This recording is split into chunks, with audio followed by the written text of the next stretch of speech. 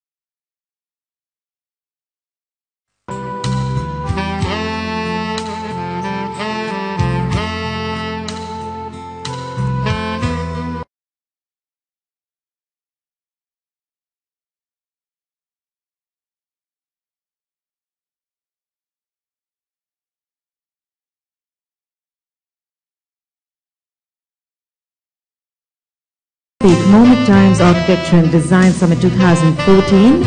Before I begin, I'd like to thank our platinum sponsors, Green Lab Laminates, our silver sponsors, MMR, Prince, Shrinela, Abroy, Zundabow, Godrej, and of course, many thanks to our associate sponsors, our magazine partners, our supporting partners, and of course, our media partners. To kickstart design, architecture, something that all of us remember when we visit the city. How many of you here happen to have a smartphone with you? Can you raise your hands, please? How many of you here happen to have a smartphone? How many of you click a picture when you like what you see? How many of you click yourself with some great architecture behind you? How many of you love those selfies? Well, a lot of us here do that, but a lot of us here are also not acknowledging the fact that we do that, but we appreciate the honest hands here. Yes, what we like, we click. What we like, we remember. And that is what we'd like our country to be, a place to remember. Everybody who visits our country relates to its heritage, and we want to match this heritage to great modern times. And for that, great leaders like ourselves are here today. ET Edge, an initiative of the Economic Times, has been founded to empower multiple sectors, industries, and segments through discussions as these, panel discussions that we will host during the day. And it is thanks to an initiative of the entire team and, of course, leaders of the industries like yourselves. World Design Capital 2014 this year happens to be Cape Town. Yes? Within a few years, they've really transformed themselves. The world today knows them as the World Design Capital, thanks to the kind of architecture and the design that they brought. Helsinki, yet another name. Why doesn't India list there yet? Why doesn't a Delhi or a Mumbai list there yet? But that truly is a name that we'd like to reach. To kickstart this day, we're blending heritage with modernity in the contemporary practice is our theme. I'd like to welcome on stage Mr. Deepak Lamba, President, TCL, BCCL Group. Let's put our hands together as he joins us on stage.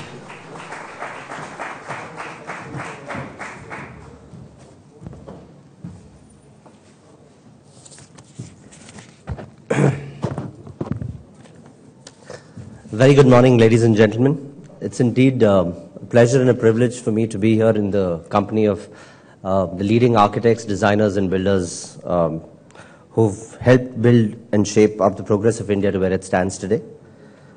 The journey of Architecture and Design Summit from last year to the regional events of this year to today have been exciting, full of learning, personally for me a little inspirational, and I would personally like to thank all of those who've been a part of this. I'm sure that at some point in all of our lives, we would have interacted with people of other nationalities. And one of the very clear facts that come out whenever we interact with people from other nationalities is they have a deep interest in our culture, in our history, in our heritage. While the interest is varied across various domains, so interest could be in areas like yoga, like Ayurveda, etc., most often the interest is also around the architectural masterpieces. So interest in the Pink City, the Sanchi Stupa, Ajanta Ellora, Charminar, Red Fort, etc., come from a wide variety of demographics and a wide variety of nationalities, which leads us to think that perhaps these structures define India. Define India in terms of our rich cultural diversity, spectrum of religious beliefs, gamut of languages, and our footprints of influence gathered over the centuries. In all, architecture in India has been deeply rooted in our culture, heritage, and history. However, India in the past decade, or little over a decade, has actually witnessed economic liberalization and with it, massive urbanization that has followed, leading to the strong need of accommodating a lot in lesser resources. As a result, suddenly you see the skyline of India being mushroomed with randomly placed structures and transitioning from horizontal to vertical. I think somewhere in the last few years, the era defining Indian architecture has transformed from being unique to a little banal. We are all aware today that the new Indian government is upbeat on reviving economic growth. And I think the one thing that is central to their efforts is the creation of a very strong brand India, which stands as a progressive next generation, next century nation to comfort our minds of our investors. I think developing iconic structures by blending our vast history and heritage and merging it with urban designs can be a sure step towards achieving our desired vision. Of course, there will be challenges along the way. There will be challenges of policy, there will be challenges of technicality and technical know-how, there will be challenges of funding. But if we work together and discuss optimal solutions as a group together, we believe this feat can be conquered. And this actually was the genesis of us creating a platform like this, the Architecture and Design Summit, where we can ultimately get all the stakeholders of this ecosystem, the government, the bureaucracy, as well as the private players and the entire ecosystem of private players, to come together as a group and discuss their challenges, share what's worked for them, their success stories. We will also want to invite people who've made a success of this in other developed markets, so that the ecosystem here can learn from this and move on. As a group, we ultimately are looking to the subject matter experts to provide gainful contributions here, and our promise is to try and ensure that we can create a platform that is large enough through our media vehicles, whether it's the Economic Times, whether it's ET Now, to ensure that it reaches out not only to the people in this room, but to a vast majority of people outside. And I think as the next step, we should try and see how we can take concrete action points to decision makers across the country, so that we can set the ball rolling in terms of actionable next steps that happen, which follow conferences such as these. Before I formally open this day for a series of insightful discussions, I would like to introduce ET Edge.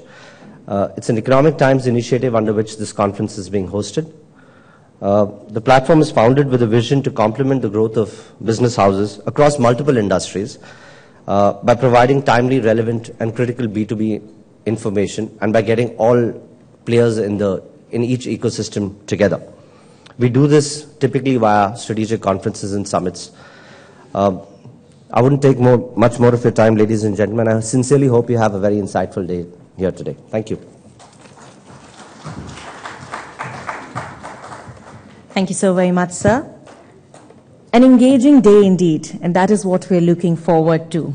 And to present the opening remarks, may I have the pleasure of inviting on stage Mr. Abhishek Somani, Joint Managing Director, Somani Ceramics.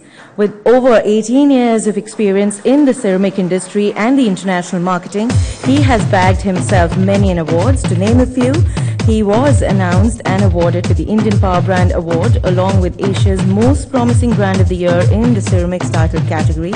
Along with this, the Power Brand Hall of Fame Corporate Leader in the ceramic industry for 2011-2012. Let's put our hands together for a man who truly enjoys taking his step further and the country's. Mr. Somani.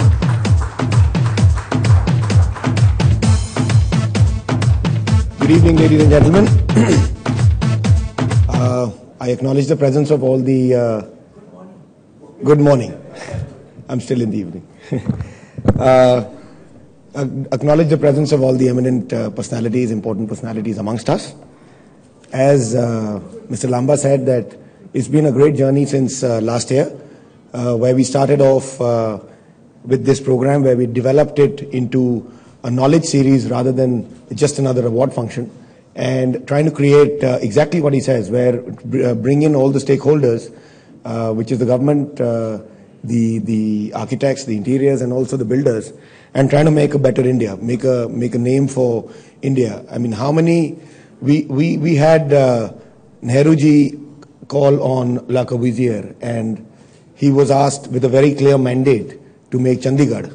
And more importantly, there were very free hands given to him to design what he designed. In fact, we're very proud that that's probably the only city which has been created after independence, so to say. I truly believe that this day and age, 60 years from then, more than 60 years from then, we now have urban planners amongst us which can create what he created at that time.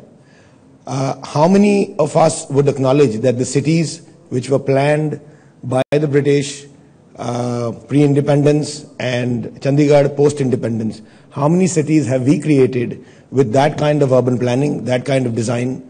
Be it the Gurgaons, be it the suburbs of Bombay or suburbs of Chennai, whatever so it might be. There has been very little planning, very little urban planning. And I think the biggest reason for that is that all the stakeholders haven't been asked and haven't been questioned, haven't been brought together on a certain platform. All the planning has been done with their own internal interests. The builders had their own internal interests. The policymakers have their own internal interests. But nobody has gotten together to really try and create a city which could replicate what the British created or what Le Corbusier created with Chandigarh. In fact, even Chandigarh has completely gone haywire with the other three cities which has come around Chandigarh.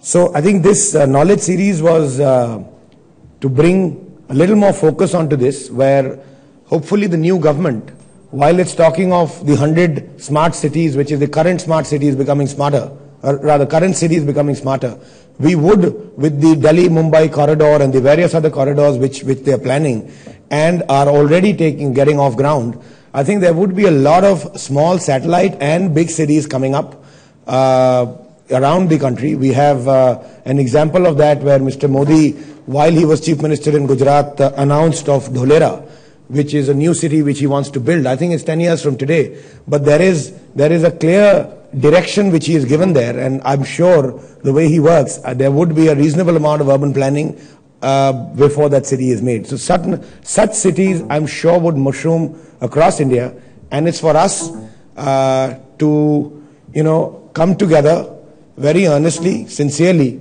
which is the government, the industry, the builders, and the architects come together and plan certain cities which become iconic, and we're very proud, and India is proud of these cities.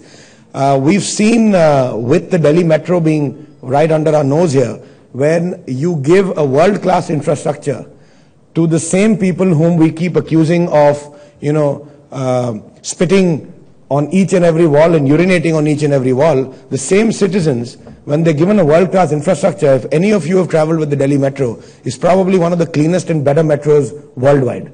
So what I'm trying to say is, if you give the citizens a good infrastructure, a top-class infrastructure, they're proud of it. And the minute you're proud of it, you would then maintain it. So that's something which the government hasn't given. We've been, as taxpayers, cheated of that. So therefore, it is up to us, with this new government, with a completely new leaf, hopefully in India's turning, I am very positive.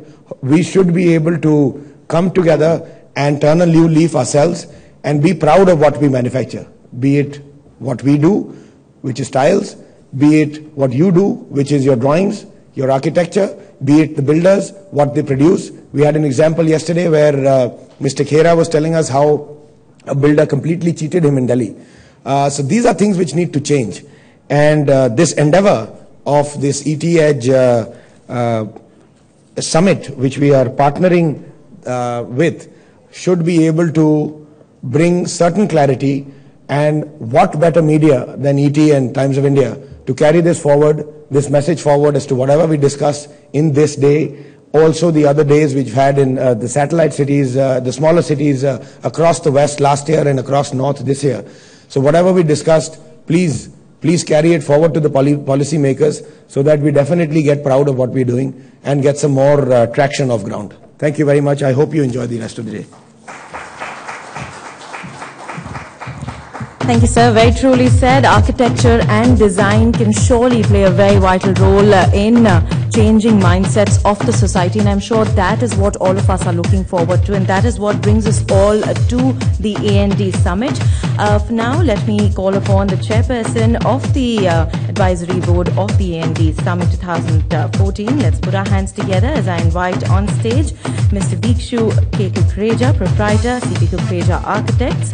He comes as a gold medalist in architecture from School of Planning and Architecture, has worked in India, France and the US US, has some absolutely great experiences across the globe, has been selected as the Young Icon of the Decade and one of the best citizens, along with being the face of the 21st century in architecture in India. Well, he can proudly say that the AeroCity that all of us are witnessing today goes to the credit of him and his team. Let's put our hands together as I welcome him on stage.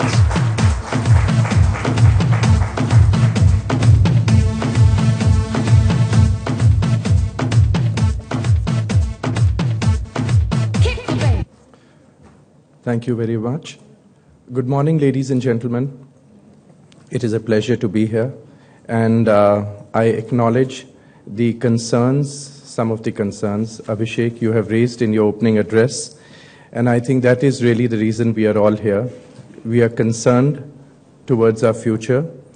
We are realizing that we are at certain crossroads, and I don't mean to sound cliched here, but we all do believe that design shall go a long way in shaping the way we are going to live.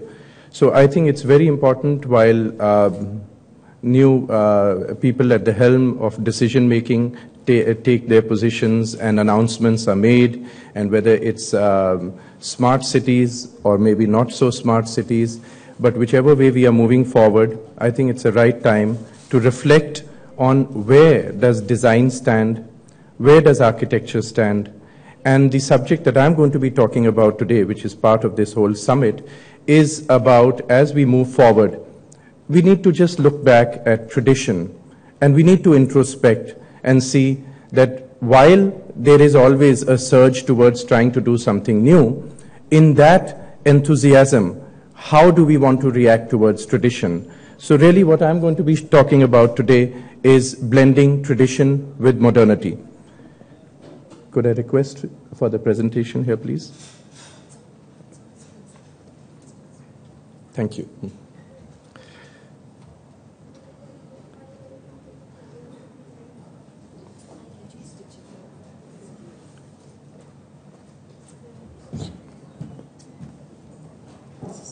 This one? Okay.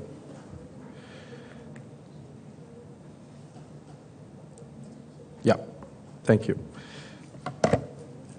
So I'd like to start with a comment here that we architects, I'm sure, have all heard before.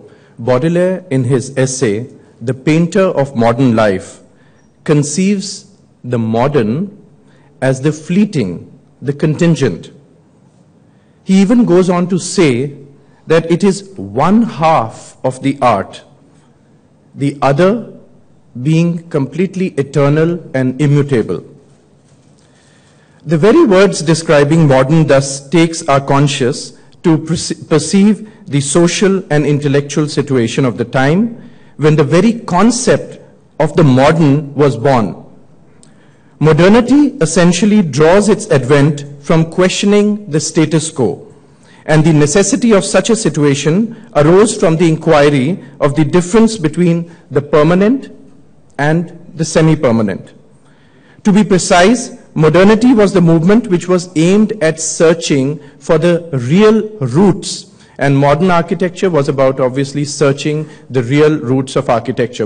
As you're all aware, modern architecture is a subset of modernity, which came as an overall theme. And it also revolved around looking at the aspect of transformation, which is precisely what we are looking at today, where the changes need to take place. The real roots, as the case may be, is considered the circle of life, which we popularly call tradition. Tradition is conceived by many as a practice, or even more than a practice, a worship of what has existed over the years, decades, centuries.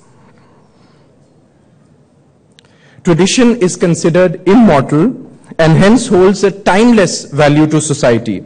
And as our Rig Veda suggests, the components of this system are, one, the sthan or the place held in kal or time, and this is defined and redefined by the unaging activities of patra or man. And as Stapati or as architects, we thus dwell our whole lives in inquiring the connection of sthan and its spatial components with respect to human endeavors of necessities, and from thereby we derive design and the shape of our buildings. Any architectural design has to be put through the test of time. And what I'm going to show you here through some images is that how we can look at tradition, how first of all tradition is something which is only existed for the past, but it has gone past, it's immortal, and it has gone through the period of time. What you see here is the image of Paris, and when Paris was looked at, something which was old, unlivable, some can say tradition which could not be taken anymore, and it had to be changed. And when the change happened, people were concerned, people were against the whole Haussmann's idea of breaking down completely and building afresh. But what we see today, which has shaped up in Paris, is before us. So this sketch or image just shows that how the tradition was getting broken down completely without thought at certain times, and being replaced with what was at that time perceived as modern. But what I would like to also bring to your attention is that whether we talk about tradition or we talk about modernity, what you see in architecture is that there is always an inspiration, always a start from the purity of forms. So what you see here are images which I think are self-explanatory, but if you see whether it's the triangle, whether it's the circle, whether it's that rectangle, the circle, how in the world-famous building in Rome, the Pantheon, how it is inspired by the circle. And even if we move into 20th century or 21st century architecture, or wherever the modern movement really questionably began, you still see the purity of forms which have been the source of inspiration for the images towards at the bottom. So what I'm trying to explain here is that whether it's tradition or whether it's traditional or whether it's modern, it's really the inspiration remains the purity of the forms. The British Museum, you see how a modern structure has come over an otherwise old building, and how the two fit together. You see, whether it's tradition or whether it's the modern architecture, both have always appreciated a sense of rhythm, a sense of order, in both in life as well as in architecture. And these qualities still remain meaningful and significant to this day. This is the image of the Reichstag, the German parliament, and you can see how the top left image, where you have the classical dome, the dome was not there, and how Norman Foster in his introduction brought about that very modern dome, which is absolutely iconic and has gone on to become a symbol not just of Berlin but of Germany, and how that traditional form has been given a completely modern interpretation. Patterns have always continued to fascinate us, continue to fascinate architecture, and have been a big source of embellishment in our expressions. And patterns continue to remain whether in traditional architecture or whether in modern architecture. The idea of monumentality, which is representing grandeur and is considered a means of respect towards public buildings, has always remained, whether centuries back in the Pantheon on the left image, or what we all are familiar with, Chandigarh, and where that monumentality scale is represented. When we think about our means of recreation over the years, over centuries, man and his sources of recreation have remained in the same manner. They might get so-called sophisticated over time, but the game change, and so has the nature of the spectators. So the idea of enjoyment of people, of humanity coming together to enjoy a certain spectacle has always remained. So architecture, whether it is the stadia of yesterday or whether what we see today, the idea has always remained there. And then also about the solidity of form, which depicts boldness or even to an extent brutality. These are elements which have always been there, whether in traditional architecture or in modern. The idea, the ethics of welcoming, the idea of having bold gateways and bringing inviting somebody in. This has always been part of our tradition and is continuing to remain there even in modern architectural expressions. The gateways, whether the Arc de Triomphe or La Défense in Paris, the concept of gateways symbolizing, looking beyond, symbolizing grandeur, monumentality, has always been a consistent element of architecture. The Rashtrapati Bhavan, the inspiration for Rashtrapati Bhavan, which Lutyens himself has admitted, has been both the Pantheon in Italy and the Stupa, the Sanchi Stupa in India. So it is an element which is cutting across geographies and then goes on to define, which became and continues to remain actually one of the most significant buildings in India. And this in itself over time has now become a source of inspiration for what we design today. This is the gallery in Milan, and you can see how architecture can continue to coexist between tradition and modernity. So it is not about just looking at one or the other, but the two can very well coexist and continue to create something which is timeless. The concept always remains the same, whether it was the traditional architecture or bringing people together, or it is about converting it into a modern mall where people or public is still brought together.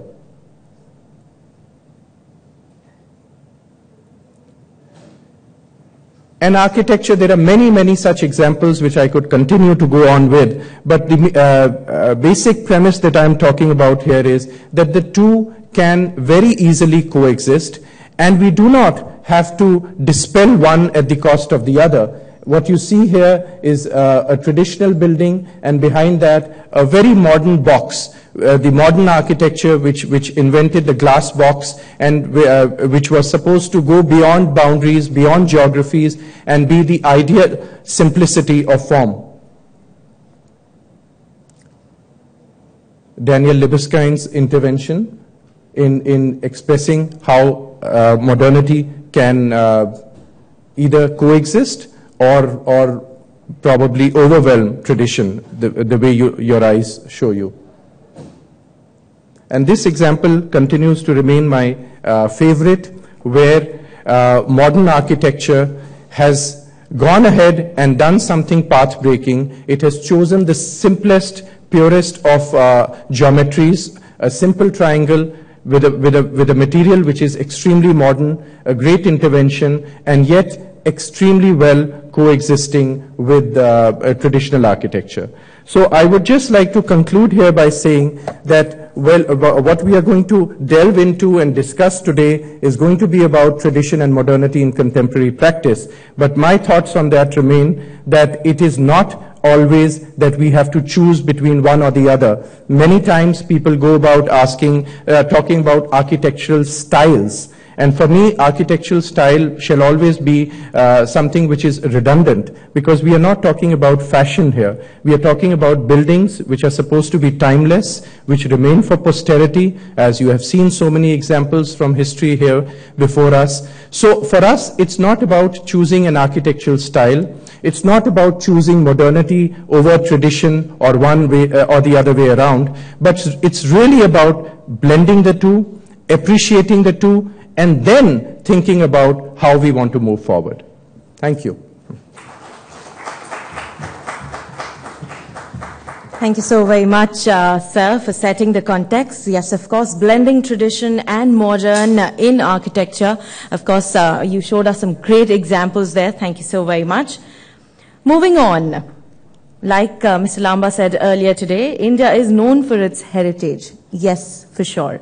And next, I'm going to call upon somebody who truly takes passion in what he's going to present, clubbing India's heritage with that of the modern times, taking clues from the traditional.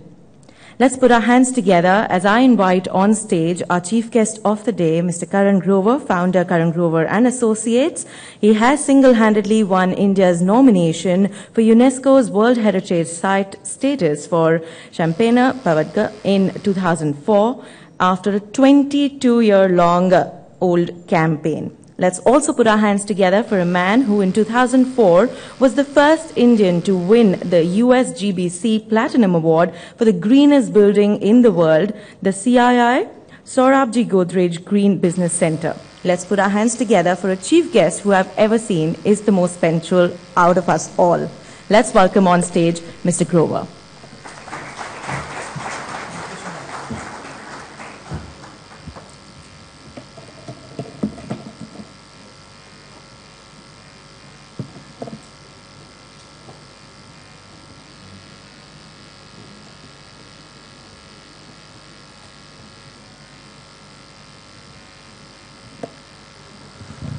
Thank you, Economic Times. Thank you, Somani. Thank you to all of you who are here this morning.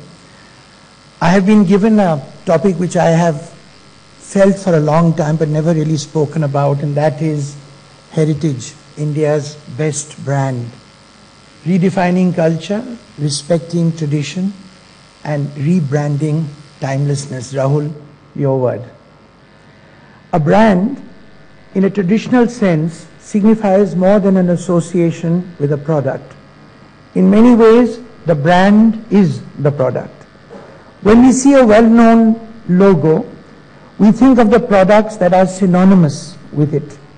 So therefore, when you see the Apple logo, you associate it with the iPad, the iPhone, and innovation, and we fail to remember that the Apple logo itself is the forbidden fruit that Eve stole and gave to Adam. Starbucks uses the siren from Greek mythology. Today we are here to discuss a country that is more than 5,500 years old, at least. India today is a wealth of knowledge and experience. Our culture extends back so far that we are constantly rewriting our history through rediscovering our past. Within this melting pot of tradition and values, and this is a word I'm going to keep coming back to, values, we discover just how much we can learn from our culture and heritage. That is what defines you, and that is what defines me. That is our DNA. Lessons that can honor our past and rebrand our future. Robert Peters has said, design creates culture, culture shapes values, values determine the future, not architecture, values of the architecture that you are going to build. This building has already been shown, and we are always using the term timelessness, and thank you, Rahul, once again for that word. It's easy to throw it around. It's easy to say that a building is revered because it's so timeless.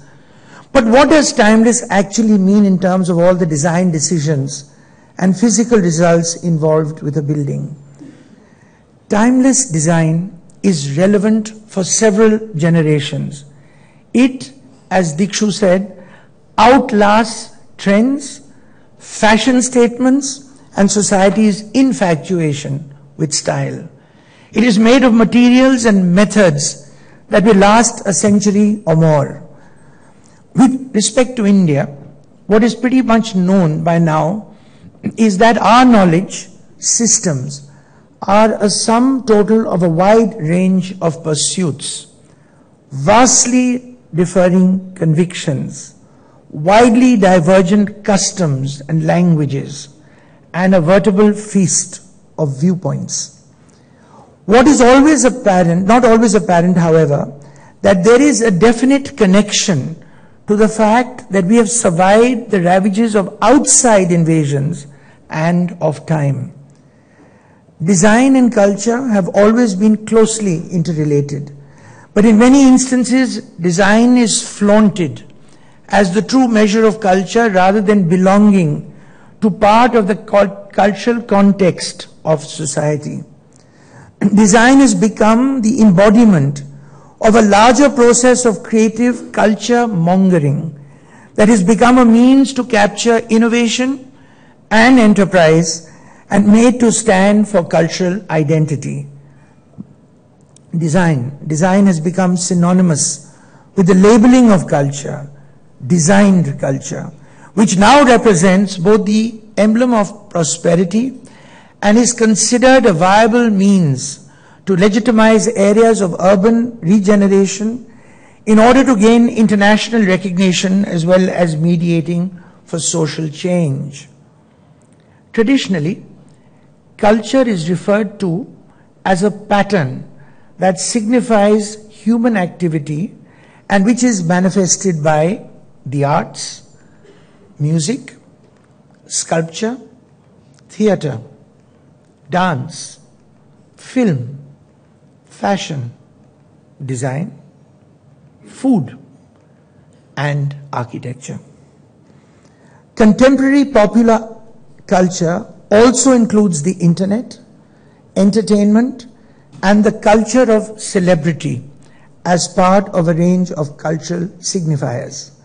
But in the wider ethnographic sense, culture, particularly our culture, embraces complex ways of living, value systems, traditions, beliefs, and habits, including knowledge, morals, law, and customs acquired by those within that society. These provide for a set of cultural objects which symbolized a shared schematic experience and which we recognize as having cultural value. Therefore, culture, in the classical sense, was considered distinguishable and distinctive, and by definition represented the ethos of a civilization. It was celebrated by the quality of its sophistication, beliefs, and level of enlightenment. Customs and practices were informed by the arts and identified a particular place, class, time, or a set of specific attitudes of a group. As you can see this image and the Ganesh festival which has just concluded, particularly in Bombay. So like a biological culture, it was nutrient rich and diverse in its concentration of medium. And Frank Lloyd Wright has said that the lack of culture means what is always meant, ignoble civilization and therefore imminent downfall. We designed in our country in the manner of aesthetic function, in a collective approach that followed the traditions of our society and the morals of our people. Our clothing was simple but vibrant and sophisticated. Our buildings were reminiscent yet functional. And our interiors, although old-fashioned, spoke to us in a resilient, refined manner.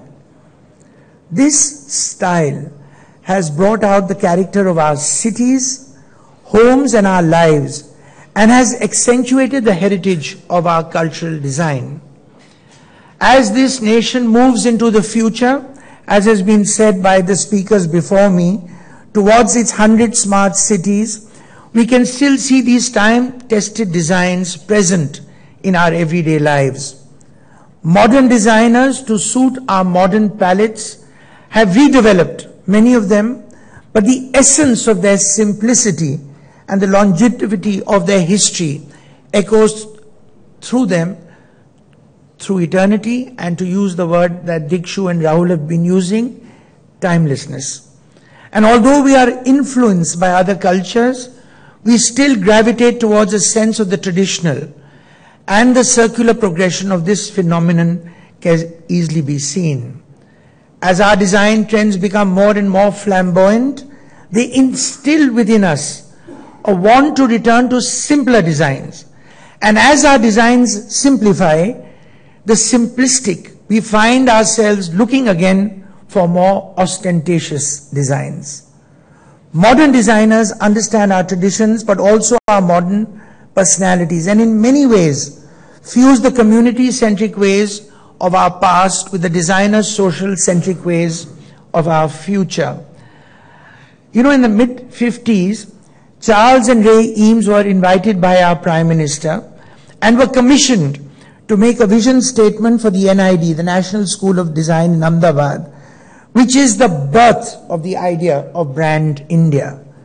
Charles Eames said that the lota and the matka, which the Indians used to store water, were absolutely incredible designer objects. It was a sculptural object of extreme practicality, and the purpose of a lota cannot be mistaken. It is not the product of an individual design intention, but it is the parampara, or the continuing of tradition of many generations of intention. And what interested Charles and Ray Eames was the process that resulted in the lota. For him, it symbolized a necessary contemporary attitude. And he said that will appraise and solve the problems of our coming times with the same tremendous service, dignity, and love that the lota served its time. And I think this is what we must remember, that when we brand heritage and our parampara, we must include the dignity and love that it has served through its time. I had the advantage of interacting with this very well-known designer, Michael Foley, and he designed the Queen's Baton for the Commonwealth Games. He wanted to explore the idea of India, and he was confused whether he should use color, whether he could use motives, or what should be the design story. And then in the end, he said he was going to use the soil of India, and he chose these 7 soils of India and actually laminated it on the Olympic torch. And the torch was very clever. He left a gap between each of the lamination, and this was connected to the GSM, so that whenever you ran in a country, the colors of the flag appeared in between these incredible sands. Then what happened? He was told that the Queen wanted to give a message, and he thought the Queen would say good luck, you know, sport fairly or whatever it was, and the Queen sent a message of 300 words. And these 300 words had to be in the baton. So what he did, he made a jewelry box, and he took a leaf, and with that idea of miniaturization of writing, actually wrote that 300 worded message in the leaf, in the jewelry box on top of the baton. And ultimately, the baton was presented by Pratibha Patil to the Queen in this journey which went across. He was then asked to do the F1 Cup. And he thought that whenever you won a cup, you held the cup up like this, like I'm holding. So he put the name of the cup at the bottom of the cup, which you normally never do. He used the idea of the victory arch as symbolic. And this cup is in silver. But when you actually look into the cup, you see the colors of the Indian flag. It's the most extraordinary design. So when 2 children of a very good friend of mine said, we want to, the Somani family must listen to this, that we want to develop ceramics. And they had designs of all the Wedgwood and every other company in the world. I said, look, let's do the story of India, and I will steer the project. So they made me an advisor, and that's the kind of plates that we are doing. This is the pankha. So all these plates really tell you the story of India. That's jewelry. These are all plates. And then I went and told Michael that, look, our food is different. So can you design plates for our food? We have mosquitoes, we have flies. So can you have a gauze to put on the food? So that was a gauze that could really be washed. Then I said, what about the roti? It gets a little soggy because there's no cross ventilation. So that was a kind of dish for the chapati. And finally, we eat rice and biryani. And I said, what about something, and this is always a special occasion, what about something special for a dish? So that was the dish for the biryani. We have spoken yesterday about Bijoy Jain, and I want to speak about him again today. He has an office in Alibag, and he built this house, which has been bought by Anand Mahendra, the chairman of Mahindras. The living room and study are in the north volume, while the south volume consists of the kitchen, dining, and the guest room. It's built in wood. There is a traditional interlocking joinery. Interior surfaces are with IPS and pigmented plaster. And while this example might not showcase interiors in the traditional sense, it represents a growing trend within the evolution of Indian design. The inside molds with the exterior, and it represents a modern look of residential design. And this is also really part of this idea of branding design.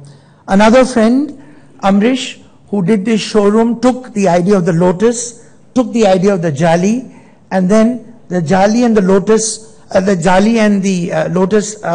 actually appear in various forms in his interior. And then when he was asked to do a hotel in Jodhpur, he looked at, it was just below Mehrangarh, he looked at the color blue of the city, he looked at the idea of the jali, and really the jali, a very simple jali in stone, determines the exterior, determines the interior, and reflects the culture of the place. So that is a picture of the hotel with Mehrangarh at the back. It is completely, you cannot mistake it. It is modern, it is rooted in its context, and it is that new brand of design. So that is one kind of design. This is another designer, Pinakin Patel, very conscious of the fact that we sit folded with our legs, as you can see in the middle, his understanding of a contemporary sofa. And it is a pleasure to eat food at his home, which is also served on a thal in this extraordinary setting. So these are other architects, other designers' understanding of what is this brand of culture. I also believe, and we have some extraordinary people in the room who are not from our country, that we have to respect the value that they bring into design. And I'm going to show you some of the architects abroad who have helped brand the architecture of their country, not of the place, of their country. So let's take someone like Janine Benes, who talks about biomimicry. She says that why don't we learn from nature? How does a chipkali climb and a vertical surface, including glass, and how does that glue stick? Can we find out the pigments of the colors of the wings of a butterfly? And this provoked a friend of mine, Mick Pierce, who built in Zimbabwe based on the termite mound, and did this building in Melbourne, which is the greenest building in the southern hemisphere. Another story, a friend, a white African, who was asked by Mandela to do the FIFA World Stadium, and he was conscious of the fact that he was white, Mandela was black, there was a black president, there was a white football team, and Mandela was trying to use this to bring the whites and blacks together. So he took his inspiration from a container, and this container then became the container for the actual building, and it's a pot, and people share it. As you can see, it's actually a pot where they put beer inside, and that became his building. He wrapped an existing stadium and used the space inside to stir the imagination of the world. And that is the stadium, and these are panels. They are 120 vertical bays. They're done in the color of earth, and that is what the stadium looks like in the day, and that's what the stadium looks like at night. So I think that it is very important that here, this stadium captured the heritage and the brand of South Africa. Another white architect, again in South Africa, and he was given a piece of land in the Kruger National Park, 30,000 hectares of land. And the government said, you build a building, but in 20 years I want that building to be removed, and there must be no evidence that there ever was a building in this very special place. And in return for this, you will make 800 kilometers of dirt track in the Kruger National Park. So here was his building. It's like a bird's nest, beautiful materials, very, very organic, very simple, lifted off the ground. It only costs $1,000 a night, and that's where he makes his money to do those 800 kilometers of dirt track. But just to tell you that I think it is very important that this idea of branding can also happen. I want to show you another example. Ye light band karo. Kya ho raha hai? Band karo. I want to show you another example. This is a young boy, a very young boy from the poorest country in the world, also Africa. And he went to study architecture in Germany, raised $50,000, made a building of 3 rooms with mud, and used the material of that country, to rebrand architecture, and won the Aga Khan Award for architecture. Sound. क्या कर रहे हो आप?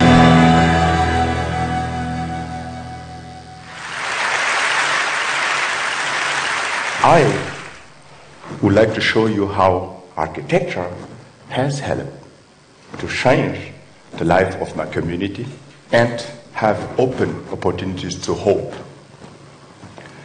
I am a native of Burkina Faso. According to the World Bank, Burkina Faso is one of the poorest countries in the world. But what does it look like to grow up in a place like that? I am an example of that. I was born in a little village called Gando. In Gando, there was no electricity, no access to clean drinking water, and no school.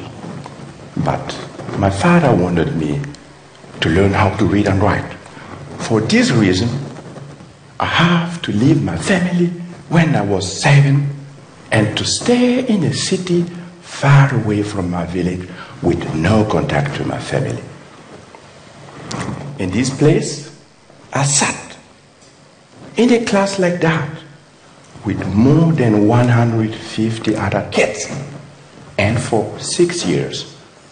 And this time, it just happened to me to come to school to realize that my classmate was died. Today, not so much has changed. There is still no electricity in my village. People still die in Burkina Faso, and access to clean drinking water is still a big problem. I had a luck. I was lucky because this is fact of life when you grow up in a place like that. But I was lucky. I had a scholarship. I could go to Germany to study. So now, I suppose I don't need to explain to you how great a privilege it is for me to be standing before you today. From Gando, my home village in Burkina Faso, to Berlin in Germany to become an architect is a big step. So, but what to do with this privilege? Since as a student, I wanted to open up better opportunities to other kids in Gando. I just wanted to use my skills and build a school. But how do you do when you're still a student and you don't have money? Oh yes, I started to make drawings and ask for money. Fundraising was not an easy task. I even asked my classmate to spend less money on coffee and cigarette, but to sponsor my school project. You will wonder, 2 years later, I was able to collect $50,000 US. When I came home to Gando to bring the good news, my people was over the moon. But when they realized that I was planning to use clay, they were shocked. A clay building is not able to stay in a rainy season. And Francis wants us to use it and build a school. Is this the reason why he spent so much time in Europe studying instead of working on the field with us? My people build all the time with clay, but they don't see any innovation with man. So I had to convince everybody. I started to speak with the community, and I could convince everybody, and we could start to work. And the women, the men, everybody from the village was part of this building process. I was allowed to use even traditional techniques. So clay floor, for example, the young man comes and say like that, beating. Hours for hours, and then their mother comes, and they beat in this position for hours, giving water and beating, and then the polisher comes. They start polishing it with a stone for hours, and then you have this result, very fine, like a baby bottom. It's now Photoshop. This is the school built with the community. The walls are totally made out of compressed clay blocks from Gambia. The roof structure is made. So that was an absolutely extraordinary building, 3 rooms. It changed the history of the country. His grandparents went back to school, and this redefined the architecture of his country. An Indian living in New York, working with Skidmore, Owings and Merrill, was asked to do a building in India, and again took the idea of the lotus, said he had to build a tower, took the form, was a green architect, worked on how this tall building could really become a green building, and this was the kind of image that he had. This was his idea of brand architecture, brand India, based on the heritage of India. Another friend, Min Suk, who's just won the award for the Venice Biennale, said that can we own less and share more? So if you see the kind of buildings that are coming up in Noida, are coming up on the way from the airport in Calcutta, these are all potential so-called new cities, smart cities. That's what they're going to look like if we are not smart. So if he says that unlike the image you see on my left, that you own everything, if he could own less, as you see in that circular building, and share more, which is the black area, then maybe our buildings will start looking different. So I think that not only are we going to have to change our architecture to brand it with our heritage, we will also have to change the behavioral patterns that we got used to. I was asked to do a project in Noida the other day. It was going to be the tallest building in India, residential tower, 83 stories high, 5 bedroom and 6 bedroom, and we estimated or guesstimated the parking of 2 cars per flat. In a design charrette in front of 26 consultants of mine, my client called me an idiot. I almost walked off the project. He said, "You're an idiot. Your calculation is wrong." And I said, "What is wrong?" "I have 2 cars per flat." He said, "You idiot," he used that word again, "I want 1 car per bedroom." There were, I don't know, a few hundred 6-bedroom apartments. We would have had to have 8,000 cars. That's not going to be helpful. So when you remember the idea of heritage and brand India and this idea of smart cities, we will also have to change our attitude to the way we use energy. Look at this room. This room cannot be used unless you put on these 300 lights. There is something wrong with the architecture of this room. There is no way this room can be accessible to the outside light and be daylit. So I think it is very important to look at that, and this architect goes on to say that if you take away a certain amount of greenery from the land, in fact in this little house that he did, he's got 182% of the site area which he's been able to green, and that he continues to do in his other projects as well. if you really want to look at a branding of architecture, I think we must look at Sri Lanka.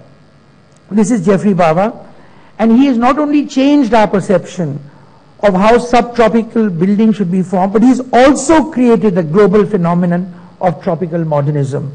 When he took me on this staircase himself, and I said, Jeffrey, what is this? He said, this is the story of the history of the War of Gaul.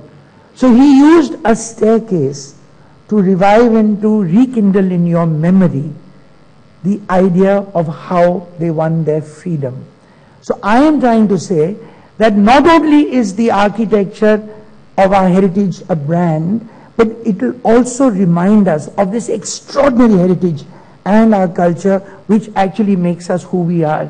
And therefore the house he did for the president of Sri Lanka is as simple as this and as beautiful, where the inside, and this is another project of his, where the inside and outside merge and the natural and the man-made really become one.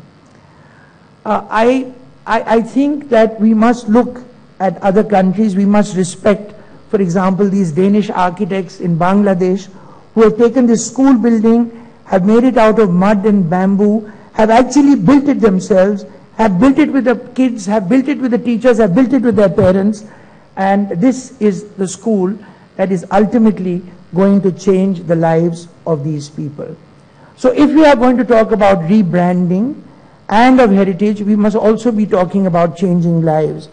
And you know, this Roman poet, Ovid, born 43 years before the birth of Christ, wrote that in our leisure, we reveal the kind of people we are.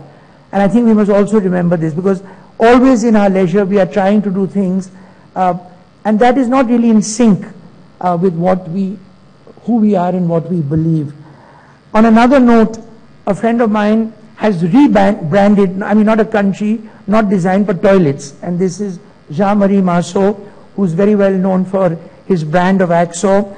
Another very good friend who is leading the world of design. And you know, the bathrooms that you get in Bali, and our own Pradeep Bhargav, who has done this extraordinary idea of his understanding of rebranding a toilet at Bandhavgarh. Adrian Zacher of the Aman Resorts goes to a country and produces the architecture of place. This is at Ranthambore, which is his tent camp, and at Aman Bagh, which is a garden. He is trying to reproduce a contemporary Haveli, his understanding of an interpretation of a grand Haveli, and use of materials and the patterns that he has. Vivek Saini has done the interiors of Devigarh in a very contemporary fashion, and then looked at how you can marry tradition with modernity. I found this abandoned fort and convinced Mr. Kamath, it was lying somewhere outside Pune in Jadavgarh, and convinced him to actually let me make a hotel, keeping the basic structure and just adding discreetly the buildings within the walls. In another project in the palace at Dungarpur, we took the elements of the palace, we took the elements of the kind of materials that they used and created this pool which overlooked the lake. In India, in many ways, our culture is defined by our traditions. These traditions consist of values coupled with the fusion of society and values that have influenced our civilization for centuries. You must remember this. Our ancestors believed that it was better to live with the land and not on it.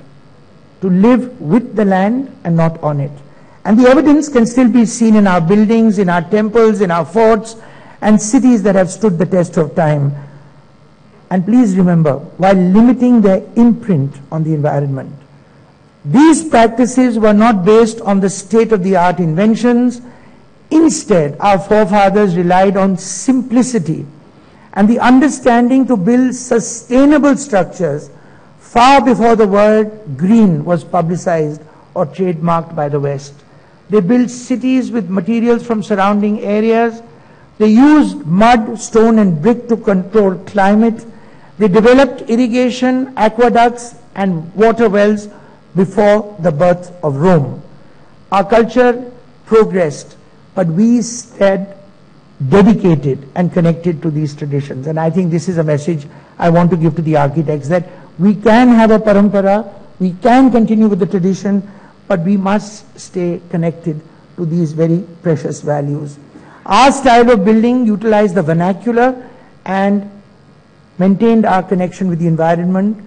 Our ancestors always honored the environment, and we must continue to do the same. I was given this site when I was 23, Champaner. It has been my inspiration. It has taught me the value of heritage and the moral values of our ancestors. The idea of the jali, the courtyard, I have now used in my designs, locally sourced material, and it is this fusion of past and present that I try to create in my own work.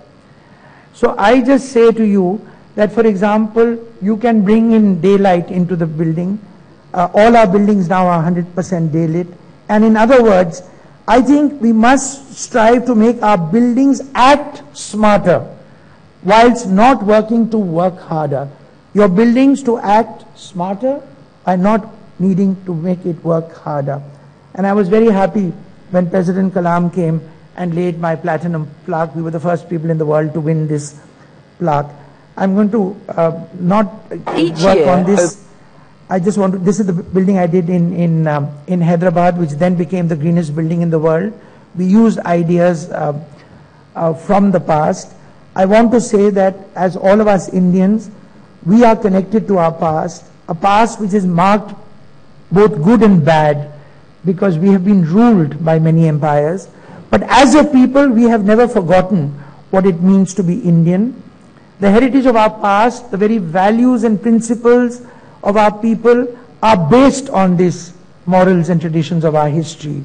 Our values, our architecture, our interiors are all based in these traditions. We have not changed our heritage, but adapted these to modern applications. This is not the reinvention of an idea, but the lessons learned from it.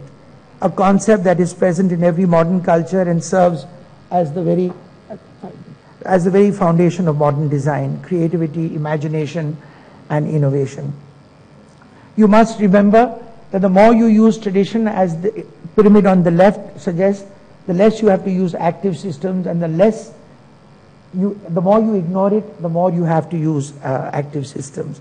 So I just said that for 30 years, while working on this World Heritage Site, I've tried to use the lessons in all the buildings that I've done, from this vernacular building for the tribals in Tejgarh, to the Wind Towers in the Institute of Quality in Bangalore, to the platinum rated building of the Green Business Center in Hyderabad.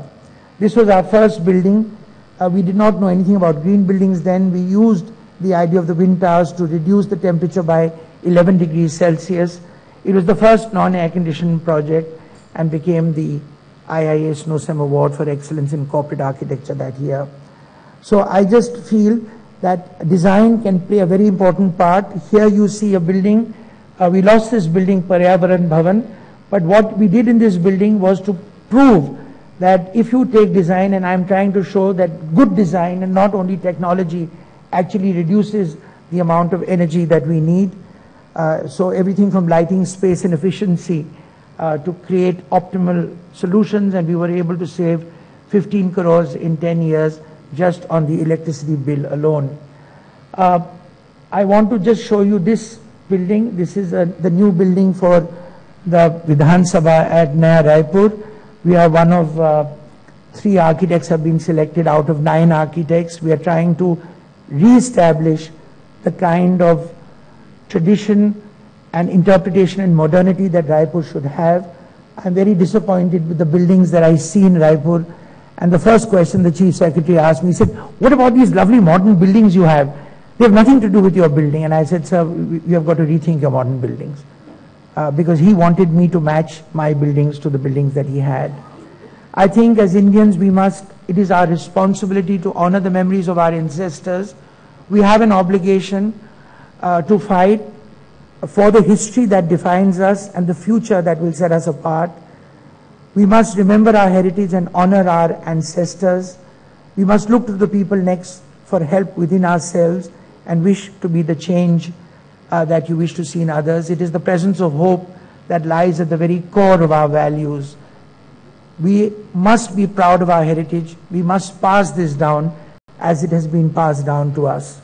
Our passion can only be contained if we allow ourselves to fall victim to fear and disbelief. So challenge yourselves to be better and to do more, to put the needs of others before the excessive wants of a few, to strive for every excellence in everything you do, to create passionate solutions to complex problems, and by all means use all your imagination. Do your best to greet the rising sun each day, devoid of all regret, and bask in the warmth of hope that surrounds you. This is our time. You've been told this morning, both by the three speakers before me, that this is our time. So if we have renewed vigor, focused on compassion and enlightenment, we must lead the path, we must lead the way, and fight for the warmth that we so frequently find in the hearts of others. Thank you very much.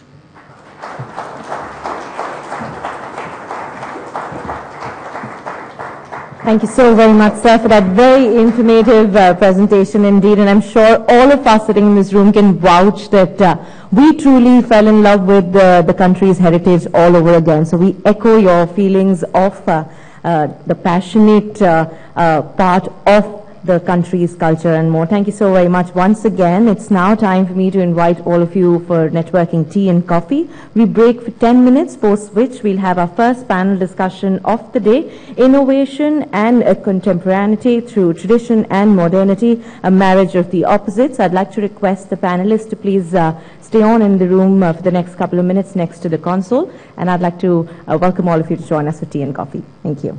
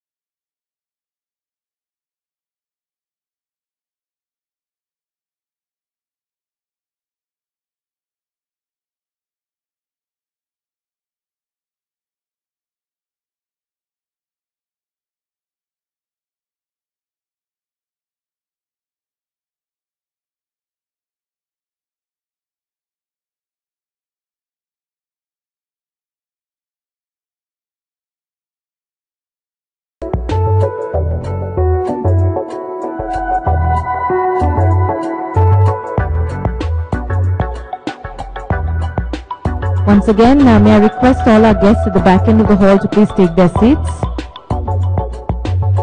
And all our guests in the pre-function area, I'd like to invite you to the ballroom once again.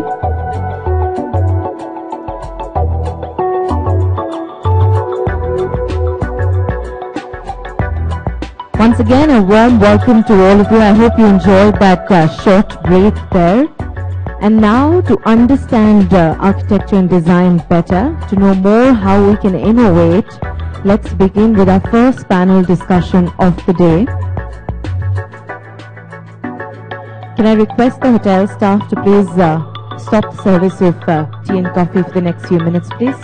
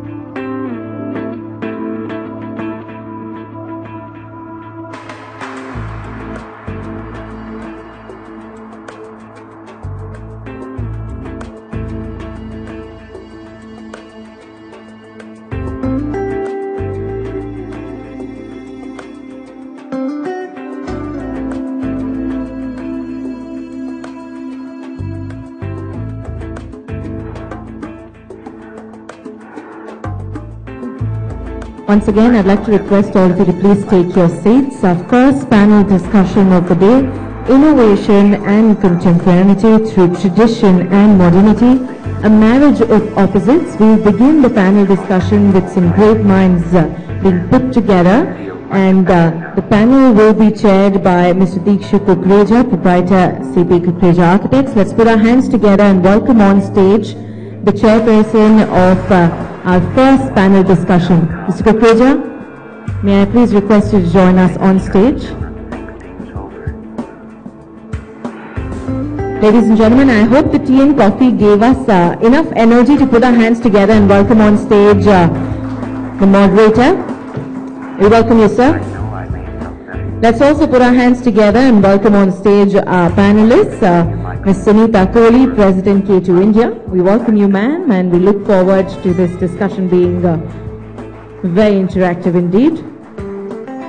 I'd also like to invite on stage Mr. Abhishek Somani. We welcome you, sir. I'd now like to invite on stage Mr. Rahul Kadri, Principal Architect and Director, Kadri Consultants. Mr. Karan Grover, once again joining us with his thoughts and more. May I also request Ms. Georgie Thomas, CEO, ATS Green, to please join us on stage.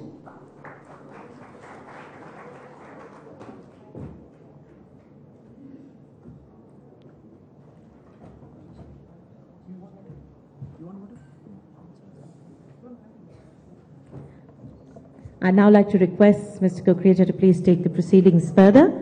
We'd like to end with an interactive session about 10 minutes where we'll pass on mics to the audience and more.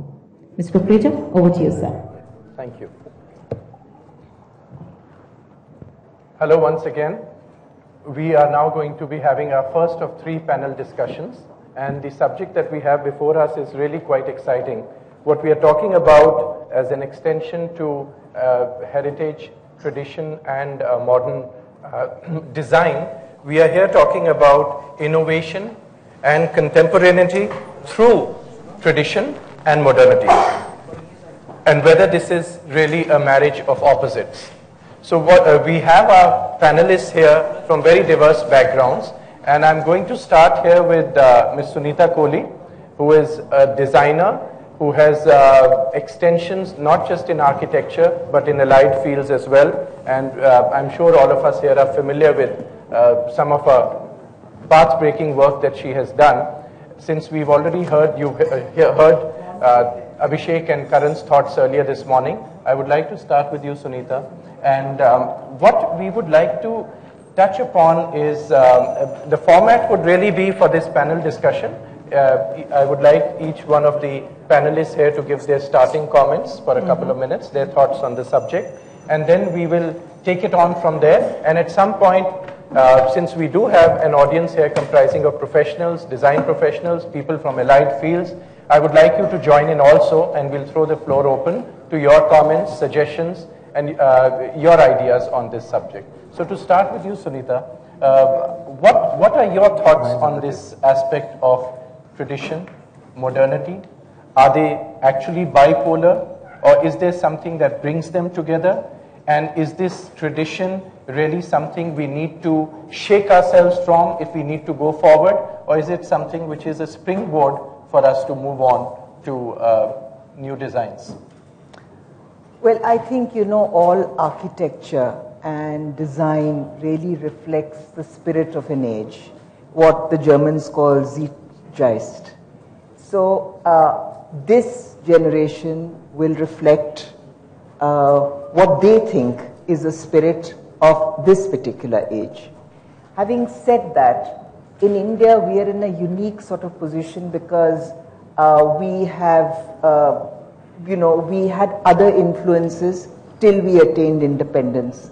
So much of architecture in our larger metropolitan cities really was dictated by that. Right. And then the first city, as everybody knows, that came up post-independence was Chandigarh. That also was an imported idiom that was imported.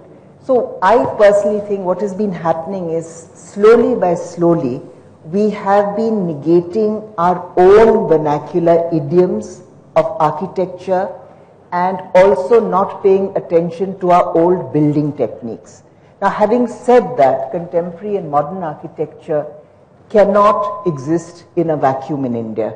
It is part of a global scene, so it must move with that. But I think great modern architecture is truly made when you have your own very strong moorings in your own culture, particularly when it is a culture like India. So we don't have to look to the Far East, we don't have to look to the West, but it will come and you see things that are happening today. So rather than architecture being so far having been largely derivative, of course there are still buildings that one can comment on that is something unique that is happening in India, but it's largely been derivative. But I think today's young architects, and I talk about architects 30s, 40s, early 50s, because they've also seen the world, they're traveled here, they are well educated, and it's a global society. So I think that generation of architects will really be reflecting what we hope to see architecture grow in India. That's interesting. And when you say that, and we've had this discussion before also, that sometimes one does wonder that we have what Karan showed us in his presentation, some phenomenal images of what our tradition is, what our heritage is, what our traditional architecture is. These are iconic images, if I can say. And in the last 6, 7 odd decades since we've gained independence, where are those? I don't want to use the word iconic here, it's cliched now, but where are buildings that we have designed which stand the test of time, which are symbols of a modern India? They're very, very few and far between. Actually, they don't, because you see, as we were discussing earlier, architecture is also as good as one's clients.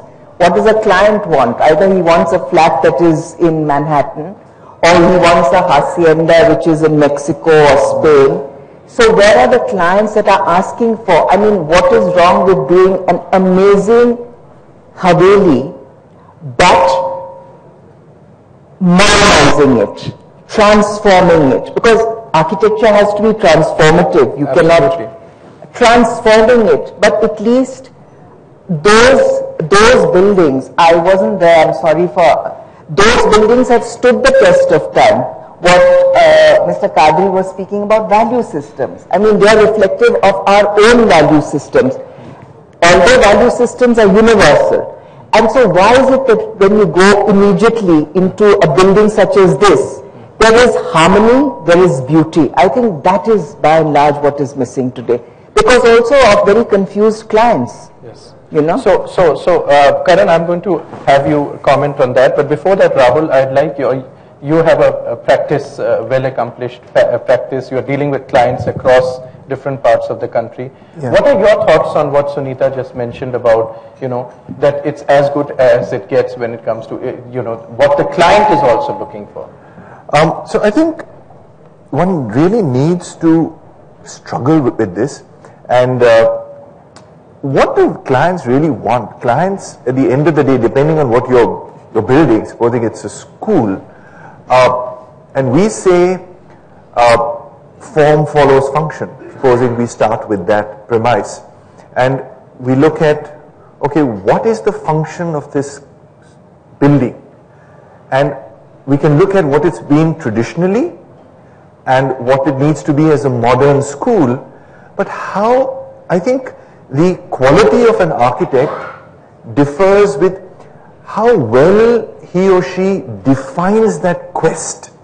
I think Karan does it beautifully, more than anybody else. He weaves a story around it. So what is the quest? What is the function? Are we trying to make children more intelligent here? Can a building do that? I believe it can. So can I design for intelligence?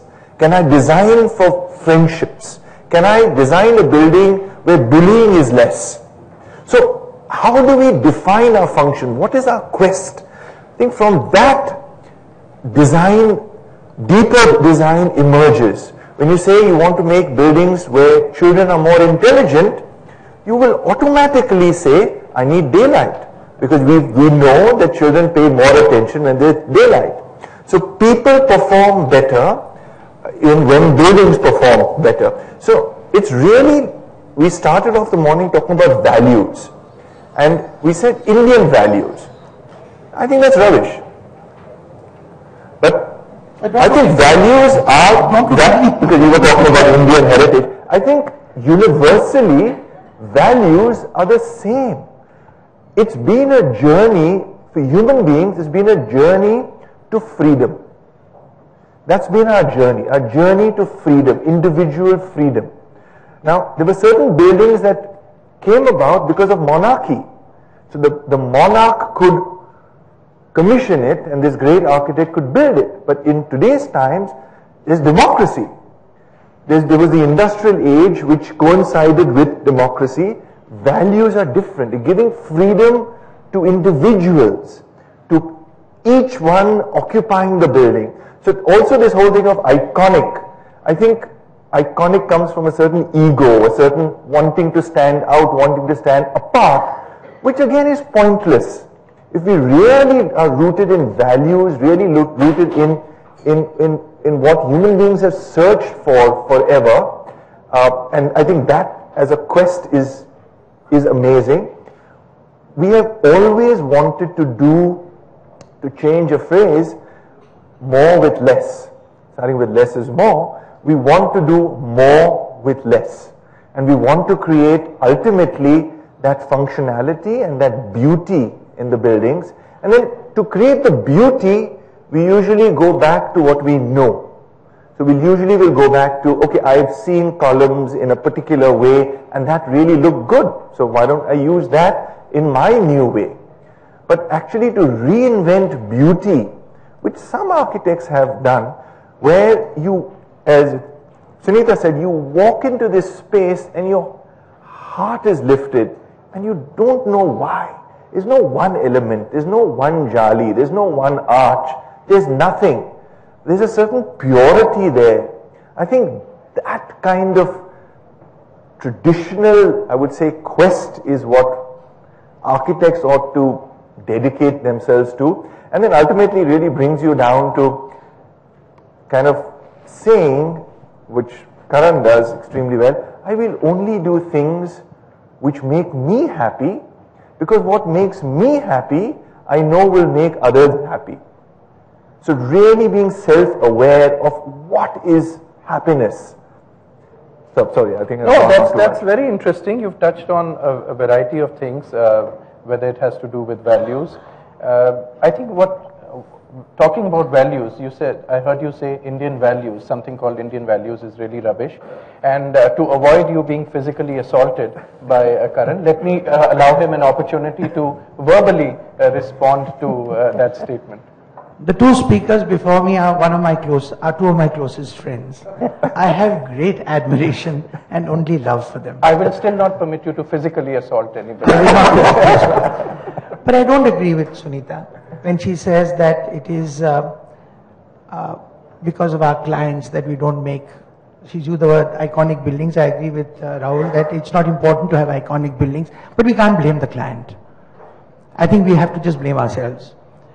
We spend over 50 to 60% of our time in any presentation, trying to educate or reinterpret or make the client re-understand the project that he's given to us. We were doing a university the other day and we discovered that we were going to produce 3,000 tons of carbon emission. So I said to my client, very distinguished client, I said, IS officer, I said, listen, do you know anything about carbon emissions? He said, no. And I talked to him about that. And he said, but listen, you're supposed to design my university. I said, just listen to my story. I need 23 acres of the 66. Can I make a forest for 100 years? That will offset the carbon. You'll get the credit for being the first chancellor in the country to have a university which is a carbon-free construct. He bought the story. So coming back to what Rahul said, I think it is how you position this. I asked Maki to come to India.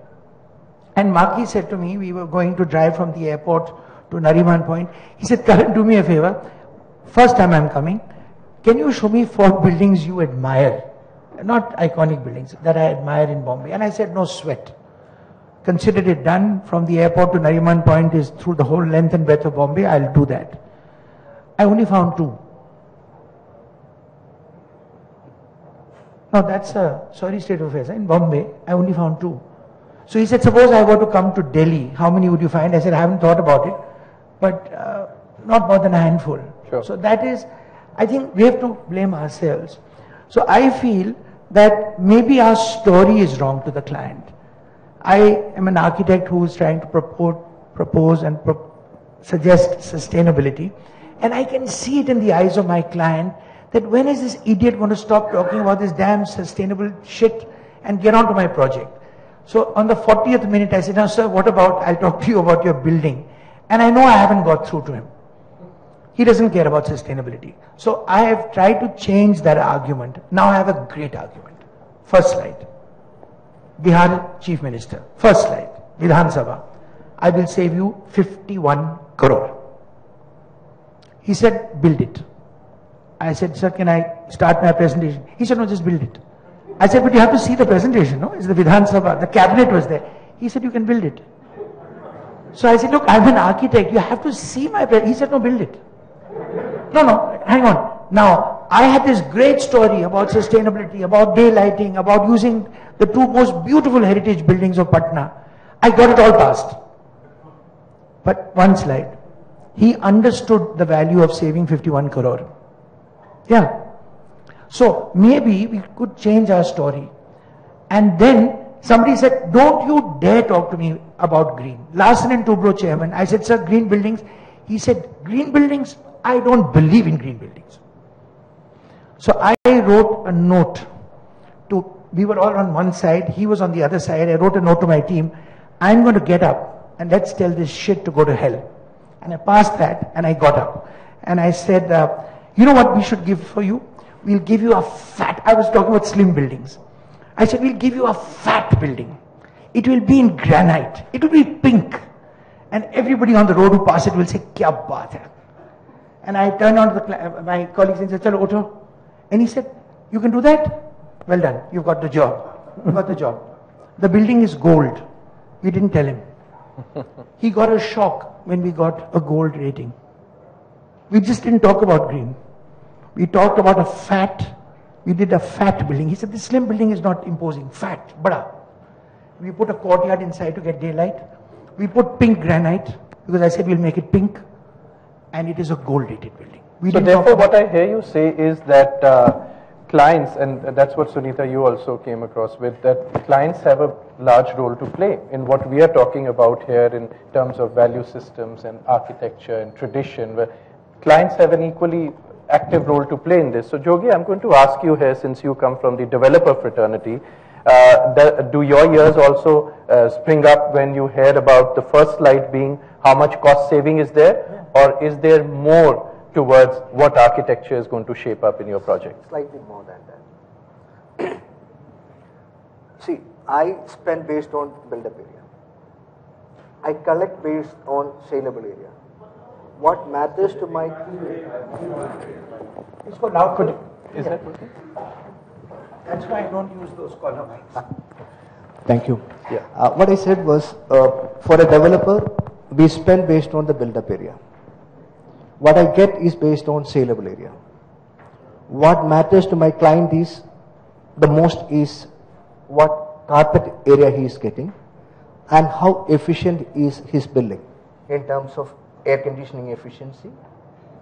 Now, as long as this objective are achieved by any architecture, we are okay to that. That means the efficiency of the building should be there. I should be able to tell my client, tenant, that your air conditioning cost is going to be 50% compared to my neighboring building. Your carpet area to the area on which you are paying lease, or the carpet area saleable area ratio is more efficient compared to my competitor. I am ready to do that. End of the day, my answerability is to my shareholders. I have to prove to them I made money for them. I am not the state. So, we are open to discussions, open to ideas. It helps us sell better if you design and give us better design buildings. Thank you. Better design buildings, that's an interesting term. But better design buildings also have to do with better technologies and better materials. And since Abhishek, you are from an allied industry, you have an active role again, I would say, in seeing what kind of technologies come into new materials, and how do you, the industry you are from, how can that bring about a certain newness? After all, some of the images we saw in Karan's presentation, whether it has to do with crafts, these are things which are very intrinsic to Indian culture. So you being a multinational, but Indian multinational company, I would say, how do you go about leading your company and your thought processes on this? Thank you. First of all, I agree with all the architects sitting here, the top and the best in the country. So I think I go back to what Rahul said. A lot of the times the client runs out of budget, and a lot of technology which can be used to save energy, to various other green initiatives which the tile industry is part of my presentation later in the day. There is a host of products available which can be used, but by the time it comes to using the tile, the client is more than often shying away from using them and using the basic tiles. And I think it's also about the design. So go away a little bit from your question and go back to the other questions. I'm not disagreeing or agreeing with any of you, but I think it's between the client brief and the builder. One such example which comes to my mind, which probably Auntie would be of iconic in nature after independence, is probably the Baha'i temple, the Lotus temple. I'm sure the client brief was absolutely specific, and that's why we have something what we have here in Delhi, beyond which my mind doesn't go to anything else. And going back to technology and product design, we at a lot of times we try to educate the builder. At least we as our company are far more responsible, I would think. I don't say we make the best products or we are best in the country, but we're definitely more responsible, where we're trying to tell the client what is good and what is not, depending on which part of India he's on, because there's a lot to tiles just in a 2 feet by 2 feet square or rectangle piece. An example of this, Dikshu, if you remember, we were in Jaipur together, and that one building which you get out of the airport and you see the World Trade Center, if I'm not mistaken, in a city like Jaipur, it's a blue colored building with 100% glass, with no stone used, in Rajasthan, where there's so much light, where that could have been, far more efficient than what it is. In fact, it is completely non-efficient in terms of anything to do with green. Around it, all the trees have been destroyed. I think the client brief there was, make me something which I can show off to Jaipur that it's different. Nothing to do with the future, nothing to do with sustainability, nothing to do with anything green, just make it different. And it's an eyesore. It is very different. It is so different that it's an eyesore. It might be very beautiful independently, but as far as the heritage and the culture of that city is concerned, it's a complete misfit from the atmosphere, from the the kind of nature that particular kind of heat or kind of cold that particular city has is completely beyond. So I would completely agree with Rahul that the client brief, what the stakeholders want, and sorry to say, but a lot of times most builders are looking at selling that one flat and then the society has to take care of it, and that's where it is. So I think clearly we need to be far more responsible and bring in those heritage buildings which were so efficient, like Mr. Grover. In that sense, this whole zest for trying to be innovative or trying to be contemporary, these words, are we really misunderstanding them? And what you see coming out in architecture that we are all kind of sharing, seem to be agreeing to, is that there's nothing path-breaking. There's nothing of the value that we can say this is something that has been built to stand out. Again, I'm shying away from the word iconic, but stand out. So is this whole quest for innovation and contemporaneity going somewhere astray? Yeah, I would agree with that. It's been misunderstood. Just one point I just want to underline. We spoke about the client brief. I think most clients don't know what they want. It's selfish. Okay? No. They know what they want in terms of profits. They know what they want to sell. But it's the architect's job to, as Karan does extremely well, reinterpret the brief. Raise the brief to a whole other level. Create a story that the client then loves to tell his friends. That, this is what I'm doing. So can we encapsulate it in a few ideas so that they can speak about it, not in a very complicated, aise bhi karenge, waise bhi karenge, ye bhi hoga, wo bhi hoga. It's lost. So that about the brief is like, it's up to us to create that brief. And there is always an economic base for that brief. Sure. And without that, nothing is going to happen. Sure. When you spoke about this so-called innovation and contemporary, see, innovation makes sense only when it is needed.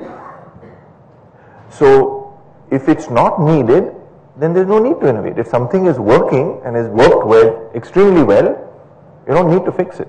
But suddenly, if you want it to do more, you either want the performance of the building to go up, as it talks about the air conditioning cost, or you want somehow, you want to add another element in an office building which you sell. I'm presuming an office building is what you said. Supposing you can also tell your prospective buyers that somehow in this building, your health costs will be less and your creativity of ideas will be more, and I can tell you why. And if you have a reason for that. So innovation really comes in when you're trying to do more and you don't have more to do it with. So you're trying to do more with less. That's when you need to innovate. And I think contemporary only means using the materials you have available to you, using the traditions you have available, like the contractors we have. I mean, we can't imagine a certain kind of building because we don't have that technology available to us.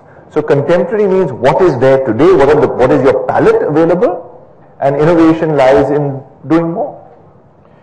Right, but not for the sake of it, not twisting a building just to stand out, or not making form for the sake of form. And there's a very favorite example of mine.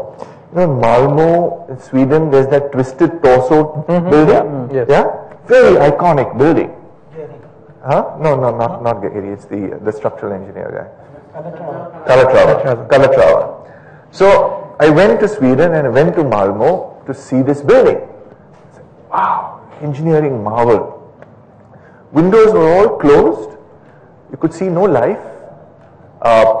The base, it's a residential building, the base was devoid of any life. There was a very beautiful, serene water fountain there at the base, and then one lift to go in. Right next to it, there was row houses, and there was this beautiful little stream, and there were little gardens, and there was children playing, and there was barbecues, and there was a party, and there was music. So there was life. And there was this building which was dead. Windows didn't open, nothing, no life. And this was iconic. And those row houses which had very traditional, very old building type, nothing great about it, but it was beautiful because it was full of life. I mean, the joy it gave the residents in those row houses was fantastic. So whether we need to invent new things for the sake of it, I don't know. It put Malmo on the map, but did it create joy for the residents? I don't know. Whether we want to invent, or do we already have such a vast repertoire of design, of tradition, of skills that we can, which are at our disposal. You know, we don't have to here sit back and say we don't have this technology or that technology available to us. The palette is so large today. So, but where and how can we choose, Sunita, these traditional elements that are there? When I say elements, I'm not just saying design elements. I'm talking about traditional skills. I'm talking about craftsmanship. All these things which are in abundance. And I know, Lipika, I've had this conversation with you where you've been talking about the dying skills of Bastar and other areas which you are playing an active role in reviving. But Sunita, I'd like to know from you, this repertoire, how do we use this? We can use it, but just to come back to something that Rahul was saying about clients. You know, all architects and designers unconsciously, and it should be unconscious, and it should not be pontification, become in a sense persuaders, what Shiv Khera was saying yesterday, and also educators, but in a two-way conversation.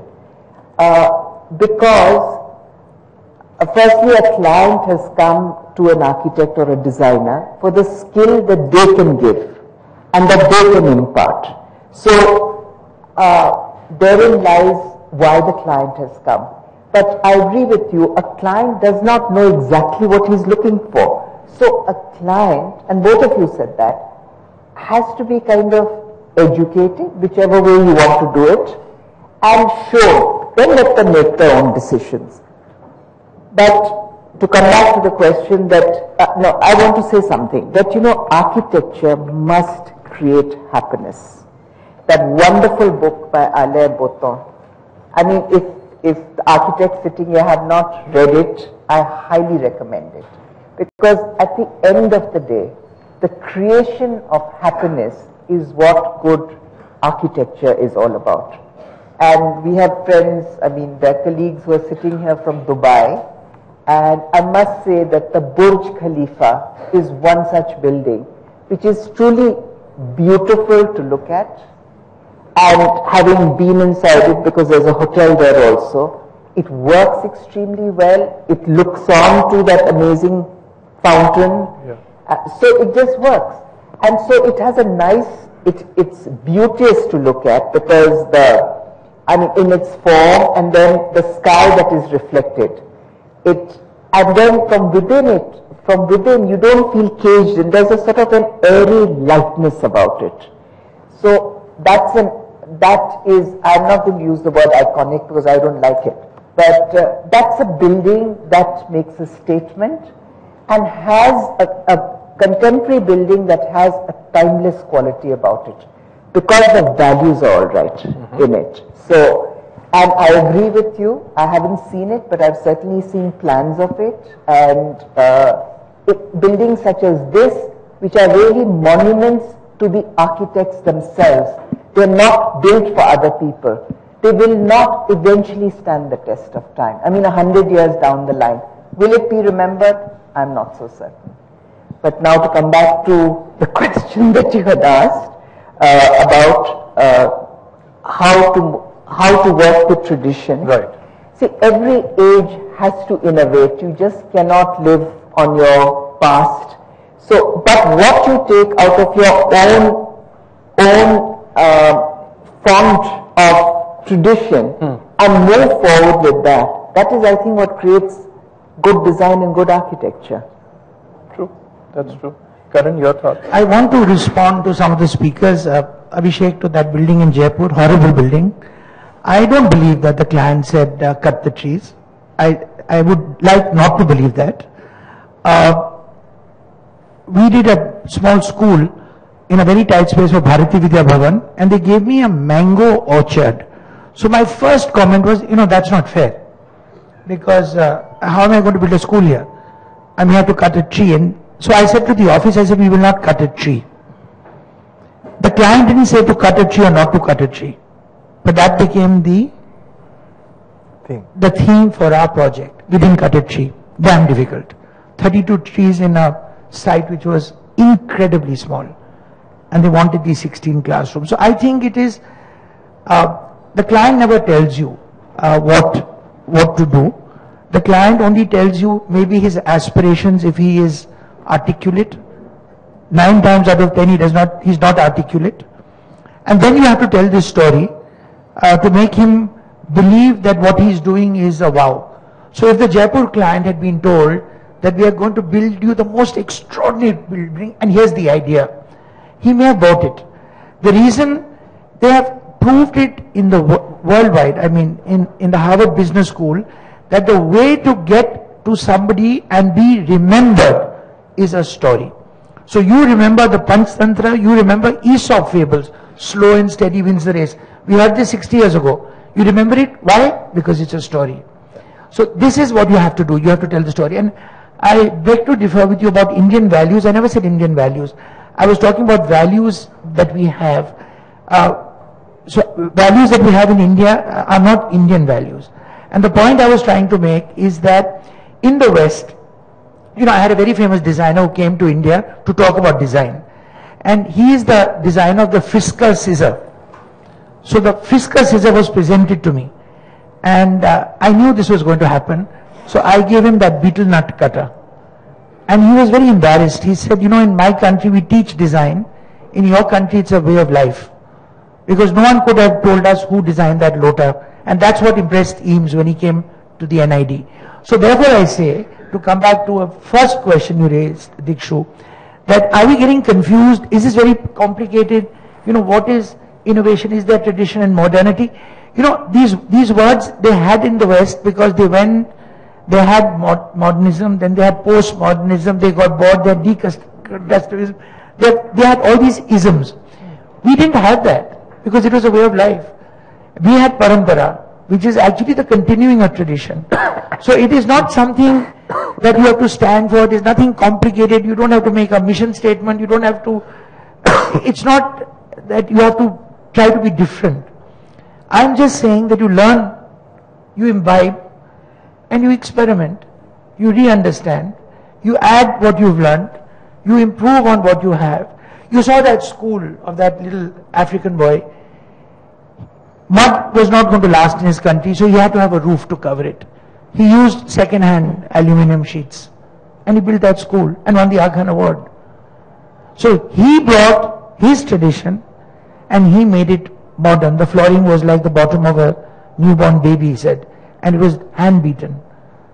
So what I think that's the point, that we are very fortunate that we have this tradition and this history, and that is part of us. So we don't have to try too hard. We are stupidly following the West, like that building in Jaipur, like those blue windows, which bring in too much light. And if you go to Nariman Point, and if you go and see any CEO's office in Nariman Point, in those cladded buildings, the World Trade Center, you will find that every single window is closed. Every single window has a blind.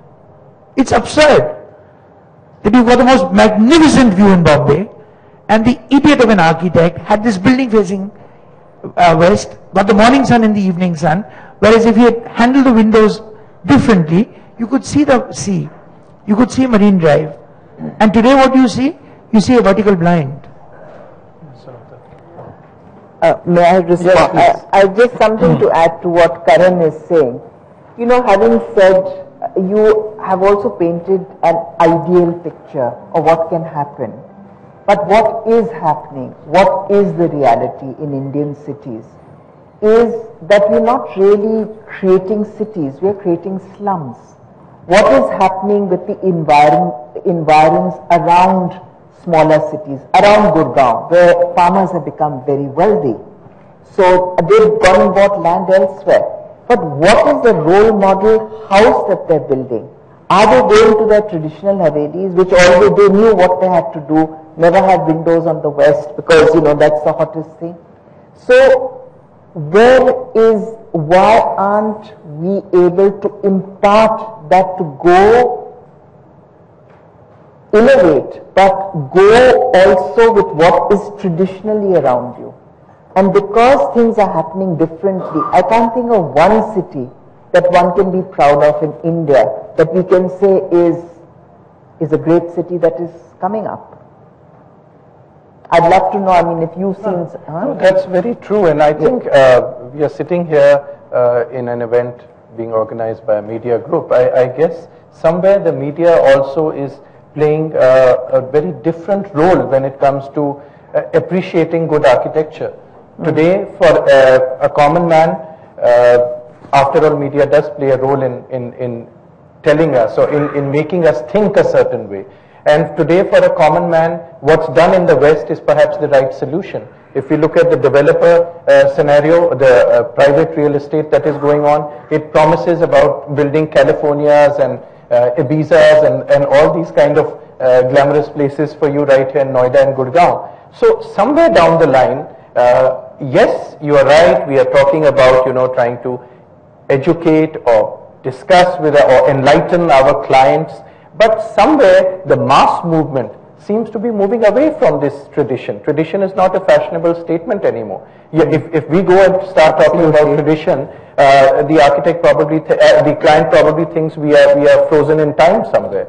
So somewhere down the line, I think it's about an awareness that needs to come back to what our tradition holds, whether the values are Indian or global or whatever they are, but there is a certain parampara which is existing here, which can catapult our design into another level altogether going forward. So from that point of view, maybe I'll ask Jogi to comment on where do the developers look at you know, positioning themselves on these things. What is going to be the big thing for the next 10 years in this country? Sorry? The next 10 years to 15 years for this country, the big thing which is required for this country and which is going to happen in this country is construction of about 30 million houses which are very small, 400 to 600 square foot size houses. 30 million. At the 10th 5-year plan, at the end of that, the government did a survey and they realized that the shortage of housing in this segment is 28.5.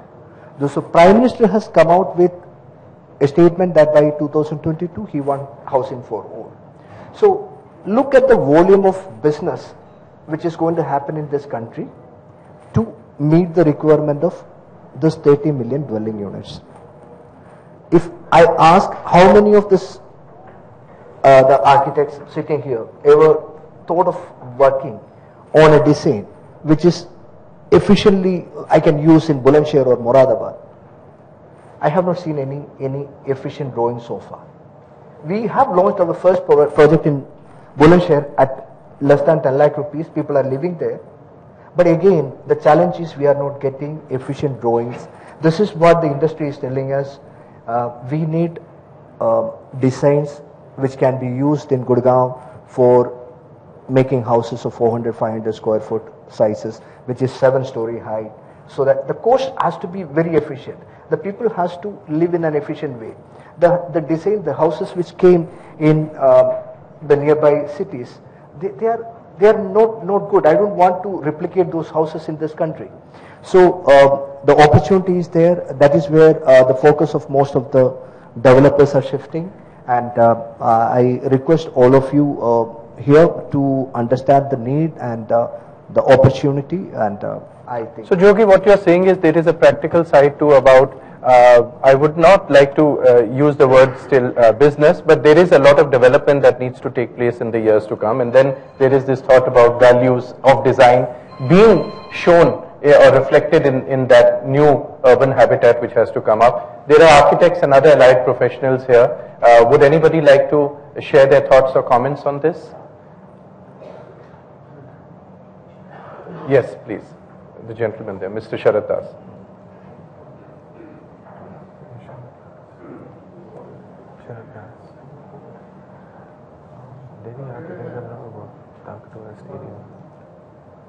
Karan, you must forgive me.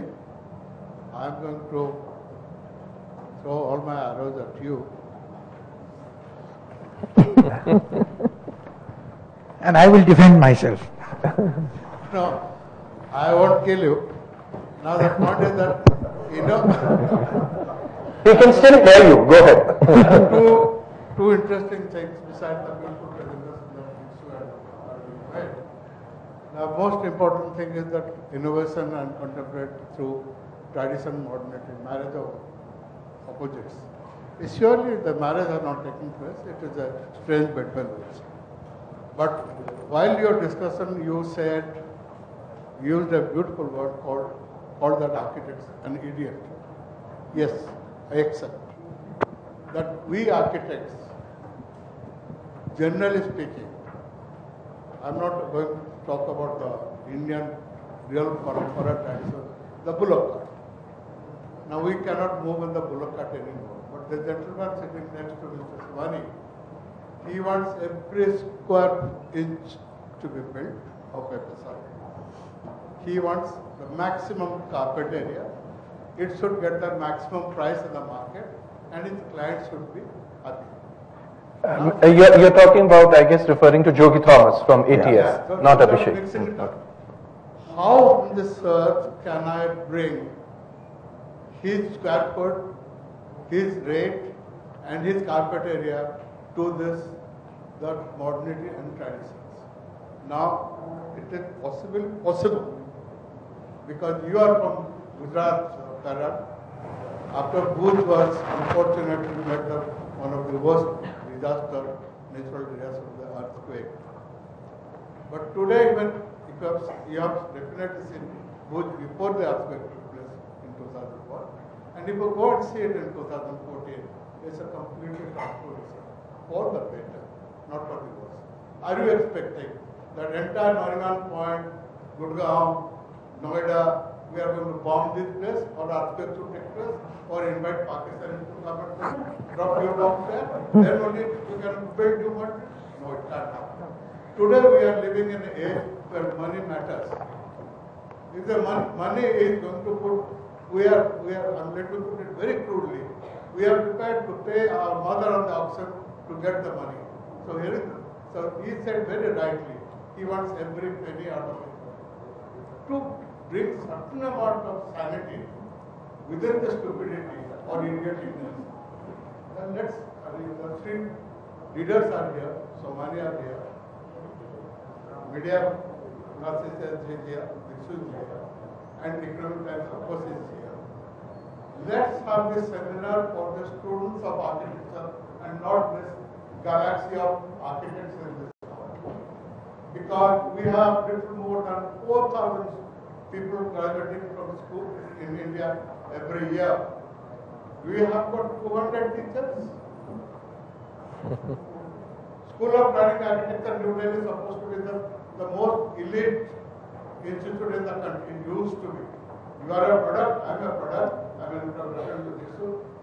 We are a product of that school. It was glorious, same, the parampara. But where is now?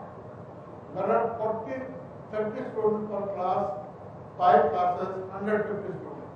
In the same classroom, today I have got 120 students and 11 teachers. And my time there are 1 teacher for 8 students. And during this time, we used to borrow every 4 students used to have a 1 teaching guide. Just imagine, 30 students are 8, I guess, Mr. Das, you're absolutely right there and bang on because he was going to send the arrows to me. But you're fortunate you haven't got them yet. So as I haven't got them yet. Yeah. But what I would like to take from. I want to ask you. Your question is yet to come, is it? Yeah. Oh, now okay. the question starts. Okay. It's little like Arnab Mukherjee. Okay, but let me be the Arnab Goswami here for today at least. So you'll have to be very brief. We are running out of time, and I need other comments too. Now my question is, how on this present environment, that we are not teaching the students, we don't have teachers in the schools. You want to bring the green revolution in this country, when particularly he wants any word for it. Karan, a 30-second response, okay. Please. Yeah, but he hasn't yet finished his question. No, he's finished it. 30-second response. Okay. Yeah. Okay, very quickly. Your arrows are about to kill me and I'm about to die, and I'm going to give this mic to Rahul to answer your question. But I'm just going to say two things. You're not correct. We had a huge conference yesterday. We had distinguished speakers. There were no architects in the audience. There were only students. So something what you said that we should do, we did yesterday. And many of us and many people who've come from out of India spent a lot of time. We spent the whole day actually, from 9 in the morning to 8 in the evening with the students. Yeah, second question. He wants to build something in 600 square feet, which is, you say you want to do. We've got the same project. We've convinced our client Tata Steel that we will build only 450 square feet and give 150 square feet of open space in a 4-storied building. So I said that we lived around a courtyard. We brought this courtyard into a multi-level building, built less and given more. Great. So I'm just saying it can be done. So I think after this discussion, the two of you can meet and discuss a new project. Lipika, how about your thoughts also on this? Since I mentioned earlier, you've been working a lot with craftsmen and traditional work. Thank you, Dikshu, for giving me this opportunity to talk about this. I think really what's missing is the awareness, as you were just talking about. They can't hear. Could you give it another mic? Yes, okay. Yeah. So I think all of you have said this, and I think what is really missing is the awareness about our traditional arts and crafts, our tradition per se. And because it is the lack of awareness amongst the children, not just students of architecture. Why are we talking to students of architecture? They have already come to a stage where they have already had some direction in their lives. I think what we really need to do is talk about art, talk about craft, talk about traditions in any form. Right after the children are born, like in Japan, the moment we start appreciating our traditions, the moment we start respecting it, the moment we start having pride in our own culture, automatically things will change. It's the child who will, either he becomes an architect or not, it doesn't matter. Whether he's become a builder or not, it doesn't matter. Even as a consumer, when he has to buy a flat and he goes to a building and he looks at a panel or an installation in the landscape area which is to do with a traditional art form like a dokra or a traditional art form from the down south in stone, he will be able to identify it. He'll feel the pride of the fact that yes, this is Indian art. I know it. And I'm happy that this Indian art is so beautiful. Not only will he be able to appreciate it in his own country, his own lifestyle, but he'll be able to talk about it even at a cocktail conversation and take it to the world. So what is really missing is the knowledge and the pride in our own culture, which we all need to work towards. We need to sensitize this. We need to educate ourselves first. If our children don't know about our cultures, we are to be blamed for it. And unless and until we take that responsibility to educate them, irrespective of whether they want to get into the field of design, architecture or not, then we are losing it out. We are not being responsible Indian citizens who talk about India, pride, Indian culture, and taking all of this to the international level. Here I must share Mr. Somani, I was sharing with, and they are actually getting an award for being the first Indian company to be awarded at an international... No, patenting and design. Yes. Yeah, first Indian company. Yes. It's a matter of pride that, an Indian company is being acknowledged this at an international level. I think similarly, Indian artisans, Indian craftsmen, Indian designers need to be acknowledged for what they have been upholding through the years, through the traditions, and our century is so deep-rooted, as Karan said. We don't have to innovate, we live with history.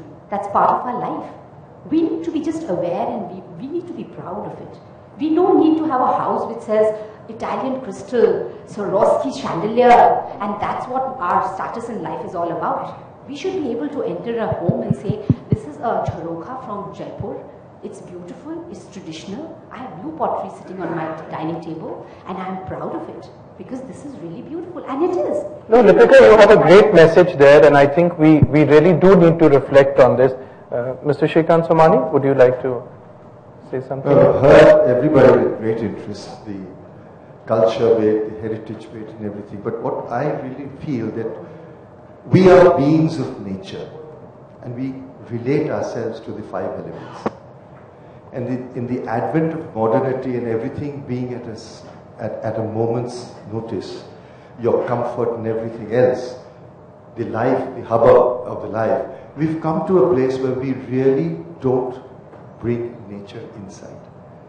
For us, all buildings are a metaphor of what we need, but at the same time, nature is outside. I think there is a need to bring nature inside our buildings. And yet, in the modernity of things, I'm sure with all the technology available, we can still mingle and make a beautiful structure which has nature inside, heritage inside, and yet the comforts that every man needs.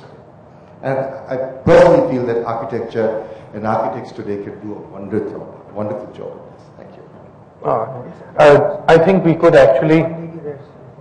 Okay, that will be the last... Very short question. Because we have builders and architects here, I'm an interior designer, and one of my clients, he bought a house for say a 3 CR. But when I go inside the house, I don't find the jalis, the mosquito jalis, which is a very basic thing probably in India. So who do I blame, the architects or the builders? Would you like to take up for the architects and builders here on this? No, not, but reflecting on that, yes. I think I wanted to respond to Mr. Thomas earlier, but I think reflecting on what she said, while you're making less and giving more, and while he's saying 630 million dwelling units, a little bit on the practical side, not one builder, we work across north, south, east, west of India, not one builder has bothered to come back to us, or not one architect and builder has bothered to come back to us and say, let's engineer a product to attain what you need to eat. All we hear is make it cheaper, even cheaper and even cheaper.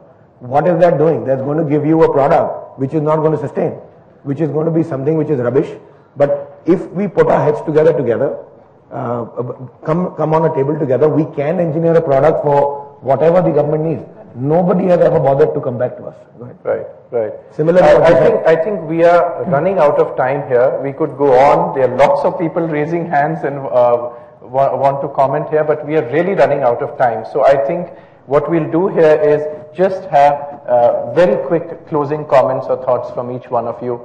30 seconds each again, and we need to move on. 2-3 things. One is Mr. Das said about students being here. I disagree. I think architects, professionals are learning all the time. Students are learning much more in their time of school, but we're learning all our lives. So thank God we get a chance like this to learn from each other. Secondly, you said it's an age of money. I think that's rubbish as well, because it's always been an age of money. From Bharat time, it's been an age of money. So money has always played a role in everything that we do. There's nothing new about it. One other thing that Karan spoke about that I wrote down, I think something about invasions and about culture in India, and that I feel all invasions are only of benefit because they're invasion of ideas. Whether it was the Mughals or anybody, any invasion adds to our culture because there was something lacking in us which was then brought in and we learnt from it. So an invasion is always of benefit.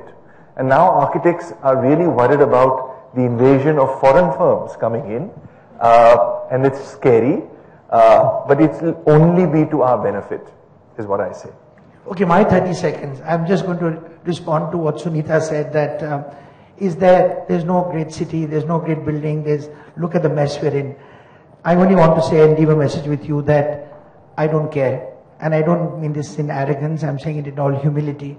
I am going to keep trying to make a difference. Which is excellent, because we are all students, whatever age we might be. We learn every single thing, we learn things every single day. And I think, I agree with you, we are such an assimilative society, and that is to our own great benefit. After all, India would not be the same unless, but for the 1,000 years of Islamic rule. What they have done to our arts, what they have done to our architecture. Probably it's politically the incorrect thing to say, but it must be said. Assimilating everything, and yet, in India, our culture is so deep that our past, as they say, is constantly passing us by. So why don't we take from it and innovate? We've always been great innovators. So I think that spirit of innovation is continuing and will continue. I think there's just a little period of pause that we're going through, because we're also a society in flux. Yes, true. Yogi, any?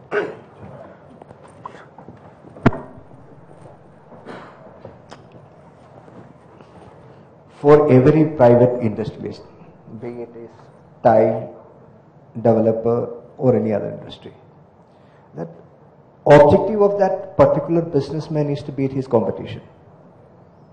Developer is not different. We look at architect for means to beat my competitor. Simple.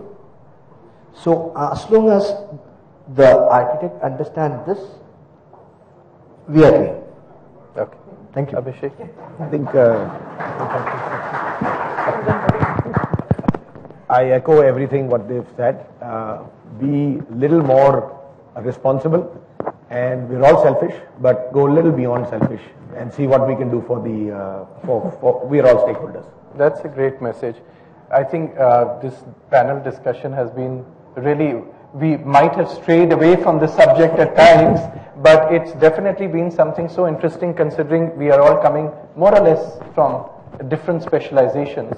And what I feel here is that it is important that we do keep having these kind of thought processes, interactions, discussions. Like you said, Rahul, we learn from these experiences from each other, because going forward, we cannot just forget what we have had behind, because the only way to go forward correctly is to absorb and learn from what we have seen behind us. So thank you very much, and I hope you all enjoyed this as much, at least I did. Thank you. Thank you, Vishu. Thank you.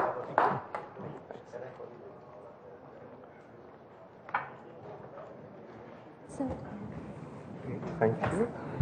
Thank you so very much, Mr. Kukreja, for chairing the session, and may I please request you to appreciate the presence of all our panelists with the token. May I request Mr. Kukreja to please present each one of our panelists with the token, please. Let's put our hands together. Ma'am, thank you so much. Thank you so very much, Mr. Kadri. Mr. Grover, a pleasure always, sir.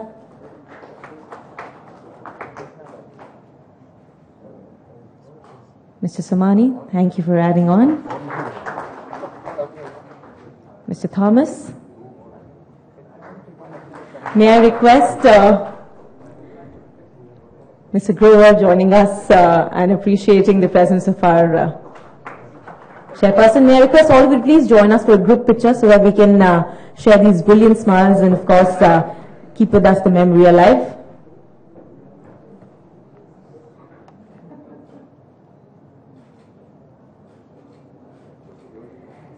Thank you all for making it such an interactive session, and of course they'll be there during the lunch as well, so that is when a lot of us who are wanting to ask questions can take it up further. Of course, keeping the time limit in mind, we'd like to move on with our next session, which is a very interesting one. It's an international case study, challenges in blending modernity and tradition in the contemporary architecture. And we have two very special guests who've joined us today, all the way from Dubai. Let's put our hands together as I invite on stage Yasser Oglazar, Managing Director and Co-founder, Whitespace. We welcome you, sir. And let's also put our hands together and welcome on stage Mr. Francesco Enzolin, designer architect, co-founder, Whitespace. Both of them will be doing a session. I'd like to welcome you. Thank you very much. Thank you for having us here.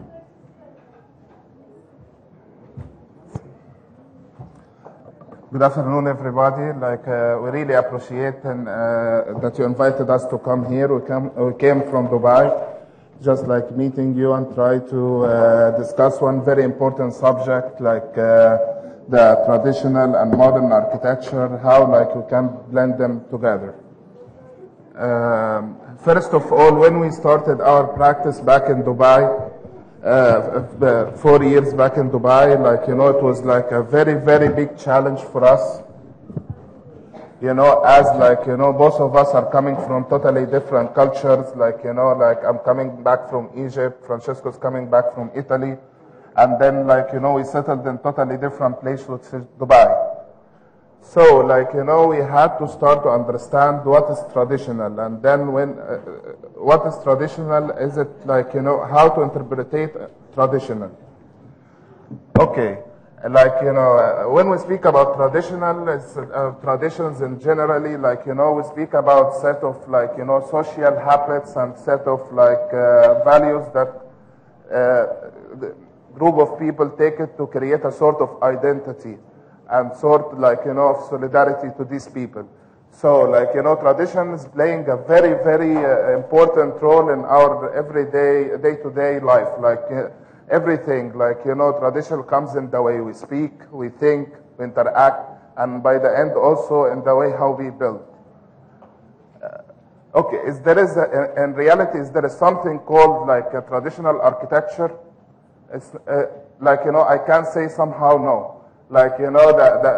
Let's take it to a little bit more simple, when we speak about our clothes, the way we dress generally. I have one, back in Dubai, I have one local who's usually dressed in this local dress, they call it kandura. And when he take this local dress, he usually take it to emphasize a sort of style. But when we speak about doing any activity, he just go back home and then put his jeans on. Okay, the jeans is coming from US or coming from the Western culture, but it started to spread around because how it's comfortable. Again, when we look in the, in the Indian culture, I saw here a lot of ladies wearing the sari. They wear it just to recall more of the style, to come back to the way that the people were dressing, and then, to recall a style there. So, as we see here, some images from different cultures, first, from ancient Egyptians, from Roman, Chinese, European. All of this is sort of a style, how we brought the architectural vocabulary together to create a kind of style and identity. Again, when we take this issue, to how people interpret things, this is a very, very simple thing happened in a classroom, when they asked a young girl to do a kind of move by her body for people, and then they asked the other her classmates to say what they saw, what she's doing. Okay, the girl here wanted to show a flower, but all the people around, they started to interpret her movement in a totally different way. Some thought it's a tree, some thought it's a bird, some whatever. From here, what we're gonna understand, we do things, put things together, and then people start to interpret it in their own way. This can come also to architecture. In this building here, which is the Guggenheim Museum in Bilbao, done by Franco Gehry. They made one research, and they got different students from different schools, and they made a case study about how the students of architecture can interpret this building. Again, as we see, it's totally different. Some people interpret it like a dress. Some people interpret it like a nuclear bomb. Some went even to see it's like a garbage can. Like, you know, then from here we understand, like, you know, the way our background, which is moves us to understand the building and see it in a way. So, like, you know, from here, like, we understand that the building is like, you know, is a physical experience that matter, and then how we see the buildings in the context that makes us understand the building and relate it to our culture. So, like, we come to a very important question. Like, you know, how we can take these traditions and the way we act, the way we feel, the way we brought up, you know, to interact with our new era that we're living in. Like, you know, the technology we're using now, the space we're having, like, you know, is it easy, is it difficult? Like, you know, we need to understand that. Speaking now about modern, like, you know, what is modernity? Like, you know, there is many terms, like, it's already, like, coming with modernism. Like, you know, there is modernization, which is a socio-economic movement that, you know, development in any society. And there is modernity when we're speaking about people that seeking to go more and develop more their own environment. And there is modernism. Modernism, which is a sort of like artistic movement, that it's really what we're speaking about now. In our talk now, like, you know, you need to see how the possible ways to adapt, like, you know, the tradition and what I call our habits, again, with a modern interpretation of the things. When we want to speak about these things, we're going to speak about three very, very important things. Like, first, like tools, environment, and culture and globalization.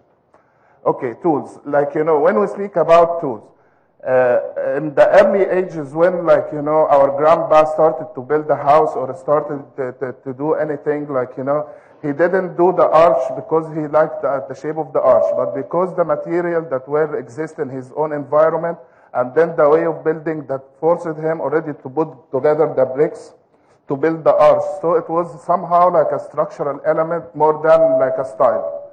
Nowadays we have like a big movement in technology that really, you know, as my grandpa started to use the extreme of the material that he had found in his environment. Now we're having a lot of movement like steel, concrete, all of these materials. We need to use it to the maximum extent of the material again to do the same what he did like 1,000 or 2,000 years back. So with the development of tool of technology we have nowadays, we need to put all of this together to create our own thing. Like, you know, again, after like 300-400 years from now, these things will be tradition. So, like, when we give things to our grandsons or grandchildren, we need to give them something like, you know, that we were creative enough to use all the tools, all the materials that exist in our environment.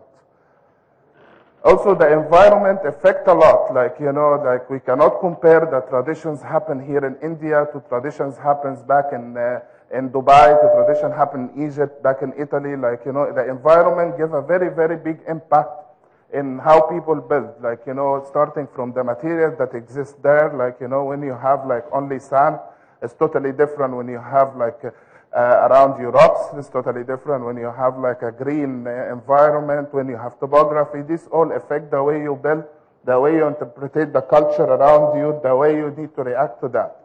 This is like one example from Dubai. Like, this is one old house from the houses were found there. Again, like, you know, when they started to build, they started to use the material that exists around them in the environment. They wanted to do some techniques, okay, to work with like the hot weather around. They created this wind tower. It's not like because it's looking nice, like it's only because they wanted to collect the good air and take it inside the house. But now when you come and look to see like how people interpret this old element to put it in the new architecture, it doesn't make any sense. Because we have now a totally different technology, okay, whether it's good or bad, but we're having the air conditioning. That the air conditioning now doesn't really, when we put the wind tower, we just look like, you know, like we don't understand what we're doing. I cannot make this wind tower and then by the end I use AC. So if I'm using AC, so let me get rid of these elements that just like, you know, doesn't reflect what is the actual use or actual function of the building. Again, the culture is very, very important element. Like, the cultural phenomenon that happens now, like, the world all now is just like a small village. I cannot ask like I cannot accept that someone is using like a tablet, iPhone, or whatever, or like having that the last model car, and then by the end I see him living in a tent. This just sounds ridiculous. Like, okay, like, if I'm using this latest technology, I need, again, like, that I use this technology in the way like, I live in my house. Again, this house, like, has electricity, has air conditioning, like, all of this need to work. Okay, I'm not speaking here that we should lose our traditions, but, the guy who's wearing jeans has the same tradition that, like, the guy who's wearing the local dress. It doesn't mean when you change the skin that you lost your tradition. Like, but you need to go for as comfortable as your daily activities need. So from here we go that how we can use these elements of culture in our modern architecture. Okay, good evening, good afternoon to everybody. Now, I will try to explain about which one is our philosophy now in this argument that we say, traditional and modern in contemporary practice. We have office in Dubai. We started our activity in Dubai around 7 years ago. When I came in Dubai in the beginning, and I tried to do the first project with the client, during the briefing with the client, try to do the sketch. He said, what are you doing? Because for me, for my culture, for my tradition, to have one living space, to enjoy one living space with the guest is the best that we can do. Even to use the kitchen during our conversation is something very normal. They say, no, absolutely. Where is the formal zone? Where are the family zone? So I understood in this moment.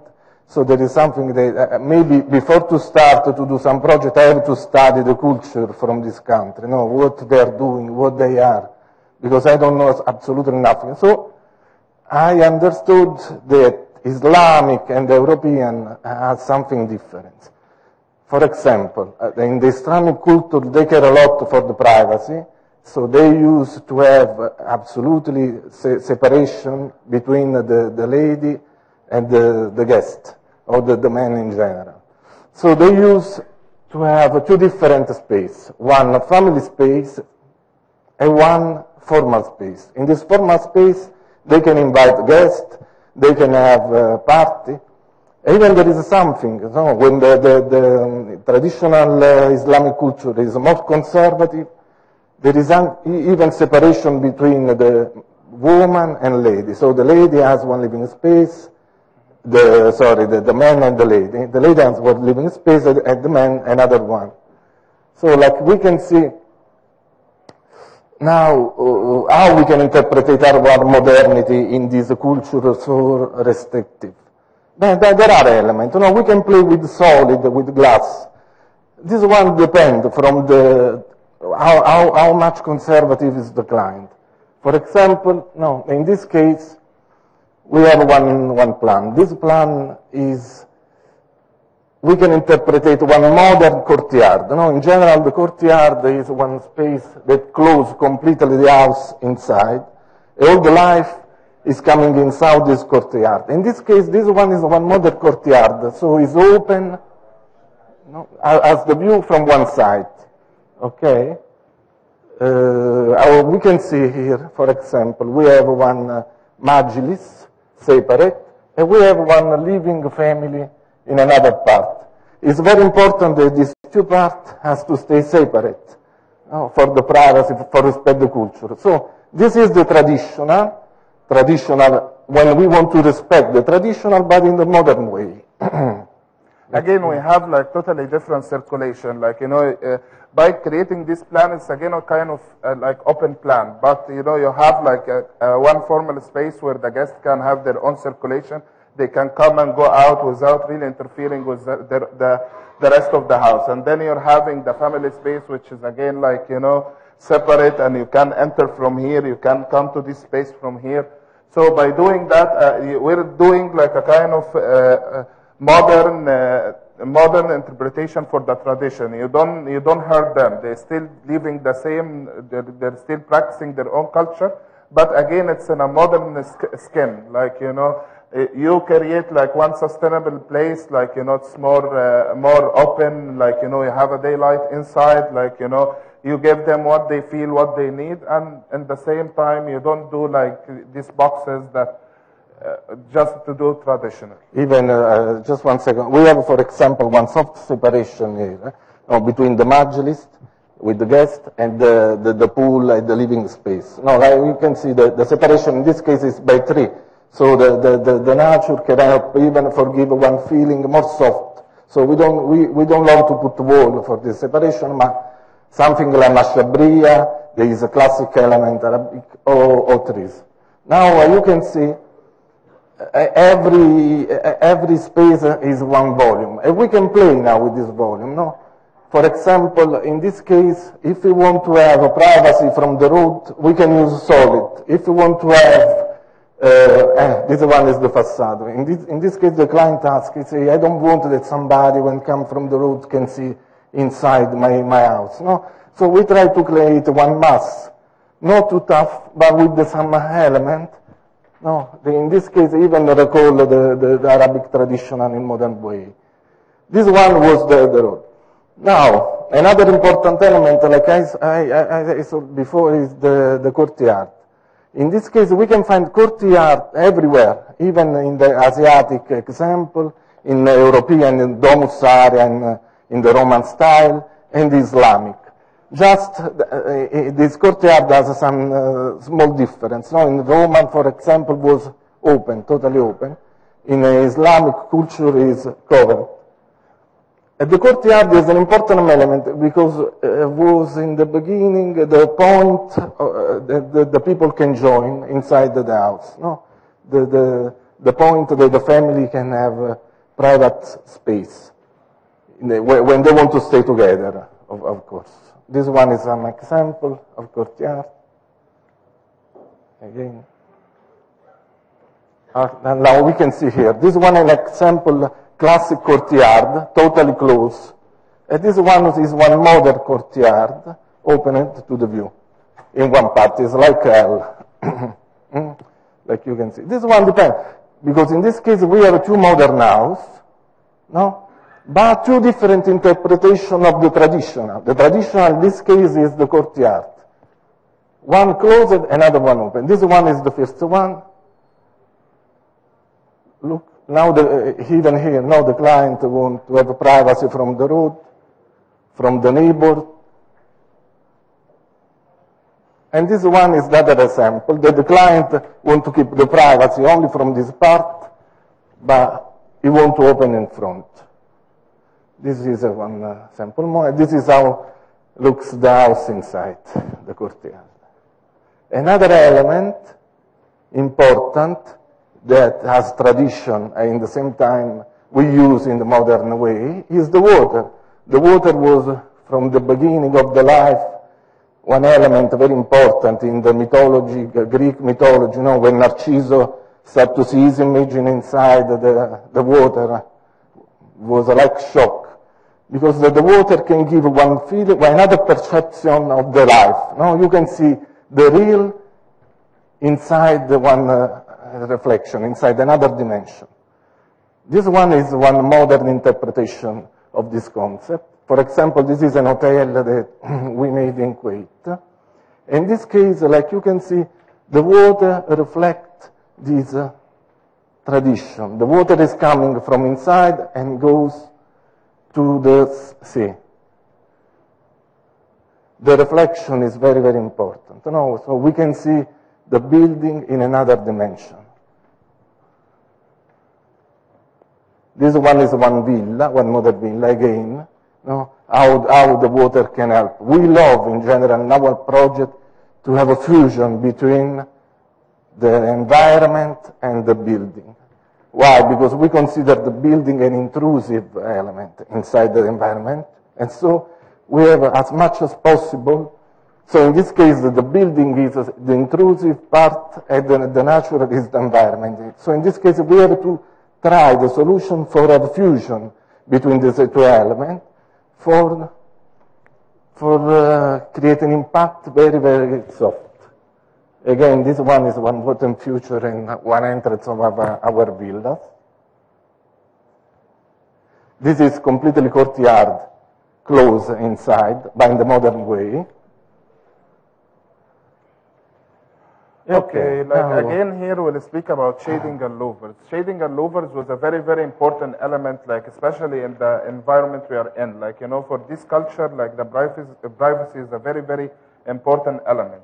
So, what we see here, a kind of mashrabiyah that's been used for ages and decades in our area. I'm speaking here about a little bit about the Middle Eastern culture. For them, they use this kind of mashrabiyah just to hide, and cover the bedrooms, and then that allows the people inside to see outside without being noticed or being seen. All right, this is a very, very important element to the culture of these people. When we want to do modern, we shouldn't neglect this, but how to reuse and add these elements to our design in a modern way. So, by starting, we're speaking here about one mosque that we made. This mosque, should be, a mosque is usually, or any religious building is a very, very, traditional building that relates to the core of any culture there. When we started to think about this mosque, okay, we wanted to bring many things. First, we wanted to find the core idea to relate to the culture of the people.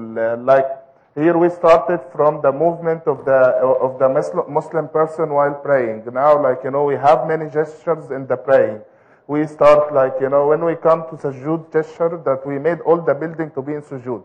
So people, when they see the building, it relates again to one of their culture, a very, very important element, something that they do every day, 5 times a day.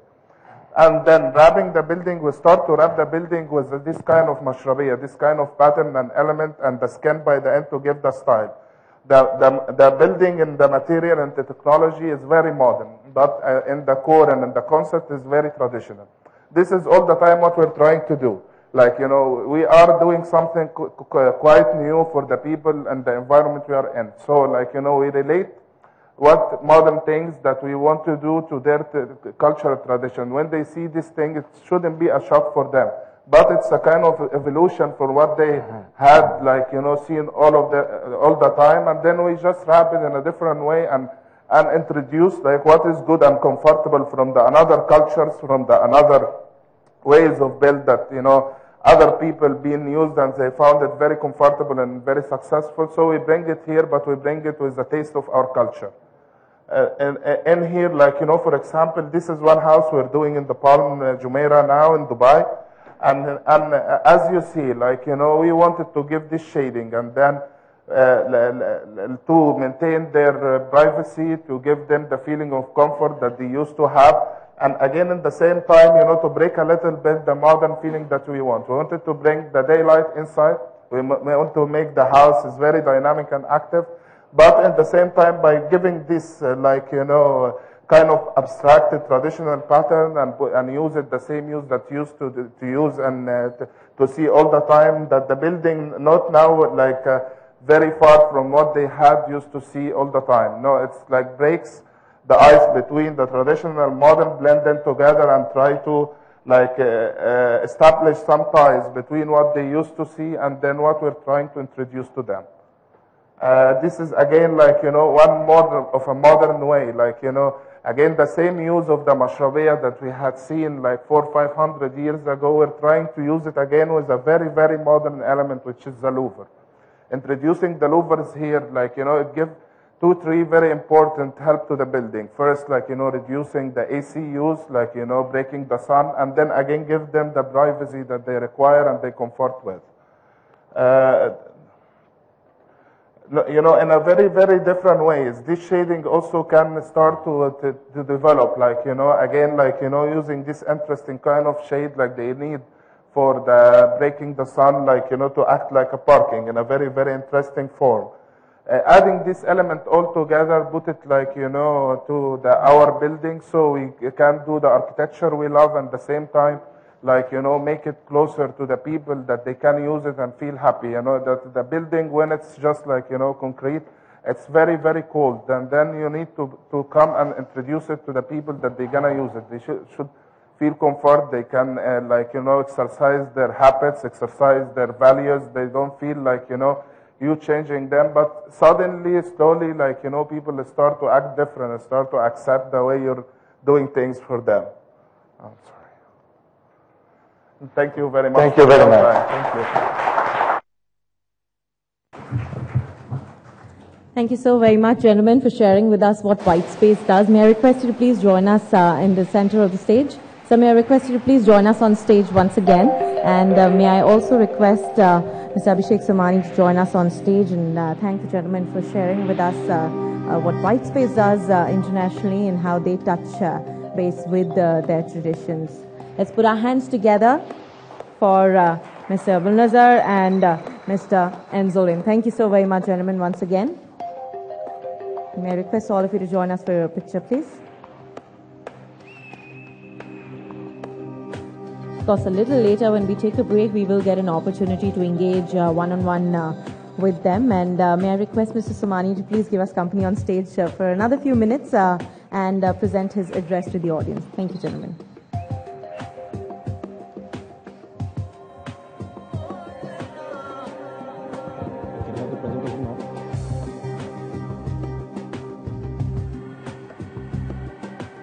So good afternoon. I'm not going to bore you with a typical presentation on the company and on ceramics, particularly tiles. I'll just take you through, broken my presentation into three parts. One is the journey of ceramic tiles and what we have in store for you for the next decade for tiles, and then how ceramics surround us, but yet we take it for granted. The first tile was made in 14,000 BC, which was found in India and in Mesopotamia. I'm going to cut to 1900s soon after that. I think the tiles, a lot happened in between, which we can go on and on about. But what is significant to us is the technology moved from wherever it was to England, and we had England at the helm of the ceramic technology. 1980s it moved to Germany and Italy, and then in 1990s to 2000 it became an Italian hub, and I think it was virtually a monopoly where Italians controlled the entire technology of our industry. In 2000 onwards, Italy and China have both taken a lead, although having said that, from an efficiency point of view, Italy still is the leader as far as tile making is concerned. Now, fast-tracking manufacturing, just to go through as to what happened between 1960s and until now. We had presses, so a tile is made from a hydraulic press, and we had presses which could not exceed 400 tons, and the sizes would be restricted to 4 inches by 4 inches, 8 inches by 4 inches, and 6 inches by 6 inches, which all of us in this room have used or have been witness to an application of these presses. If you look at the bottom picture, the presses today have gone to 10,000 tons from 400 tons in 50 years. And what this has done is that a 4 inch by 4 inch tile, today we can attain a 1 meter by 3 meter tile. And that's been the transition so quickly as far as hydraulic presses are concerned. Similarly in kilns, we used to have batch kilns, which we all use till date when we fire our crockery. And then we moved into shuttle kilns, which would take about 24 hours for the tile to get in from one side and get out of the other. So if there was something going wrong, we wouldn't know. That entire batch in 24 hours would be something which we would just throw away. Today, we have these roller kilns, which from one end to the other end of the kiln, approximately 250 meters long, takes only 30 minutes. So if anything had to go wrong, we know within 30 minutes as to what's going wrong as far as the tile is concerned. Similarly, printing. This is the most important thing, which is what you see as consumers, as architects, as buyers. The printing technology in these screens went from a flat printing technology, which is similar to what we use in our garment manufacturing. It was silk screens. You would expose the screens, and then with a squeegee you would print the tiles. Very, very low DPI as far as so in certain words, it was more like the CRT TV which we all used. And cut to today, from the CRT TVs which we used, we went into the plasmas, which is the laserjet printing machine, and now the digital printing machines, which is probably today's most advancing printing technology. Very similar to what we do at home. The laserjet printer which we had home is a smaller printer where we take a photograph on a computer, on our Photoshops, and press a print button, and we put in a paper. You put in one paper, it prints in one paper. You put in 100 papers, it prints in 100 papers. So the same thing what we do here is we take in a photograph, and we can now scan 50 square meters of marble for the variety, and Photoshop that 50 square meters of marble which has been, or any stone for that matter, wood also, put it on a Photoshop, press the print button. Instead of paper, we're putting in tiles into these printing machines. So it works exactly the same as a laserjet printing machine which you use at home on a daily basis. Now this is a technology which all of us have got. It's a question of getting technology, and it's a question of mastering it. So today, again I take the example of a TV.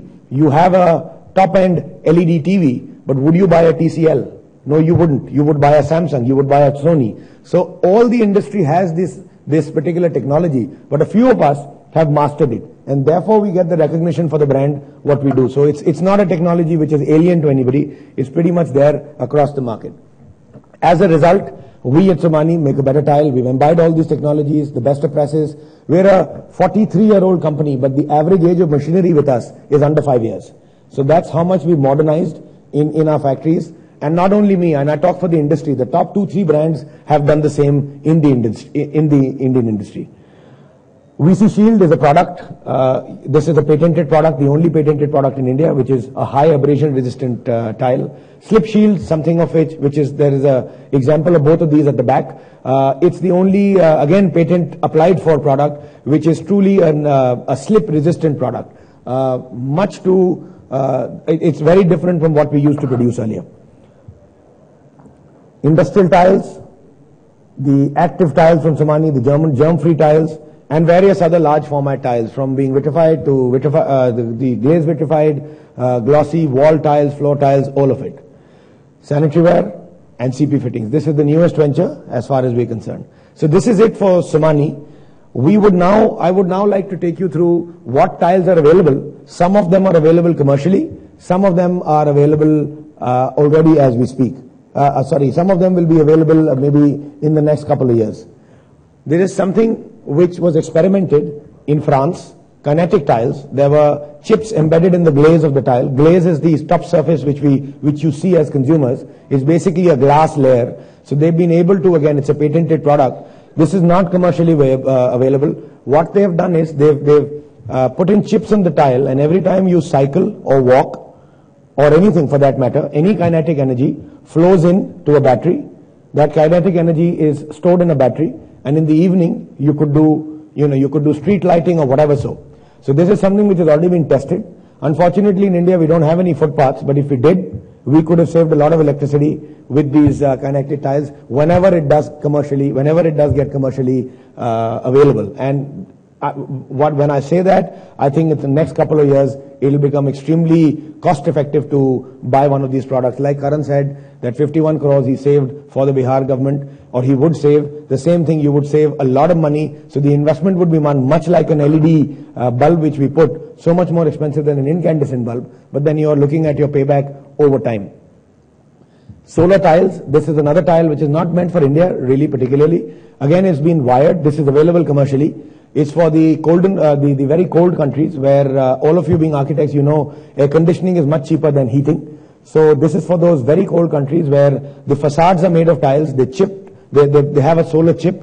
The solar chip is wired to the bricks, and they are heating the bricks with solar energy to a certain extent, thus reducing the heating cost of that building. So this is commercially available from a couple of Italian manufacturers. Active tiles, we looked at green. This is a tile which breathes. So in a way, so to say, in a room like this, every 25 square meters of this tile, which comes from Italy, is acting like one full-grown tree. So it is taking the nitrogen out of the atmosphere and making the oxygen that much richer. It's called Active. So if you go and Google Active Tiles Italy, you will get enough info on this. We happen to have an agency for this, and we are distributing these tiles. Extremely expensive currently, but commercially available. So if somebody wants to do this, especially for schools, operation theaters, it's a great option. Translucent tiles. So we've been able to make all kinds of products. We've been able to, copy wood. We've been able to copy marble. We've been able to copy pretty much everything which your eye could see. But what we were not able to do is get an onyx, where you can actually light up these stones from behind and make it that much more beautiful. So translucent tiles is something which we're working on as an industry. And it's a question of another couple of years where you would have a tile which you could light from the back. And so you could have a tabletop, which is no longer a marble or no longer a wood. You could have a tile tabletop. Like I said, 1 meter by 3 meter is anyway available. Imagine if it was translucent. So I think the point I'm trying to make is that the ceramic technology within the tiles is going from unimaginable, it's going into unimaginable areas, and God knows what else we are going to see from tiles going forward. We couldn't have imagined of any of this. Much like any other industry in India, unfortunately Indians as an industry are penalized to do R&D, and we are not given any depreciation on that. So therefore the industry as a whole in India spends less than 2% on R&D, whereas in Italy they're spending more than 25% of the revenue on R&D, and therefore obviously they are leaders. So this is as far as the tile is concerned. Let's go a little beyond tiles. How we are surrounded by tiles, how we are surrounded by ceramics and we just don't notice it. So I would like you to see as to how we take ceramics for granted. Frankly, none of us can live without ceramics in our lives. Mobile phones. All your mobile phones have the most critical element, which is the aerial, which is getting you the signals from a tower, and that's a ceramic chip. That's a ceramic aerial. If it wasn't for ceramics, you would not have the mobile phones today. Every single mobile phone's aerial, whether visible, earlier for phones it was visible, now obviously it's not, but inside there is a ceramic chip in the mobile phone. Microwave ovens. You all know it's a great conductor of heat. Microwave ovens, each and every single microwave oven, if it wasn't for ceramics, you would have a microwave oven as large as a refrigerator. Obviously we won't use it. So it's the ceramics which we have been able to make it compact, and I think it cannot get more compact because your dish won't go in any further. So therefore we've already attained what we needed to, but with a ceramic element inside. Cars, it goes on and on and on. But the most important thing I would like to bring to your notice is the brakes. Cars are getting faster, but how do you stop them once you're at 200 kilometers an hour? The only way to stop it is a ceramic brake. If it wasn't for a ceramic brake, you would not have that 200 to 0 in the number of seconds which you want before you died.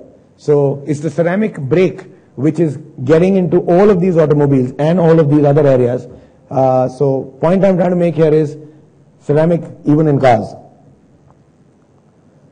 Military, we've all heard of Kevlar jackets. The best jackets, the best bulletproof jackets are now made of ceramics. All tips of all missiles are ceramics. Around us, so this is advanced ceramics, but ceramics are all around us. We have sculptures, you have pottery, you have dishes, you have knives, the best of ceramic, the best of knives in the world. In fact, all the Japanese lovers here, all the Japanese sushi knives are all ceramics. The most expensive scissors and knives are ceramics. Jewelry, lighters, the element which is between you and your smoke is a ceramic chip, a ceramic bit. That is what is lighting the fire. Watches, all of the crystals on the watch are ceramic. Desktops, laptops, televisions, air conditioners, all these guys with the air conditioner guys keep talking of various kind of filters. The most important filter is a ceramic filter. So all of which they do, 5-stage filters, God knows what all they talk, but there is one ceramic filter within that. Very important. We all, God willing, this shouldn't happen, but if it does, if we do break a bone here and there, the only way, the most effective way to get your ball and socket or to change a particular bone in your body is a ceramic ball and socket or a ceramic knee. Like I said, it's one product which doesn't rust. is one product which is an excellent conductor of heat, and various other properties which make this the preferred material. One of the most expensive, but it's the preferred material as far as medical science is also concerned. So, like I said, you look at anywhere, I could go on with 20 other examples as to how ceramics surround us, but I think mobile, medical, cars, and microwaves and TVs is good enough an example for you, where I've made my point that how we take this particular product for granted. And believe you me, the most amount of advancement which is happening apart from IT and medical which we hear about is in the field of ceramic, and somewhere or the other it is being used to enhance and make our lives better and better and better. So that's the point I'm trying to make. Last but not the least, I would like to talk a little bit about our CSR initiative. We do this as a passion, and it's my passion, and no presentation I finish without this. So we do this as our CSR activity, where we are training masons. In India, we have 350 million people who are employable and or are employed. So unless we bring more skill sets, unless we train more people, we're going nowhere. And these blue collar jobs is something which we all require. So we're training masons. We've trained about 3,000 masons. It's 100% free. Any of the builders here, any of the architects here, any of the contractors here, please take us on.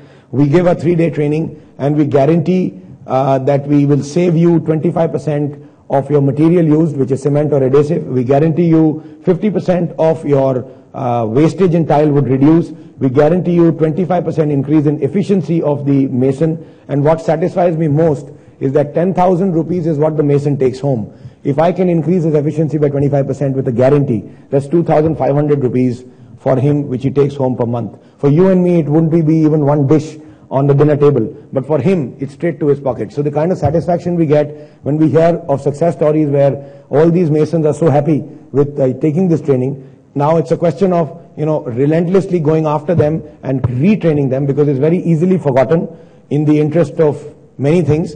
But this is something which we've been doing, and we're very proud of. Unfortunately, in the industry, we're the only one who's doing this. We've been reaching out to people, a lot of other industry guys to do the same, but with deaf ears. But we are relentlessly doing it. There's never enough. Please take us on. It's like I said, it's 100% CSR. There's enough knowledge on the website. You could contact me. You could contact also, there's one Mr. Satinder Gautam in our audience here who spearheads this with his team. So that is for the Tile Master program. I wouldn't take too much of your time. Those are some of the equipments. So please take it on. Thank you. Thank you so very much, sir, for sharing with us what Samani Ceramics does, and of course for sharing with us the corporate social responsibility as well. I'd now like to invite all of you to join us for a lunch, keeping in interest of time. I'd like to request all of you to please join us in the ballroom in the next 40 minutes. So it's going to be a short networking lunch. We meet again at 2 p.m. For our next panel discussion, Stakeholders Panel, the making of global Indian cities. Thank you so very much for joining us.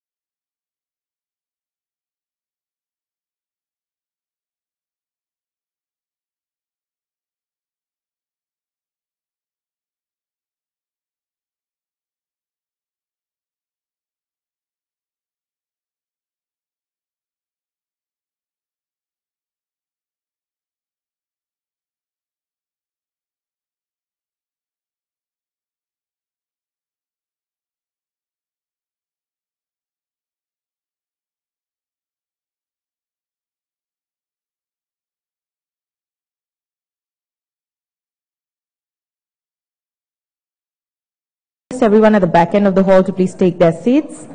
We're starting with our next panel discussion of the day, Stakeholders Panel, the making of global Indian cities, creating city identity. Yes, all of us are talking about smart cities, creating city identities. We saw that once upon a time we had a pink city which looked absolutely beautiful. It's now a mixed version of it all, but truly, let's think about creating a city identity. It can be a spiritual city in terms of when we're talking about giving a new look to Varanasi. Let's see what the panelists have to say about this. May I now request all of you to put your hands together as I welcome on stage our moderator of this session, Ms. Mridhu Bhandari, editor and anchor, Special Projects, ET Now. I'm sure lunch was absolutely wonderful, but none of us are feeling lazy, so let's really put our hands together as I request Mridhu to please join us on stage. We welcome you. I'd also like to invite on stage our panelists, Mr. Manat Rastogi, Managing Partner, Morphogenesis. We welcome you, sir. Let's put our hands together and invite on stage Mr. Ravi Sarangan, Director, Edifice Architects.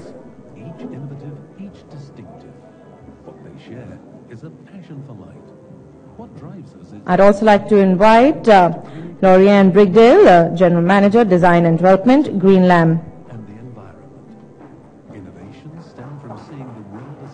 Thank you for joining us. Mr. Ajay Madan, Director Sales, South Asia, Zimbatal. Thank you so very much, sir, for partnering with us and for joining us in the panel discussion. Let's also welcome on stage Mr. Bharat Yamsanvar, Director, Team 1 Architects. It'll be absolutely wonderful to see and hear all of you put your hands together. And welcome on stage Mr. Kunal Banerjee, CMO, M3M India. We welcome you, sir. Ms. Namrata Kalsi, Senior Architect, Delhi State Industrialist and Infrastructure Development Corporation. We welcome you, ma'am, once again. Let's also welcome Mr. Ashok Chachar, CMD, Arihan Superstructures. Thank you for joining us, sir.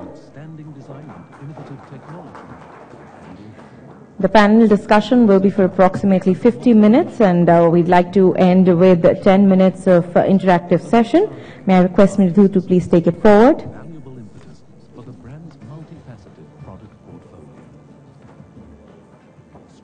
Take 2 minutes to mic up. Is it on?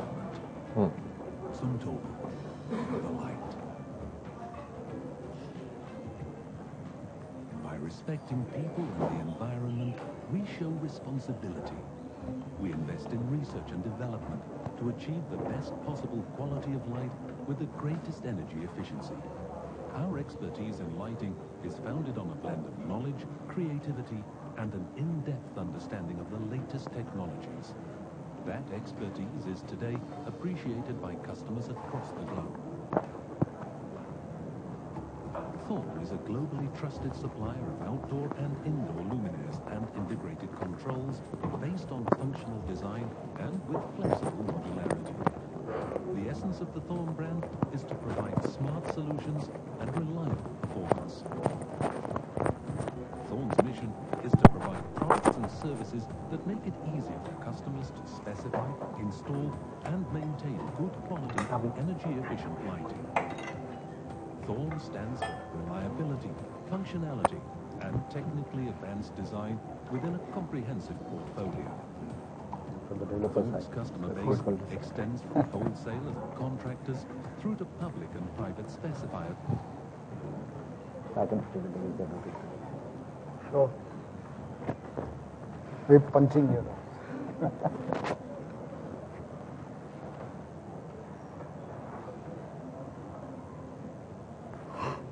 Can I request you all to take off the edge tags?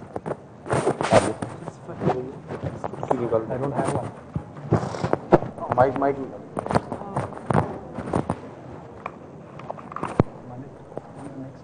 Please do. I definitely will. I request you to take off these tags. They might interfere. ये भैया तारें छुपा दो. Thanks. Thanks.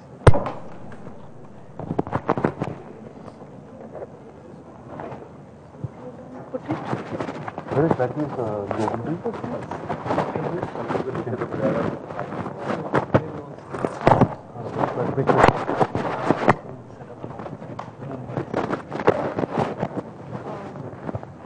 give you.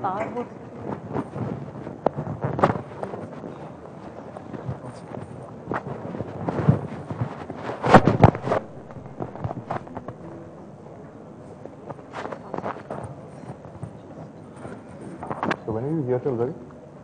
6:30 flight. 6:30. Right.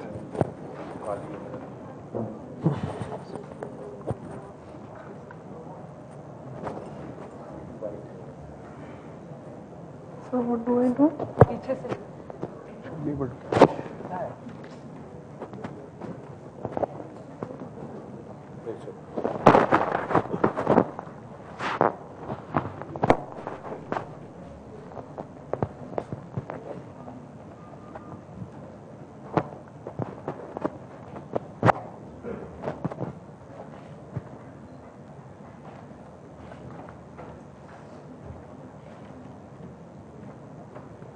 Yeah, are we good to go?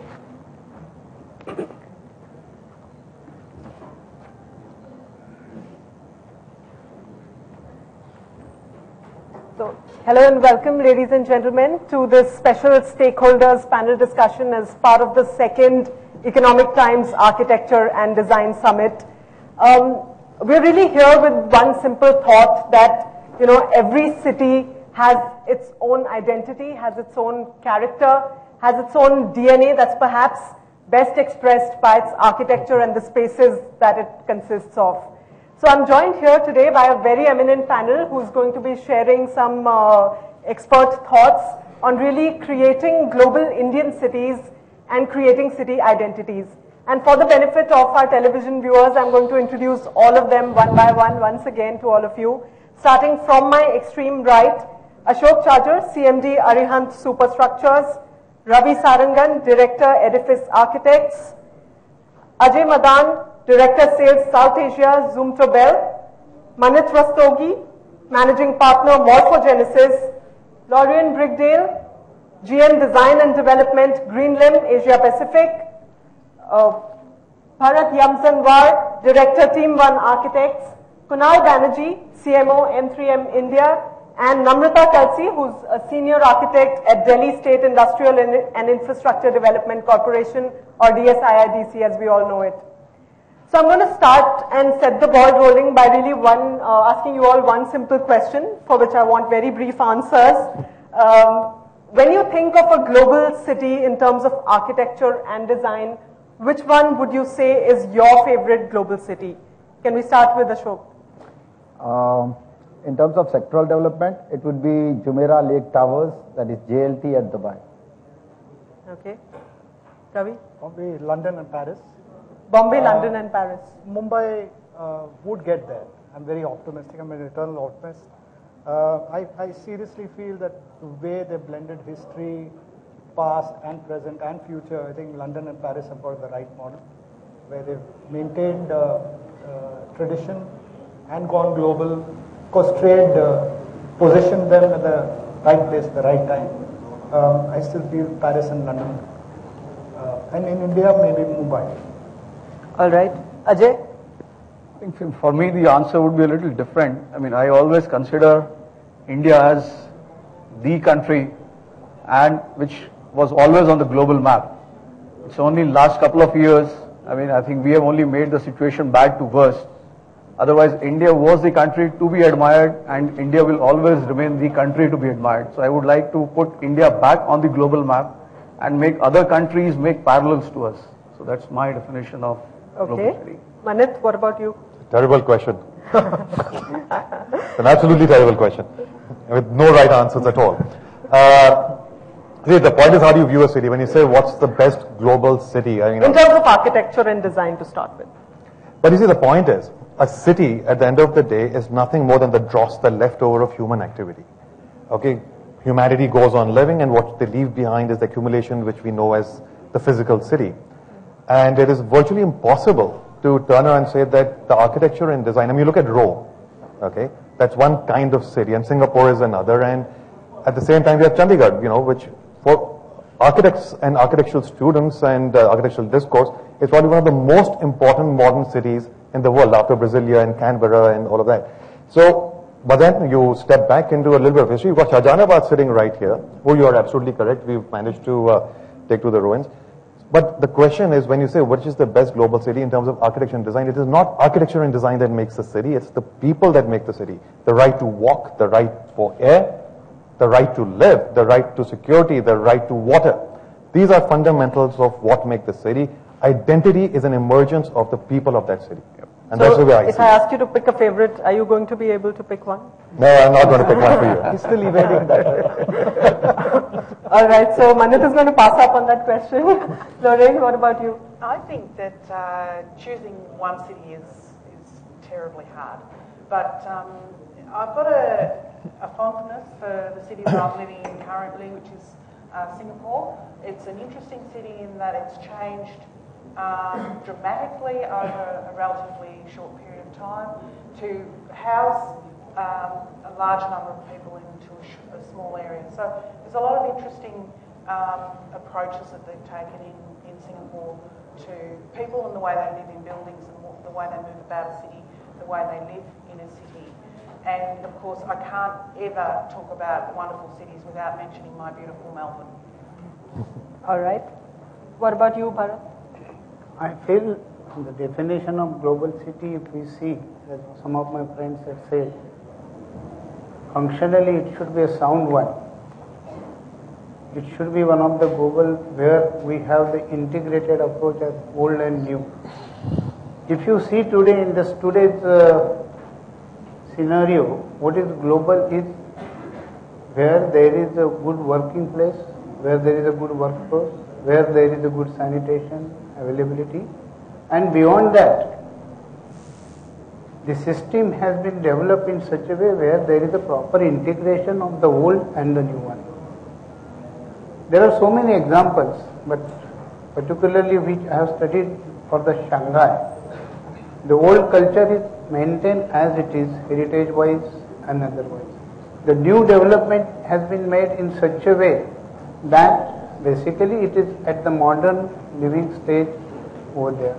The industrial township has been derived or placed or planned or located in such a way that it has a proper cohesion. So the global city, what we say, if you take Europe, it is a totally different where I would like to go and stay. Is that the global? Or the city which has survived after such a long development with the inputs of the modern technology and creation of more jobs and sustainability, that sustainability is the most important thing in today's life. So if you say, I will certainly say it is a challenge which Shanghai has shown. If you compare that aspects with our Indian city and make, which is the global city, Delhi is one of the most important thing with the routines what he has planned. But with the Noida and another one Gurgaon, two things magnets coming up here, it has totally changed. The old things has no validity. Say Mumbai, Navi Mumbai has been planned with the new Bombay, which earlier was a totally independent satellite township. We can ask the planners what was their vision. But today is a very different thing. Global definition should bring us from the very basic thinking, principles and the future development. Simply the cities which we are experiencing it, if you take even Mumbai with 4 FSI, whether it should be there or not, it is immaterial. But how it can be sustainable, how it can be a global. If the market has been increased, that doesn't mean it is a global city. Right, so we're going to come and touch upon many of those points in the course of the next hour. I will only value the cities like Shanghai, which will have the global city character in future. All right. Kunal, what about you? Well, it's a difficult question in the sense if you dissect it, you say what's a global city? You didn't say what's the most beautiful city. I would agree with you, Lorraine, Melbourne is beautiful. But let's say what we are looking into the future, a global city. From 1979, I'm actually quite old. From 79, I've been watching Singapore grow. So I would tend to agree with some fellow panelists that they have actually evolved into a global city. And they've looked at how people want to live, work, have their recreation time, fresh air, environment, sustainability, transportation, so that you don't get stuck and there's enough places to park and you get taxis on time and things like that. So that constitutes a global city. Take it one step further, what is happening in Abu Dhabi today is they are building not only sustainable environmental controlled city, but also high tech in the sense that, as our Minister Venkaiah Naidu ji has said, he wants 100 smart cities. So I think he must have seen Abu Dhabi, because that is really being built into a smart city, where everything is wired, where medical facilities are available online, where banking and finance, education, everything is online. I think that is really, waste disposal is done in such an efficient manner. You just throw your garbage, it gets sucked into the ground, it gets transported by computer straight into incinerator, and it's done, and recyclable energy is produced. Now that's the global city. So I think that's global, but beauty-wise, Madrid, Barcelona, they are beautiful cities, but global city, Abu Dhabi, Singapore, my take. Okay. Namrata, what's your take? Actually, down the value chain, I would like to sum up what everybody said, that one cannot say that only one city is the global city. Yep. Every city has a different concept. For example, as a seat of power, I would like to say Washington DC is the most powerful city of the world. And with respect to redevelopment, I would like to agree with my fellow panelists, which is the question which is facing India as of now is that how do we raise from the ashes? So that is a city which comes to my mind if we have to raise from the ashes and face the challenge. Of course, Paris and Venice, city of love. England, ex-seat of power. London. So there are so many. But Chicago, yes, I would like to pay homage to it because it is a city which is mecca of modern architecture. Right, so we have a few favorites here, but I'm going to really start off. We are going to touch upon points on how to create global cities in India. But to start with, I'd like to touch upon the architecture points. So maybe Manit, I'd like to start with you. Do you think architecture and design really need to play a greater role as far as, creating global Indian cities is concerned? Well, the way things are currently in Indian cities is that architects are marginalized by the way Indian cities have evolved, which is what has changed in the post-independence era. Now, I'll just give a little bit of short history as to why that happened and why our cities have turned this way. I mean, you go back 5,000 years in time from the Indus Valley civilization up till now, we've built some fantastic cities. And these cities have evolved, they've been climate responsive, culture responsive, they've allowed for human capital to be built up from whether they were educational cities or just trade cities. But what went wrong? What went wrong was the fact that post-independence, when we were making our first master plans, there was a big debate as to whether we should be looking at urban design approach or we should be looking at a master planning approach. The key difference between the two is land. In an urban design approach, you take a larger view of the city. You design out or spatially allocate out the buildings. So the vertical plane is sold to individual users, but the horizontal plane of the city is kept completely free and is democratically available for everyone. Now that causes an engagement with the city because suddenly you have public domain. The model that we adopted in all Indian cities rather was the land use model, where you carve out pieces of land and you sell off land to individual owners, government also being an owner, where you boundary wall off the land, and then the architects are contained to working in that parcel of land. So effectively all our cities have become cities of boundary walls. The only democratic space really being the roads that run in between the boundary walls. We put boundary walls around our parks. We put boundary walls around all our public infrastructure.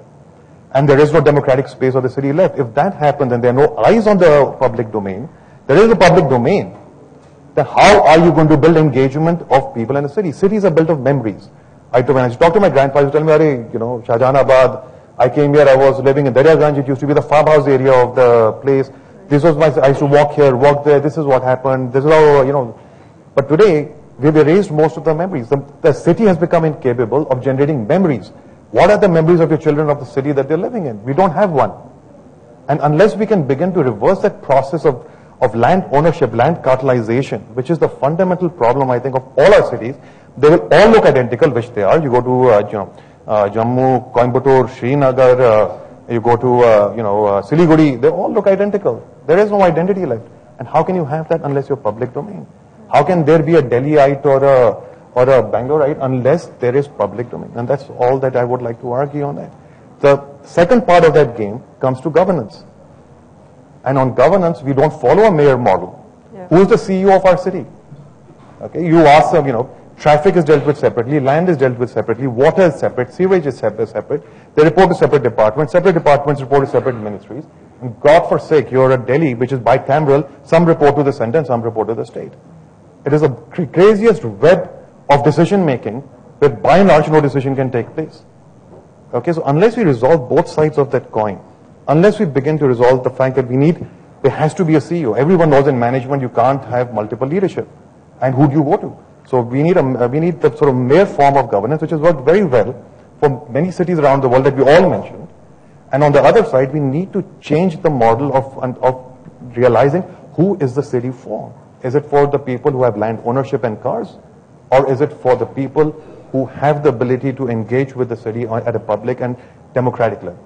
And perhaps that also needs to come across when the design of the city is really happening. So, Ravi Sarangan, what's your point of view on that? Do you think our thinking, our vision, when we are planning a city, needs a complete overhaul? No, I tend to agree with Manit on almost all what he had said. Should agree with everything I said. But I'd just like to add to this that there is a mayoral system in Mumbai and there is an elected body which governs the municipal corporation, which is wealthier than almost all the other states, some of the states which are existing in this country. But even then, what happens is that where the point of agreement came in is the way we are parcelizing our land and the way we are not thinking holistically. And unfortunately, I'm an eternal optimist, but at this point in time, in our existing city scenario, it's too late to make a change now. So we've always believed in this Indian word called jugaad, and we tend to thrive and come up with some interesting solutions. And in the last 5 years, and that's why I said that Mumbai would probably get the model right, the examples that we all talked about some time back, they don't have to really worry about the population. Here we have population which is kept on increasing, will increase and at some point in time it's going to burst. But I believe in restricting urbanization, concentrating urbanization rather than spreading it out like the way garden cities of the yesteryears were thought of. So when we are thinking about the urban planning for an existing city with all its inherent problems, we need to think about an inclusive development which traverses across all stratas of society. And that's where the deep thinking has happened in Mumbai, wherein the government recently and much against the wishes of the developers are thinking of having people from all stratas of society coexisting. Rather than creating, the earlier thought was to create LIG, MIG, that is low income group, middle income group housing away from the city and having a concentration of just MIG and HIG. But as your cities keep expanding, that area is going to come within the city at some point in time, right? It does, but then there was another event some time back. All our households, we need our home, the maids, your chauffeurs, and we can't live without them. And Mumbai, the way it grew is the way the railway stations emerged. So every single railway station became a kind of a mini township. And you found that people from all stratas of societies living in and around there. See, trade determined it. I mean, politically, any global city, the trade or a business community will first enter, and then that's how it spreads. So I see, to answer your question, planners and architects will need to work within the system to make these existing cities go global. And it is not a daunting task. It is a tough task, but you will need to get your mix right in terms of developing each node of the city, which is inclusive, which contains all stratas of society. And it can succeed. It has succeeded in the past, it can still succeed. Bharat, you've been involved with the planning and design of a couple of cities in India. So how does the city really deal with massive urbanization without sort of losing its identity, or is it bound to keep on changing its identity every few years? I will like to bring to your kind notice, basically when you are talking about the city and expansion, as our colleagues are saying very nicely, they have put up. Hello? Can you hear now? Okay. See, we have to make up a mind what is new city or what is the development of old city. There are so many aspects in the development of city. Question is, for what purpose the city is, how long it should sustain, whether it has more upgradation possible or not, and who is governing. These are the basic aspects. Let me tell you, all the cities in our nations are the most important thing. That urban culture, what other colleague has said, that you need all hierarchy in the town itself. Now basically I gave you the example like Gandhinagar and the Chandigarh, which were the capital project. It has its own problem which has been created not by the planner, not by the architect, but the governance, which is very important. Similarly, I am telling you about the Mumbai. We have to take, I will take 2 minutes and tell you what is happening in Mumbai. The plans 1970, 1980, 2000, so many plans are coming. What is happening? Revised development plan. What Sarangan has also said is, yes, you can give all thoughts to it, but how long? Why there is an increase in FSI every time? Why there is a cluster development? To whom it is going? National Commission on Urbanization has very rightly brought up 342 towns, how it should be developed. That was the focus. Now, if you do not understand the limitations of the town, then these problems are going to increase. As we have Abu Dhabi and other things, since beginning the FSI is 8, the city is planned like that. But if you are planning a city with the 1.3 FSI and 2 FSI, it cannot lead more than 2. So the approach has to be like that. Secondly, once you understand these limitations, the alternative is to go for the second development. What is happening today? These are really a very wrong approach by the present planners, or so to say, to the governing people. Delhi with 2 another magnets is again going to get more problems. What was 70 and what is today, you will find it. Mumbai with all those things, again you will find the same problems. So it is a time to rethink at a national level whether we should have 4, 6, 8, 10 cities all over the country having a proper networking system. So these are the future agglomeration or these are the future cities.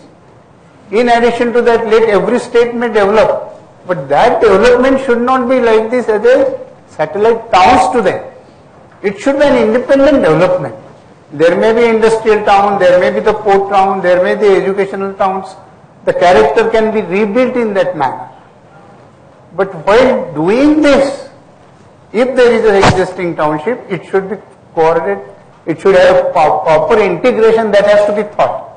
Simply raising, I have made recently a plan, I should not discuss, but Vision 2050 of Mumbai. Total reclamation, total 16 FSI. I was opposing it, but experts from other countries comes and discuss.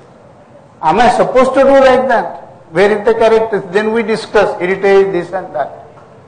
According to me, these cities which are planned from years, 100 years together, has some limitation. Let us understand it. Merely by what is spoiling the city is increasing FSI, cluster development, and so many things. Integrated plan of national textile was done by me, 27 meets. There were so many inputs given by us. No, only the economic forces plays the role in that. Nobody listens to anybody else. Namrata, since you're the only sort of government voice that we have around here on this panel, I'm going to ask you to take on that, what Bharat has been saying. So, what's your biggest challenge when it comes to creating? So when you are planning for this type of towns and other things, what is basically required? I will give a small example of New Bombay. Earlier the CIDCO was an authority for it development control, land, rules, regulations, permissions. Corporation has come into existence, there is a conflict. Old buildings which were designed with 0.75 FSI now giving 2 FSI. What will happen? Is it not the right time when we are talking about a national level, what should be the governance and what should be the approach and for whom the towns are coming and who is ruling it? That's my submission. So maybe the panel is looking at me for the government approach. So I will give the answer with respect to that. So with respect to government, I would like to state that for city development in our country, we have a very rigid framework of development. For example, if I take Delhi, the framework of development is largely given at a regional level by the NCR Planning Board. Whereafter the sub-regional plans, being it a state subject, is the baby of the state governments, who are then deciding how to, look at land, what are their land policies they are going to have, what is the transport policy, what is their industrial policy, and so on and so forth. But I still feel that in case, the way the population is increasing, that we may have to look at higher FSI, as he said, higher densities we said. That is important because that is the only way we can keep the footprint small and we can have more area for the green. And secondly, it will also bring down the transportation problems, because then you are looking at a very new exciting land use, that is a mixed land use. Like he said some time back, that in India we have that land use policy, this side is housing, this side is industry, and then you connect the both. And people in the city all over the day spend going from one land use to the another. So that way the mixed land use is very nice, because you are living in that area, you are working in that area, and you are playing in that area. And high rise. And another aspect I would like to say is that earlier every city used to have an IPR. Like I just said, that Delhi was a seat of power, Chandigarh was a seat of power, Ludhiana was an industrial town, so on and so forth. Which is not happening anymore. What's happening that every city is same. Maybe the reason that is... Why is that not happening? How do we go about... Yeah, how we go about it, I was giving a thought to it, because that's a challenge in face of the decision makers. That's not happening because every city has to survive. There was a time when we used to have a single department for the whole state. Now we have city departments. Noida has one, Greater Noida has one, Chandigarh, Greater Mohali, so on and so forth. Every city has, and they have to survive. Because it is the local economy which is taking a front seat compared to your regional economy. If you are looking at things at regional economy, then seat of power can be subsidized by a seat of education, and so on and so forth. So maybe we need to conceptualize the city before we start it. So maybe that will help us build unique cities like we have Oxford, we have Cambridge, which are, lovely cities to live in. So you're saying that right at the design, planning, Absolutely. vision level, we need Absolutely. a sort of overhaul. And secondly, mixed land use is also an instrument by a way of which you can get a skyline, which you will not have if you have residential, you have a height capping, then you have all the buildings same. Right. So we have spoken a little bit about land use, about parcelization of land. I am going to now touch upon a little bit on the role of interiors and the role of interior design in creating global cities. Ajay, you have been in this field for a while now. How essential is it for interior design to really also match the exterior culture, the exterior identity of a city? And how do we go about doing that in India? I think first of all, we need to understand and accept the importance of lighting as a core element in our life. I mean, we all know natural light, the sunlight, how important it is not only for an individual being, but also for the well-being of an individual. Similarly, natural light, the artificial light also has its own space in our life. Just if I go a step back, I mean, we have been talking of creating global cities. Now, what are the prime elements of creating a global city? We all heard it. Neat city, good infrastructure, safe city, a good health environment, a polluted free city. Now, if these are the prime elements of making a good city, then actually speaking, we are sitting on a huge crisis situation. Now, why I say crisis situation? Because there are primarily three kinds of crises we are talking about. The climate crisis, energy crisis, and the economic crisis. Now, who is responsible for these crises? We are only responsible. Because the situation that we are living in today is being created by us. Was it existing ever? No. Is it existing today? And if there is a solution, very much. And in more than one ways, all these crises are interlinked with each other. I'll give you an example. Let's say energy crisis. Now, if each one of us become more aware and be responsible of conserving energy, whether through electricity or saving our environment, we are directly saving the climate. So in a way, we directly do the crisis situation of climate. And when we save climate, we are directly conserving the natural resources. That means these natural resources are then made available to the common people, which is more economy friendly, and we are able to create a more economic, progressive environment for the city as well as the country. So we are able to connect all these crises and see that yes, each of these elements are very integral and important for the development. Now from a lighting perspective, if you see, let me share you some hard facts about energy consumptions.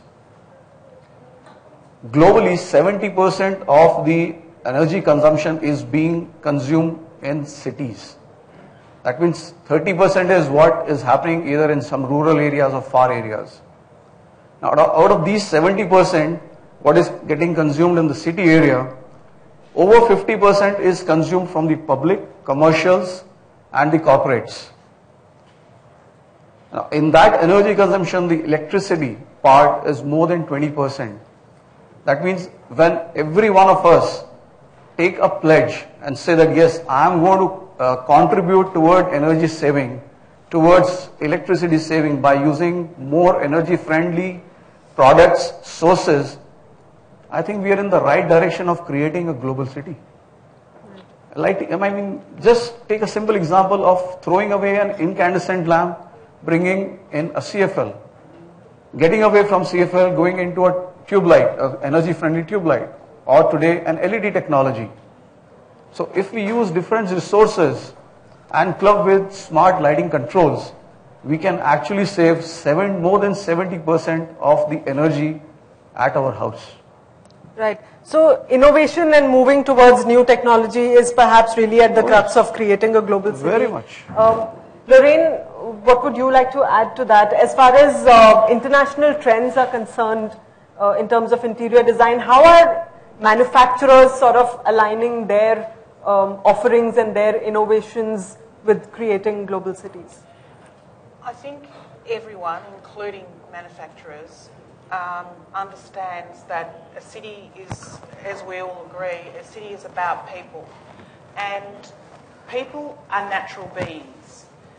And a natural being requires and enjoys a certain amount of their life being spent in a natural environment. So I think that an important part of a global city, and the thing that links the city itself and the environment, the exterior environment of the city, with the interior environment of the city, is that if you have interiors are somewhat dependent on what's happening outside. If the city is a very cramped city and it means that we have very small environments to live in, then the people who are inside those spaces want to move outside more often to get a feeling of space. So if the city is more broadly planned and the spaces that people live in are larger, then they spend more time within their own home and they don't feel the need to venture out and find public space. So that then reflects on manufacturers who are producing products for interiors really have to always keep in mind those two things, because each city in every country is different, and if it's a new city, if it's an old city, and the way it's been developed, the product that works well for a city where everyone is in a very small space and wants to try and find ways to escape, that interior environment is going to be quite different to an interior environment that has plenty of space to relax and live, and that has been historically the way people have lived with the interiors is they've had space to bring their families, to live their lives, and to be inside. So you can't generalise about one thing or another where that's concerned. I think that is one way to do away with the sameness. See, the material, the concrete, the steel, or maybe plastics in the coming time would determine the high-rise building because we are in the era of high-rise building. So how do we, bring about uniqueness? So maybe at the eye level, that is ground zero, maybe we can have something different. We can have different interiors, we can do different lighting, and there are so many options.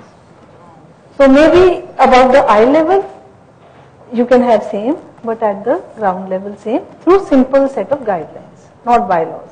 So maybe we can get a view from the developer community on this as well. Kunal, how do you offer uniqueness to the Indian consumer, and do you find the Indian consumer, the urban Indian consumer, evolved enough to sort of accept revolutionary change today as far as design and offerings in the residential or the commercial spaces are concerned? Okay. Well, I don't want to sound controversial or really don't want to harm anyone.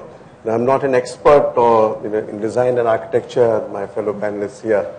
But one thing I've realized in the last 15, 20 years is that having been involved in some large mini townships, 6,000 acres, 7,000 acre townships in Lucknow as well as in Greater Noida, I realized that there is an absence of urban planning. And I really don't mean anyone any harm, but we always seem to hire foreign urban planners to come and give the design, and then the local guys take over. Now, I know this is not a sweeping statement, and obviously there are wonderful examples of our own people doing excellently well. And by the way, a lot of these foreign urban planners are Indian origin chaps anyway. So as you will understand, you will realize. So why don't we concentrate on urban planning for the townships, and where you have a 360-degree approach. Now, I was talking to a fellow panelist just before lunch, and I was saying, all of us are working in silos. The interior guy is working on the interiors, and he wants to give the best light, and I'm sure you will do the best sort of laminates and the best everything. The architect is planning a fantastic design, and the landscape guy who is separately, coming from Singapore or Indonesia or wherever you want to hire them from, and he's coming with a resort-like, beautiful garden, and it makes a lovely brochure, and I like it because I can sell it. Okay?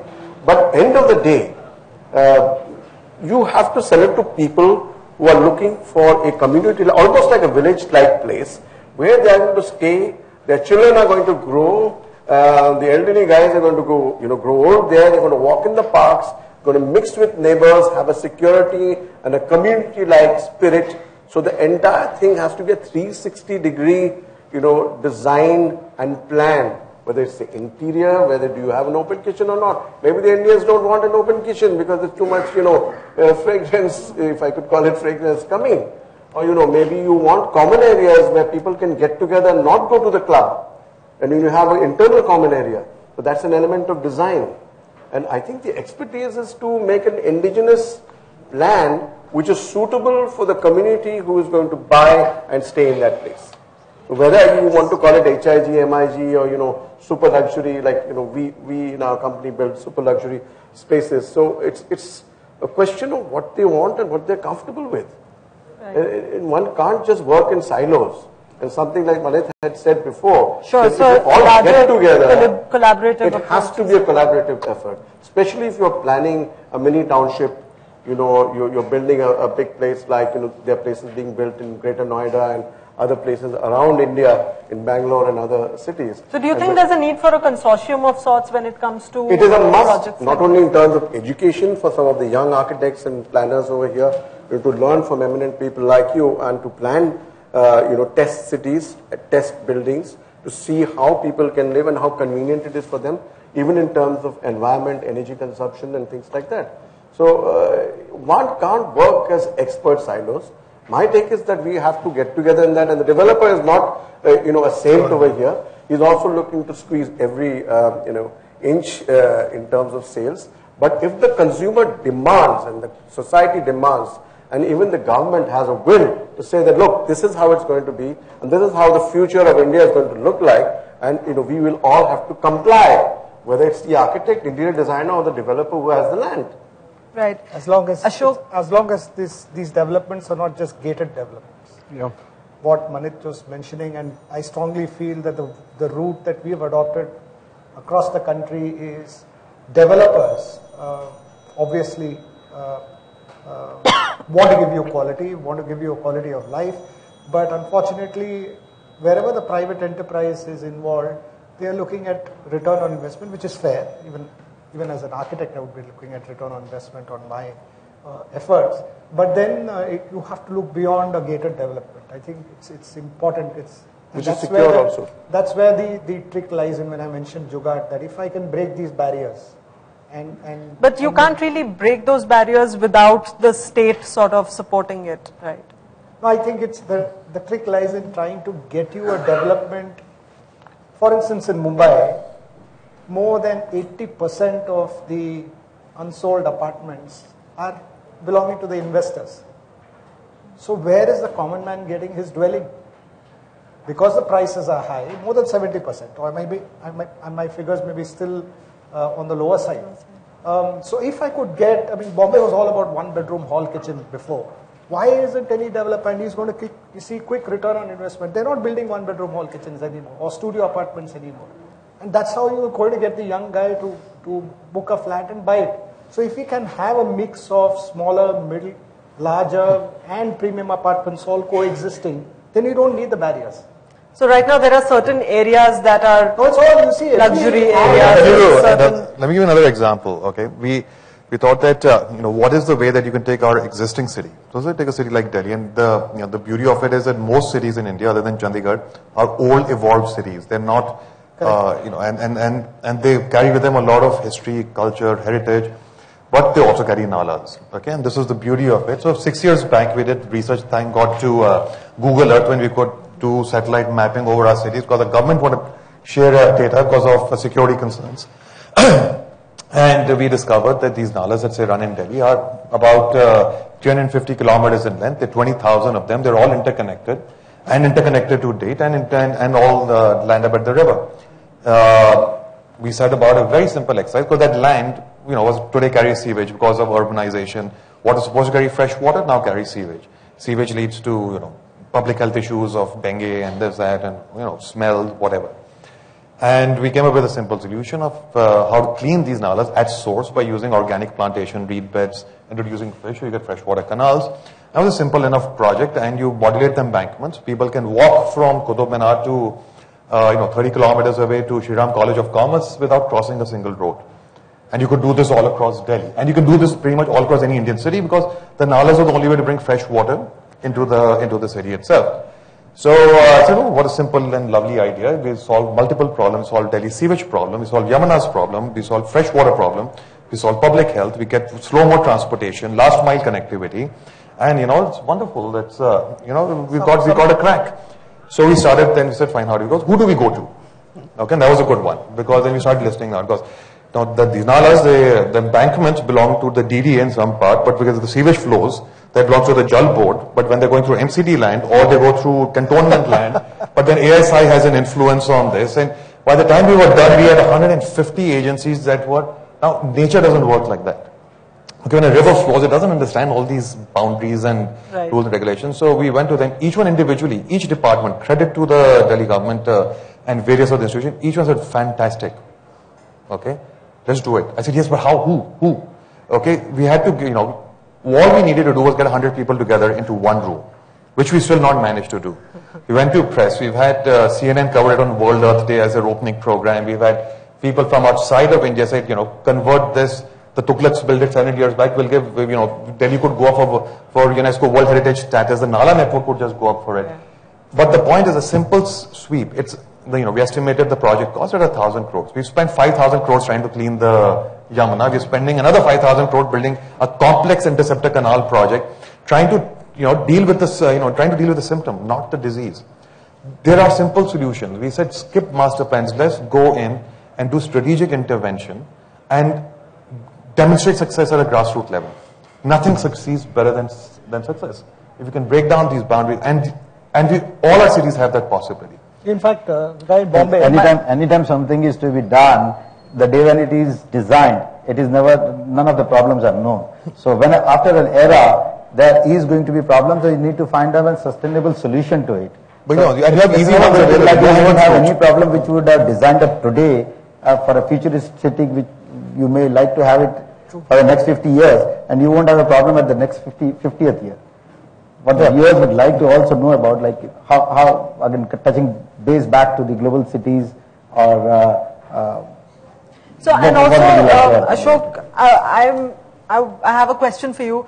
You build structures, you've sort of transformed the skyline at Navi Mumbai. How do you sort of maintain a balance between the old and the new? We are looking at a future, we are looking at global cities, we are looking at smart cities, and yet there is an old world charm, there is a history that we don't want to leave behind in the process. That's something we want to carry forward as well. So as a developer, as a planner, how do you really get around that? See, it's very oldly told about, right from the ages of Mahabharata, that is, Krishna Bhagwan ne kaha tha ki parivartan hi sansar ka niyam hai. So anything which is old, it is not like you have to continue it across. It's in fashion changes, new likes come, so there would be new texture to the city. Never was 3 decades ago, glazing would have been very much known and appreciated when people traveled across, wherever, right, starting from California to Canada, everywhere. This is how new things will come across. It is not about maintaining the old or repeating it out. The same. But the flavor has to be carried forward, right? The not history or the art, every form of art is an art in itself. So new art is also having the same weightage. If you talk about even between generations, there is liking for a separate type of art. So in the new ages, there would be a different liking that has to be adopted, and it would be adopted. Coming to what would an individual like to have in the global cities as an citizen over it, that is where the master planning also come across. The word master planning sounds very small, but we can achieve the success of a correct design which would be liked across only when few measures should be taken. Like government technocrats are not very much exposed to the designs and to the world around. So they should not become the doer. They should rather than become they should have the willingness to do it up, and they should leave the doer part to the consultants, not only restricted to the design aspect, but seeing to that you implement it also. The day it is done, you will have a good city, good design. Touching goes to the local issues as on today, whatever we have, which needs to be incorporated in the new designs. The architects and the planners are more better off than me. I make money by constructing. But I have seen all the cities. I have seen some of the major cities. Maybe the modern one, like Shanghai, Dubai, or everywhere. Car parking again becomes a major issue. Whenever master planning is done, over a trench of 500 meters, there should be a car parking slot building. Car parking building slot should be there. Because however good master planning you do, you put up 10%, 50%, 15% visitor car parking in the project designed by the customer, by the developer. The watchman, the security does not allow your car to move in, saying that no, the security reasons. I can see the architects getting restless and wanting to comment on that. It's very much necessary to have car parking buildings as an amenity, which is equivalently necessary as green spaces, gardens, etc. Okay. So, Manit, I can see you're feeling a little restless and you're wanting to. I'm actually running out of time. But, no, my only comment on that was that we talk about smart cities, global cities. The opposite of smart cities is dull, stupid, unintelligent. That's the sort of definition of the opposite of smart cities. So when we say we're going to build smart cities, it means that to date we've been building dull, unintelligent. But how would it be done? Okay. How would it be done? No, I don't want to come to that part. And unless it is privatized, I don't think it would be done. The government won't be able to. No, I disagree. I think there are very bright people in the government. I've had some fantastic interactions. But there are also limitations to their own systems by which restricts their performance. So maybe it's time to revamp that system. It's time to revamp that system. I don't think it's a function of the people. I think it's a function of the system that needs that. But then let me just to conclude. Okay, we speak London, Shanghai, etc., whatever.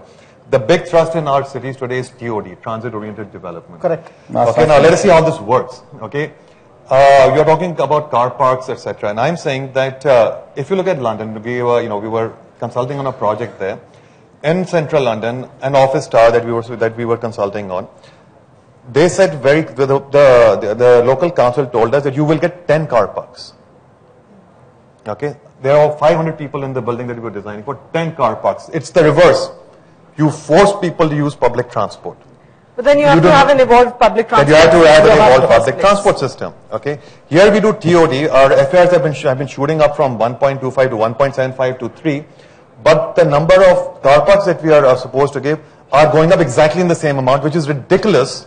Okay, because then you're going to end up with 5 or 6 basements, or say we're going to end up with a city of car parks. We're turning a city into car parks. I mean, it's ridiculous. Okay, everybody will desire to have a car park. Nowadays, it won't be even one car park per house. I think so. With my house, with your house, you used to be having multiple car parks. No, so we have to find out a solution that's to the it. disease, sir. It's not a disease. This is a requirement. It has to be addressed. like car parks. Similarly, even we have to educate when it comes to Indian economies or Indian cities.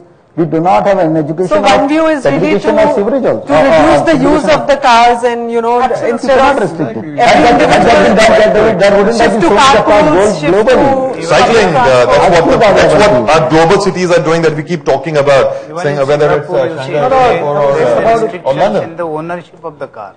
Right. You have to give servicing to bring the car in. You have into to the city with the mass transit. While we keep building our cities for cars. But that is a part of the planning, which we would like to say. Yes, it is a part of the planning. Things are going to happen. You say that there will be 10 car parks, but people who desire to have more than one, as and when the West it has to be there. We have to provide a solution to each and every requirement of a citizen, and it is a requirement, maybe from garbage disposable as well as segregation, etc., etc. That is where the cities would go across in the coming days. All right, so we have a good set of contrarian views out here. But just to conclude, I'm going to be really strict. I'm going to time you. I'm going to give you 10 to 15 seconds each. What is that one low-hanging fruit, the next step that India can really take as an immediate step in order to get moving in the direction of global cities? So I'm going to start with Namrata this time. One low-hanging fruit, the immediate step that you think the country can very easily take. Okay, what I would like to say, it's a sum up of the discussions taking place by the panel. That when we are moving toward a smart city, what I feel everybody would like to have a city which does not have a barrier. So smart city means which does not have a barrier. It doesn't have a barrier of departments. It doesn't have a barrier of transport. It doesn't have barrier of racial discrimination or anything like that. So this is what we are feeling, that we are moving toward a platform, single platform on which the city works. How do we do that? What is the one step that we can take as a country, as a nation to really get moving in that direction? I think I can see a scene from a sci-fi movie that there's a room in which every department is sitting together. There are screens. There are screens on every side. Here is the water pipeline, and you can see actually the water moving down, and you can see a very qualified, techno-savvy person managing that. Next is the person who is managing disaster management. Third will be using, looking at land use, and so on and so forth. So we have a single platform where the entire city is working. This is what I feel. That's a banyan tree. That's a banyan tree. That's what we hope for. Yeah. No, it's not easy. It's not easy. The smart city is not easy. So I just disclosed, that in Punjab there was a thing called a Suvidha Center, in which they were trying to bring the citizen services under one umbrella. And just mind you, it was not an easy task. It was not an easy task. So the current Prime Minister has set forth an agenda for the architects and the planners, which is not easy to achieve. This is what I feel. Okay. Kunal, what is the one low-hanging fruit that India can very easily start working on in order to move to become a global, to create global cities? Well, in a nutshell, stipulation for a digital way of planning with Absolutely. green technology being a stipulation by the government, and this is the way ahead, and these are the norms which are fixed and agreed by a corpus of knowledge and partners within the industry, and move ahead only on those lines, and we can't go wrong, and that's the lowest hanging fruit I could grab for. And taking a collaborative approach. Absolutely. To that. Right. Bharat, what about you? What Kunal has said further to that digitalization, prioritization of new towns, upgradation of new towns, or upgradation of existing towns in the most integrated manner, that is what I can say. Lorraine? I don't think there's any such thing as low-hanging fruit. But I do think that green building is absolutely paramount, and it's important to humans and for even our existence, not just for a city, one city. It's actually important for our entire existence. So for me, that's the most bottom line. So make it mandatory to have green construction in every global city that we plan. Manit? Well, it is mandatory for all government projects in India to be green rated, but be that as it may. I think the low-hanging fruit, given the fact that we, after a very long time, have a party in parliament which has power, is to make right to air a constitutional right. Amend the constitution and say right to air. I think a lot will help break down. Sorry, right to air. Clean air. Okay. The right to breathe. Right. So the right to life would sort of cover that. Right to life is impossible. That's not one you can cover by constitutional amendment. But you can cover, right to water, right to air. Okay, that's an interesting thought. Ajay? Yeah, I mean, this will always remain a low-hanging fruit, and it's within our reach. I mean, I as an individual, you as an individual, can definitely pledge today to say, let's say, I take a pledge to save 30% of the energy at my house and at my workspace, which will directly links to the society and to your country. And it has a direct implication to the economy and to the climate. So that's my pledge. Maybe yours can be different. Okay. For me, I still firmly believe in not building newer cities because it is going to, it's ultimately the people who are going to come to a place where they need to live. So low-hanging fruit for me and related to Mumbai is exploiting the railway land to its maximum potential. They're the largest owners of land within, and it connects people across stratas of society. So a friend of ours, Alan Abraham, architect, did something which is similar to Manit. He created a cycling green connecting all the railway stations in Mumbai. Fantastic idea. It's a simple idea, common sense, low-hanging fruit, can be achieved, very easily achieved, because the owner of that property above the railway line is single, which is the Indian Railways. Okay. Fabulous. Ashok? Well, the density of the population in each and every area should be very well defined so that there is no congestion for the second or third generation around. So it could be sustainable for 50 years plus. So have an inclusive growth plan, really. So in addition to the railway land, why it is important is because you do away with cars altogether. I'm sorry about this, but you won't be able to live with it. I think none of you will be able to live with it. See, that was a solution. That was a solution saying that there was a problem. We'll have to take this discussion offline now because we've completely run out of time. But it's been a pleasure talking to you all. Thank you very much for joining us here today. And in the end, I guess architecture or the design of a city, the identity of a city should truly inspire, should truly engage the citizens, make them exhilarate in awe. And hopefully with a panel like this, if we could just emulate this at a larger level and have diverse opinions and sort of arrive at a middle path, then we could possibly retain some of the old world charm and move forward to global cities. Thank you all very much, and panelists are here We can take possibly 2 questions for lack of time. So if there's anyone. And a small round of applause. Yes, a big round of applause, please. Okay. Can you give us 5 more minutes? Okay, Manit has to leave. So I'm going to quickly ask if there's anyone who wants to ask him a question first. General question. Okay, let's go with that. Just like to suggest we should stop calling our cities as old cities. The reference of old means we are putting that city on a ventilator. That is one thing which I always hate. It should be a city center, nowhere in the world. It's a London center, it's a downtown, it's not in India, it's a New Delhi. Secondly, about saving energy, 30% of the rural electricity consumption, rural just gets 30%. One thing. Okay. Secondly, Sure, please. Thank you so much. If I tell my client for energy saving to make a smaller room which has 12 by 14 or 11 by 12, my clients are going to throw me out. They want 40 by 30. That time everything is put aside.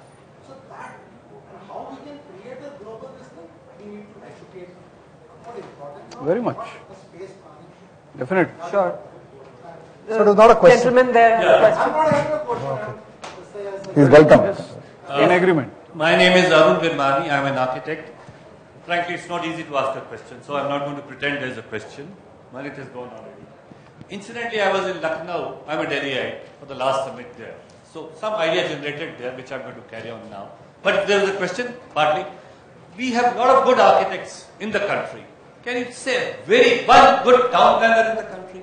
That is what the problem has been. The good town planner, personally I don't think there has been a good town planner. Maybe Le Corbusier was one with a strong personality, and then it led to good Chandigarh, and the Chandigarh influences also traveled to Delhi and elsewhere. The thing which I want to say is, taking an example of Delhi, like there are so many monuments, and around the monument there are very strict laws. You cannot build something. So Qutub Minar is one. Go to Mehrauli, maybe you have a population of 50,000. Buses go, people go, and there is a lot of traffic jam. So why not amend the law, particularly in terms of the situation? Take another, on the other side of the road, one side is the monument. If people have not gone to Qutub Minar and Mehrauli, you can always go again. On the other side are some private buildings. There are always laws, there are setbacks, there are other things. The civil laws, particularly when it comes to the good of the public, then the law should be that no matter what happens, this matter shall be entertained easily, quickly, and so take that land into the setback, create that wider road and solve the problem. We are wasting so much of energy, etc., etc. Last point, you have talked about things. We in India have lots of things, but we do not know how to promote them, we do not know how to sell them. I keep going to New York now, the last 14, 15 years. I know, they know how to, in New York, take you around this thing. We have much better things in India. We do not know how to promote them. Thank you very much for listening. The last bit, we have laws, but we do not implement them, etc., etc. That everybody knows, but the time has come to do that. And think about the present government, it can do it if it wants to. Thank you. Right. Anyone else? Sure. I am Ananya, I am an architect, and actually according to me this is not the problem of urban design only, it's the problem of overpopulation. Because looking India as a whole at a macro level, only like Mumbai, Delhi or NCR, this is getting overpopulated and people are coming from all over the other states. So the solution lies in creating jobs in other states also, developing the infrastructure at other places also, in other states. So that, because Delhi has a very good design, it's a city, and but if you keep on overpopulating it, so how much can it take? So it's not a problem of urban design, but new cities have to be created elsewhere in every state. So there has to be a proper distribution of population. So it's a problem of governance at the top level. So we have to see that for every state, jobs have to be created, offices have to be created there. Then the residential people will come there, residential towns will come there only. So then, why Chandigarh? Because it's not populated, so and in comparison to Delhi and NCR. So that is why, I mean, it is more based. Fair enough. That's a challenge that we are going to have to grapple with. Just to answer, if you manage to distribute population across our country, you'd need to be God. No, I mean the solution that is what the new growth center. That is what the new growth centers have been created by the organization. Your true new growth centers needs to be created, which the government is also doing. Bharat has a point to make. I will just try to address your question in a little different way. Hello.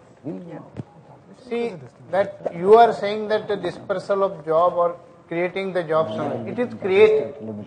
Question is, in today's scenario, suppose you take an example of Mumbai specifically.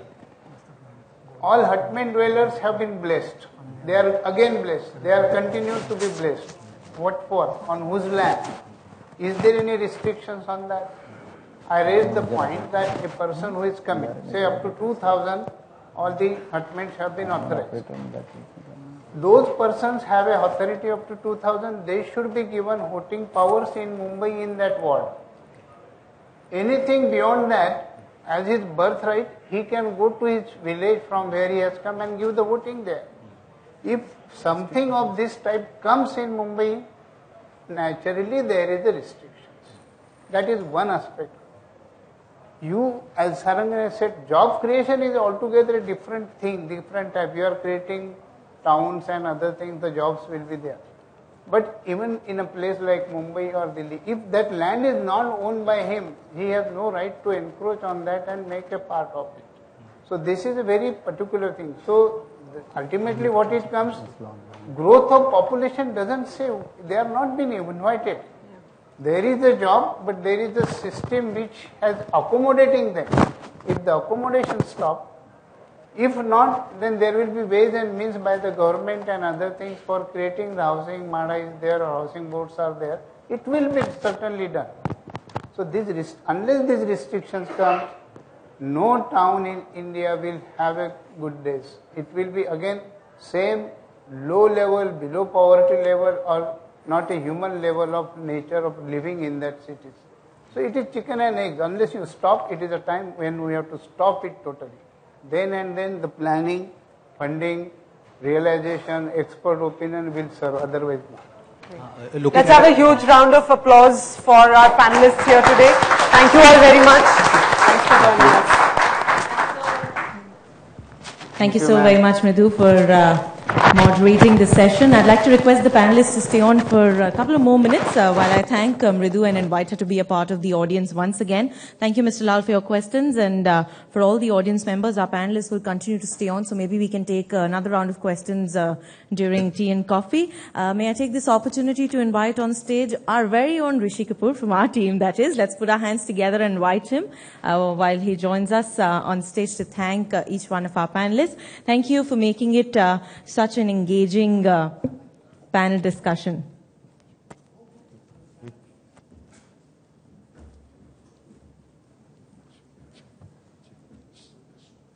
Let's put our hands together once again for our panelists. Thank you, sir. I appreciate your presence.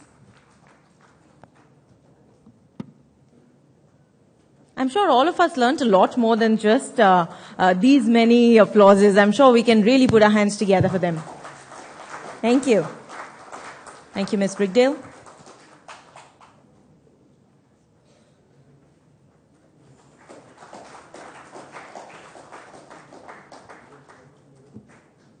Thank you, sir. Ms. Kalsi, appreciate your presence. And may I request all of you to please join us for a group picture. May I request the panelists to please join us for a group picture. Thank you, Rishi.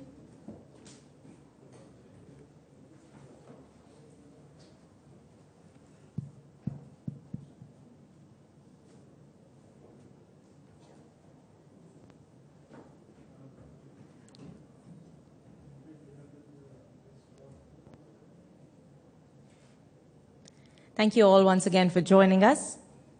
Please. We're now moving forward to a very interesting session with a lot to learn for sure, and with a touch of the international side. Once again, let's put our hands together as I present to you this very special interview session. I'll now have two of our special guests on stage.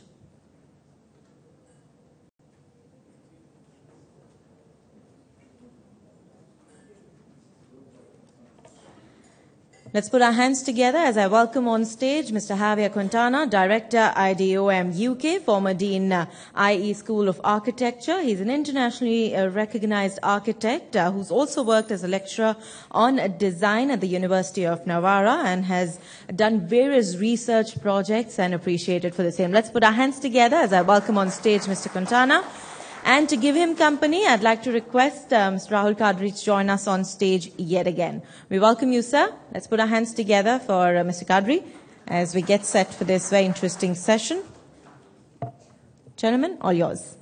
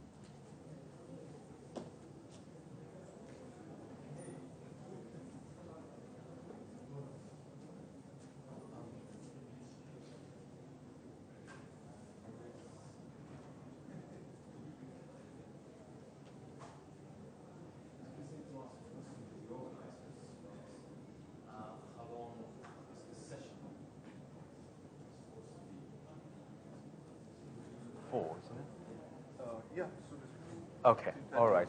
Okay, then it should be around 15. Can you hear me? 15, okay. All right. Okay, thank you, Rahul. Rahul Kadri from Kadri Consultants in Mumbai. I'm Javier Quintana. As the introducer said, I'm a practicing architect international. I'm from Spain, but I live and practice in the UK. I have some work here in India. When preparing, I've been part of the advisory board of this event, and when preparing this, we thought that one of the things that could be brought into the audience as a probably a bit of controversial topic, but still interesting, was the role of the international firms as opposed to the local in this process of building India, and how, and now I connect with the topic, how for some reason seems to be that the internationals are supposed to be the ones flagging ship in the modernity as opposed to local firms more engaged in tradition. I know this is a very simple way of putting things, but I come from a world in which we've gone through this dialogue and this discussion where there are countries in Europe which have at various years invited people from other countries to, let's say, excite the architectural scene, giving them the protagonism of some of the most important and relevant pieces of architecture, creating actually out of that this kind of star system of architects operating in other countries. And I was wondering which would be the translation of that here. Because for sure now there's been 2 decades of highly active international practices that are collaborating with locals. And at this point we can, when you drive, when you fly, when you visit Indian cities, there's a good bunch of buildings, and not only buildings, but a master plan and many other initiatives that are built at this point. And I wanted to ask an architect like you that comes from, well, the very city of design and architecture as it's Mumbai and has international experience. What is your thought? Do you, at this point, you think that those 20 years of activity of international collaboration with, locals, how do you see them? What's your feeling? We started collaborating with the international firms. I think the first time was when we were doing a hospital in Mumbai. And what we were struck by was the process of design. I felt the process was far more rigorous, far more structured. the way they were able to define what the issues were this was an existing hospital which needed to be upgraded. So the way they would participate and ask and would be willing to listen to what was actually needed in the hospital, that was refreshing, and that would not have been the way we would have worked. We would have interviewed a few people in the hospital and then probably arrived at a set of assumptions. Here we felt it was far more research-based, where the interview process went over 2 or 3 weeks. So, one, I feel that the process of design is far more thorough. And we've been able to learn from that quite a lot. So the collaborations have always benefited us, that it has made our practice that much stronger the next time we are to approach the similar kind of building. But still, when I've been part of that similar process in other situations, and I do believe that probably we come from maybe a more rigorous world, but we still lack quite some knowledge that is, the one of being Indian, the being understanding. And do you see hope in that? Because you can easily see how many international buildings literally are here landed, as we say, and they are not rooted. Do you see hope? Because from my point of view, what this country, awaiting at this point is going to be an explosion of construction. It will be slow but steady, and this is an issue that is going to happen again. Yeah. So I think the reason that international firms are being hired are the wrong ones. They're being hired for a brand value. And that, I believe, is the wrong thing. There was a developer over here who spoke about silos. So it needs to be a collaboration. What's been happening is that an international firm is hired to do the concepts, and then an Indian firm is to do the working drawings. And that usually that translation from the concept to the working drawing doesn't work very well. There's a lot of thought that is lost. And as you said, there's a lot of enrichment that can happen through a collaboration, because there's a lot that we obviously know about the culture. Now, if I go to Spain as a designer and want to design, one, I will see it very differently, because an outsider sees things very differently than a person who's already there. So my eye is different, but there will be certain things I might completely miss. So if I have a collaboration, so I come with my international eye, and I'm dealing with what the context is much more, then it will lead to a far richer development. So I think that's where the fundamental mistake is. This collaboration is not truly happening. As I said, I am part of this, and I could not agree with you more. I mean, from my point of view, collaborating is the word, but not just on the technical side, but more on the ideological side, the conceptual side, and this is split between concept is developed outside, development and detailed drawings are done here. I think this is a very obsolete way of collaborating. From my point of view, my experience of Indian architects is that they are probably more well-traveled than any other Western one. Every time I come to this country, I find myself feeling very local, even if I have quite some miles in my body. And I don't know, if we're trying to set trends or at least some discussions, I think that one of the keys for the development of this international layer is to invert a bit the roles to be more balanced in that way. I think it's unavoidable in a way that the international layer has to be there. Yeah. You have such a challenge ahead of you, but still, it has to be with the right way.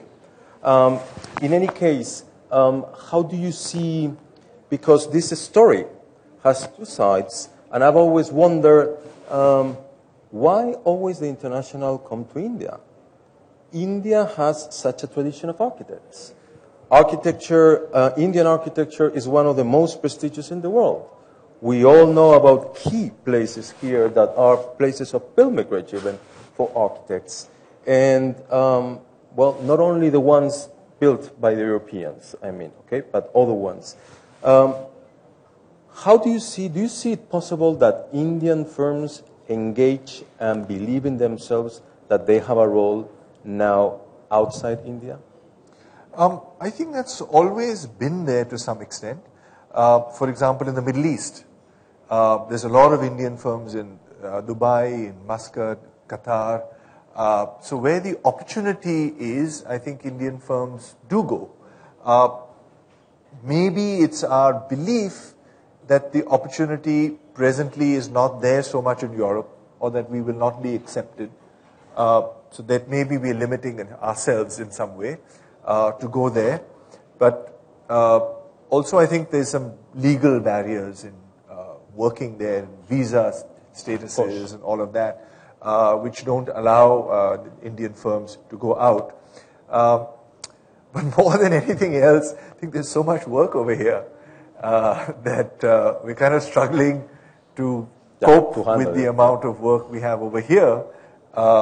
And hopefully there will be for the next decade or so at the least, plenty of work. Hopefully, I think, well, there's so much to be done. It's fascinating. And there's a lot of been done already, but the last panel was so inspirational. Setting some of the challenges which are huge, but it speaks, about not only about the size of the problem, but also about the excitement and then the attraction of what it has to be done. Is it really a unique opportunity, a country of this size that is really saying we need to rebuild part of the country, and we cannot do, well, what we've been doing so far, or at least we have to learn from that. Linking to this learning, if you had to now give advice or, give a comment of what would you like things to be as opposed to things have been in this combination between international and local, would you have any ideas for improvement? Yeah, I think two things. One is we learned from China, which says that any international firm working in China has to collaborate with a local firm. They cannot do any project on their own only. It has to be a collaboration. Secondly, the one method that I found worked very well for us is that we had a client who wanted us to design a 1,000-acre development. And I said, 1,000 acres is just too big. I've never seen it. We will need a strategic partner. So the client says, okay, you go get yourself a partner. And then so we went and hired an HOK to work with us. And so from the client's point of view, they got technical expertise, but it was very integrated because we were working together. We hired and got the expertise into the country. So then it was a collaboration in the true sense, because we were responsible for the delivery in the end, but we took the benefit of the international exposure that this company had to help our client solve a problem. So I think that method, either the Indian architect goes out and collaborates in conjunction, so the client approves, says, okay, you say who, and then, but it should happen so that there's a completeness in the design, there's a completeness in the process. There are too many projects, especially hotels, we see, where the client at the end of the day is really tearing their hair out because the integration is not there. And that's happening in hotels, in townships, in hospitals, in buildings, happening everywhere, where there is this separation, and that one person, you can't have a collaboration. There has to be one person who's in charge at the end to deliver it. So there has to be one architect who's in charge to take it till the end. And that's important. Absolutely, absolutely. No, I definitely think there's I mean, so many challenges and I cannot, but being someone related to education, in one of the challenges about this future and these ideas that you're throwing to how to improve it, I also think that one of the key issues is that Indian education system in architecture and planning understands that you have to train people with the mentality of what is going to happen, because I have some experience, and I think that maybe education is more still thought in a smaller scale. I don't see, let's say, enough design culture at schools that try to engage the scale of things happening as, you know, these mushroom cities and the landscape, and that is also one layer that I think I wanted to put. You said that before when we spoke about this, that you are not in education, but don't you have that feeling that there's also this need that the educational institutions here in this country should push for a more ambitious agenda, so their graduates, they are ready for the task, kind of? Absolutely, and I think what we spoke about, what you said, what your schools in Spain and London do, is entrepreneurial skills for architects. I think that's really important. Not only from how to run our offices, our practices, but how to actually think like an entrepreneur so that you are literally in the shoes of your client. Or how do you create a project out of nothing?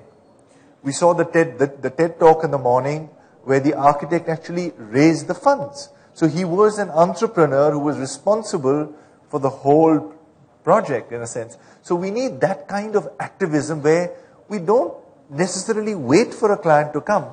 We create a project. So being entrepreneurs in that sense, I think, is really important. But when you're talking about scale, well, when I went to school, at the least, the scale was huge. When we were always talking about from the small to the very large. So I don't relate with what you're saying, that the Indian schools don't deal with the scale of the problem. I think what we don't deal with is we only train someone to work in an office, and we don't train someone to lead an office. Okay. I think that's the difference. I think we've run out of time and I have a flight to catch. Okay. Okay. Thank you very much, Thank Raul, you so for much. your time. Thank you. And see you soon. Thank you very much. Thank you. Thank you so very much, Mr. Kadri, Mr. Quintana, and may I request Mr. Kapoor to join us on stage once again and thank both the gentlemen for this special session. Mr. Kadri, may I request you to please stay on for a couple of more minutes. We have a token of appreciation for both of you. We know you have a flight to catch, so here's wishing you a safe journey.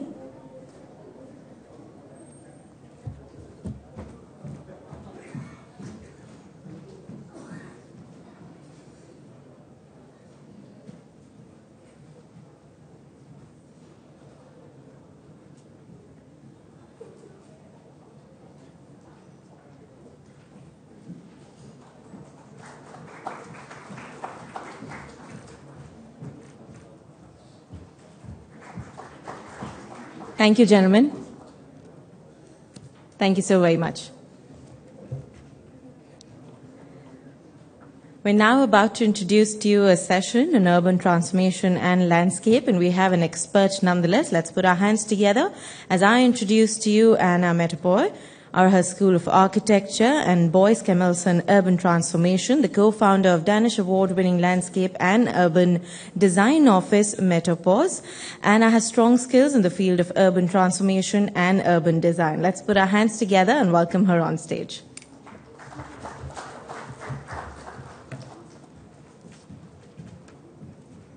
think we should move people up. They're so far in the back. Please.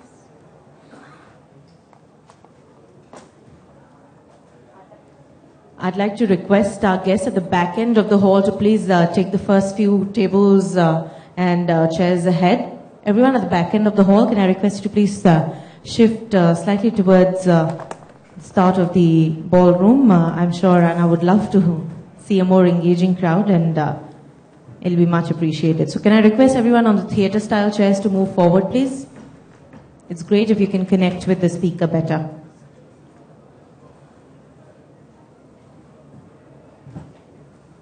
Everyone at the back end of the hall, if I can request you to move forward. We'll not be breaking for tea per se, but we'll be serving tea on your tables itself, so you can enjoy tea and, of course, get to know a lot more about landscape. Thank you. Appreciate. Anna, all yours. Okay.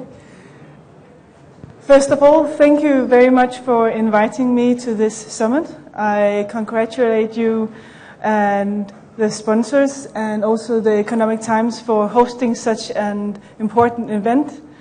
I find it very interesting and very inspiring that you gather people both from the profession, people from academia, and people concerned with the development, investors, to gather them together here to discuss the future of India. It's very important, and I congratulate you with this. As I was introduced, I'm an associate professor in urban design, urban planning and landscape, School of Architecture in Aarhus. I'm also a partner of a newly founded agency for urban transformation. In this lecture, I will base these lectures on my findings, both in my research on agile urban planning and also my experience in during my office and during my work. I'll just give you a short introduction to this, because then you know a little bit more about me. I am concerned in making better places. I'm more concerned with working across scales, and I'm concerned with working holistic with urban planning, connecting politics, dreams, the stakeholders, and the citizens. With this, I've been working with transformation of cities, of industrial sites. I've been working with climate change. I've been working with creating parks. And I've been working with regenerating inner cities and communities. I've also been an advisor to city town halls in hosting main events, for example, the European Capital of Culture. And also, I've been doing quite a few surveys for the government, especially in terms of transformation processes and also how to make more inclusive spaces. I will say this is my first time here in India. And I'm not going to pretend that I know a lot about planning in India. I know that you have huge challenges, and listening to the discussion just before was extremely inspiring. Still, it strikes me that you're actually also discussing some of the things that we are discussing. But your challenges are so much larger, and things are happening so much faster. In my country, Denmark, which really fits, I think, 2 times into Delhi, very small, we are now discussing how to regenerate or reuse areas where we just built 20, 30 years ago. But we also see that some of the things that we planned 20, 30 years ago really are starting to work. When we work with mobility, when we work with the communities, when we work with urban spaces and open and public spaces, we actually see this is working. And I think this is one of the reasons that Copenhagen has been rated as one of the most livable cities in the world. So I might not know about India, but I know something about urban transformation processes, and I hope that you can find just a little inspiration in this. Because when we work with cities, and when we work with the development of cities, what we're working with is people. We're working with creating places where people can meet, where they can where they can create dreams, and where they are able to live their lives. And when we work with this, I think it goes for places all over the world that we need to work with time, we need to work with layers, and we need to work with processes. I will get through all these, and I hope that when you're finished, when I finish this, that you will remember 3 things. One thing, time. We need to build on the past, but we have to plan for the unknown. We don't know what is going to happen tomorrow. We don't know what's going to happen in 10 years. But we know for sure that what we plan today will be used and have a future, and a future beyond that. So we need to think beyond. We also need to think about our cities as more as their buildings. We also need to think that when we change cities, they always change. They never stop. It's not like we build a city and then we're done, it's finished, no more. No. When we build a city, we build it forever. It changes always. So we need to think in processes when we plan the cities. Let's start with time. I like sometimes really to zoom out, to look and to see us and to feel how small are we in this universe. We're just a tiny dot. We're not even there. And still we are. Even when we look at time, when we see even our whole civilization, maybe 2,000 years, 3,000 years, it's nothing compared to the time of the Earth, which is 4 billion. It's nothing. We're almost not here. And still we are. We're making a tremendous change right now on Earth. If we zoom just a little bit closer, I think many people thought that when we had telecommunication, when we were able to move anywhere in no time, we could settle anywhere. We could be anywhere. We didn't have to really decide where we want to be. But it just turns out that it's different. We don't live everywhere. We live in the cities. We want to go to the cities where there's knowledge, where there's work, where there's culture, where we find things inspiring, where we're sure that we can move around, that our floating individuals, as persons, that we can be anything. So we gather in the cities. If we also look a little bit closer to the timeline, I think we should draw attention to the past because we built it on something. We are something now, and we need to look into the future. And this is what I think is the most important. That when we build our projects, we need to think beyond the projects. Just for one moment, each one of you, think of a recent project that you just did. Just think of any project you just did that you thought was important. Okay? Then think, what will happen after that project? What happens when people don't have those needs anymore? When there's not those people anymore? When it's not interesting? When it's abandoned? If something else is new? What happens to that project? Is it ready for that change? Think about it. It's you. It's you who are building the future.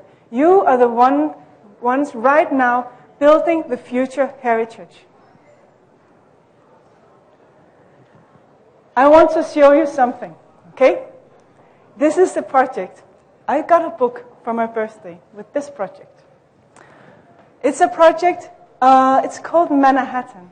It's a group of people in New York, Manhattan, who have set a goal to reconstruct how Manhattan looked like when Hudson discovered it. It's 300, 400 years ago. Look like this.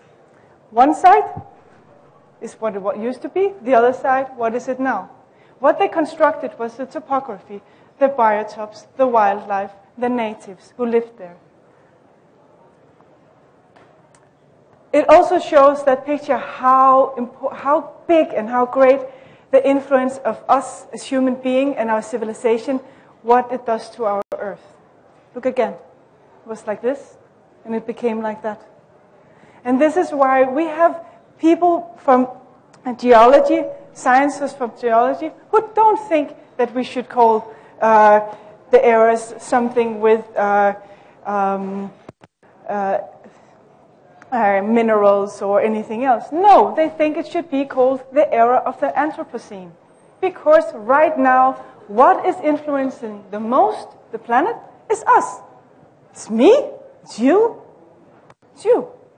Okay? This is what is happening now. So what we see now is what has been foreseen for quite some years, at least 50, maybe 100 for the ones who are really good at looking into the future. We have the complete urbanization of society. Because urbanization is not just in the cities, it's in the rural areas as well. They are just as affected. And right now in Denmark, we're as much concerned to what happens in the rural areas as to what happens in the cities. Because the rural areas really are affected by the urbanizations as well. So when we talk about urbanization, we somehow see something like this is happening. We have something which was original land, and then we have the cities. Some people say, this is bad. We need to go back. We need to reverse the clock. We need to redo what we have done wrong. And then they show us pictures of the vernacular architecture. Of how, and they say, it was much better. We were much more adapted. It was much more human. We had the scale. But we cannot live like this anymore. And also, I think, when we talk about tradition, and I think it has been talked about so well today, we need to talk about more. Because think about a city. What is a city? What is a city? Is it buildings? Yes, very much. But it's so much more. And I think when we talk about tradition, we need to talk about all the layers. We need to talk about what we built the city on, the geology and the topography. Many cities have been chosen to be just there because it has the right geology and the right topography. Now we build cities where the airports are, or where the big infrastructure is. But it didn't used to be like that. We also have to look at the landscape, because the landscape is what we are being fed from. This is where we have our food production. And it's also where we, in a city, we have our parks, we have the places for the leisure, we have the places for breathing. And we also, this is part of our ecological system. We have the infrastructure. It's also part of the tradition. Actually, infrastructure, when we look at the maps of cities and we go back, the infrastructure is usually what we see is the most consistent. Even cities that have been burned, been into war, when they're rebuilt, some of the old infrastructure is still used. But tradition and infrastructure is also related to habits. How do we use infrastructure?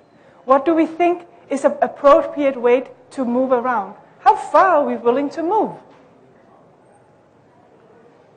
We need to talk about buildings. Of course, we need to talk about buildings and what we have lost because we were so inspired by technology. I think every time we see the air conditionings and all this mechanical ventilation, it's such a good example of that we could learn just to open the window. And this is one of the examples that have been brought forward so many times. And I was so happy to hear yesterday I was talking to someone here who said that we can build better buildings using the old technologies, because they're also technologies. Lastly, I want to draw the attention to people. We've been talking about people today, and many people have mentioned it. It's really what we build the cities for. We build the cities for people, and when we have to talk and transform cities and places, we also need sometimes to learn new habits. We also sometimes need to build new organizations, to find new ways to talk to each other, to make a space for making the change. Cities don't make the change. They don't care. Really, they don't care. The cities don't care. People care. People make the changes. It's that easy. It's not complicated. It's easy. Let me show you an example on these two things. I'll just show you two. If you think about mobility, I teach, and I love to push my students. I want them to think really, what could it be? I mean, how far can we push it? And really, often we find ourselves, we don't really get that far. The big utopias have been drawn, but we can still try. We can still do an effort. So I have a student here, and she thought, wouldn't it be great if we could connect all the tall buildings in the cities, and we could walk from one to the other, and these corridors would be green, that we could grow food in them. I thought, this is really great. This is so inspiring. And then I thought, how can we use this? You know, we have places like this. This is the world. This is what it looks like. So when we think about this, we need to know that we are here now. And maybe we cannot go from this to this in one step. We might need to take smaller steps. And we need to incorporate the way the people used to move. And the way the infrastructure of the city used to be. I think that Bogota in Colombia, have any of you been there to Bogota? I haven't, unfortunately. I want to go. If anyone wants to invite me, I'll come, okay? But they have done quite an interesting way of transforming their public transport system. They were on the way to build very, very expensive transport systems. And sometimes these really are needed. You need to make a big step. But what they saw was that first we need to be able to move. So what they created bus lanes, and this is known many places in the world. You probably have it in Delhi too. But they created bus lanes. So if you chose to take the public transport, you will get there faster. Also, it showed that we make a priority to the people who choose public transport. So it's more than just a functional thing. It's also a way of showing we appreciate you take the public transport, we put you into the priority. We have bicycles. They did that too. They started to make bicycles lanes. Really pushed away the cars to make bicycle lanes. It's such an effort. And it really, you need to stand together politically to do this. Because so many people will tell you, it doesn't work. It doesn't function.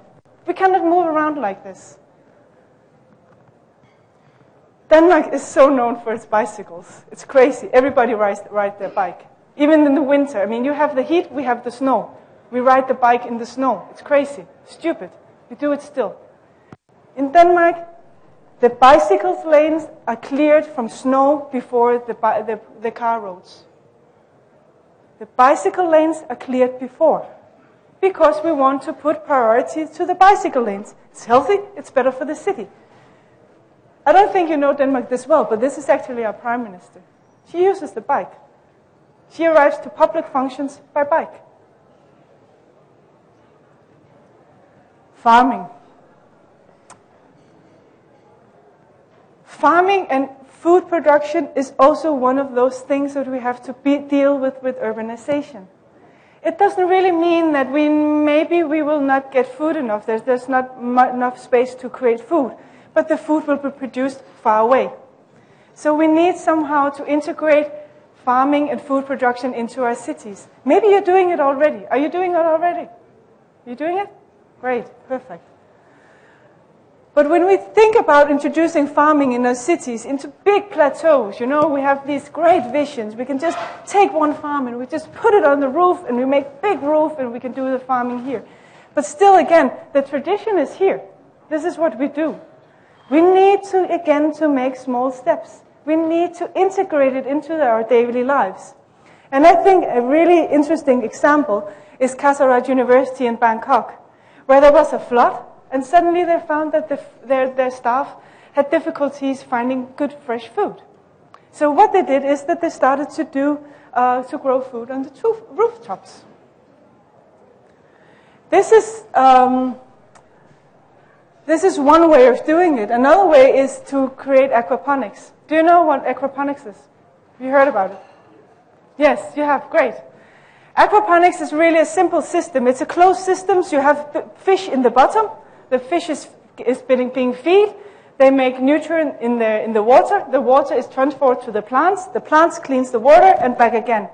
It's really actually quite an efficient way to produce fish and vegetables. You can grow quite a bit. But what is interesting is, what if we can create situations where we put in food production together with our new development? When you start to draw a new university, I've heard that quite a few of you are drawing and building new university. Why not incorporate food production? If you do governmental buildings, why not incorporate food production in the public spaces? It's great. You have a place to talk about too. I could go through this really with all of these, but maybe if you just take a minute yourself to think about this way in terms of resources, in terms of housing, in terms of learning, in terms of waste or health, and also in terms of how to manage waste. Because that's also a big issue, just as big as food and just as big as mobility.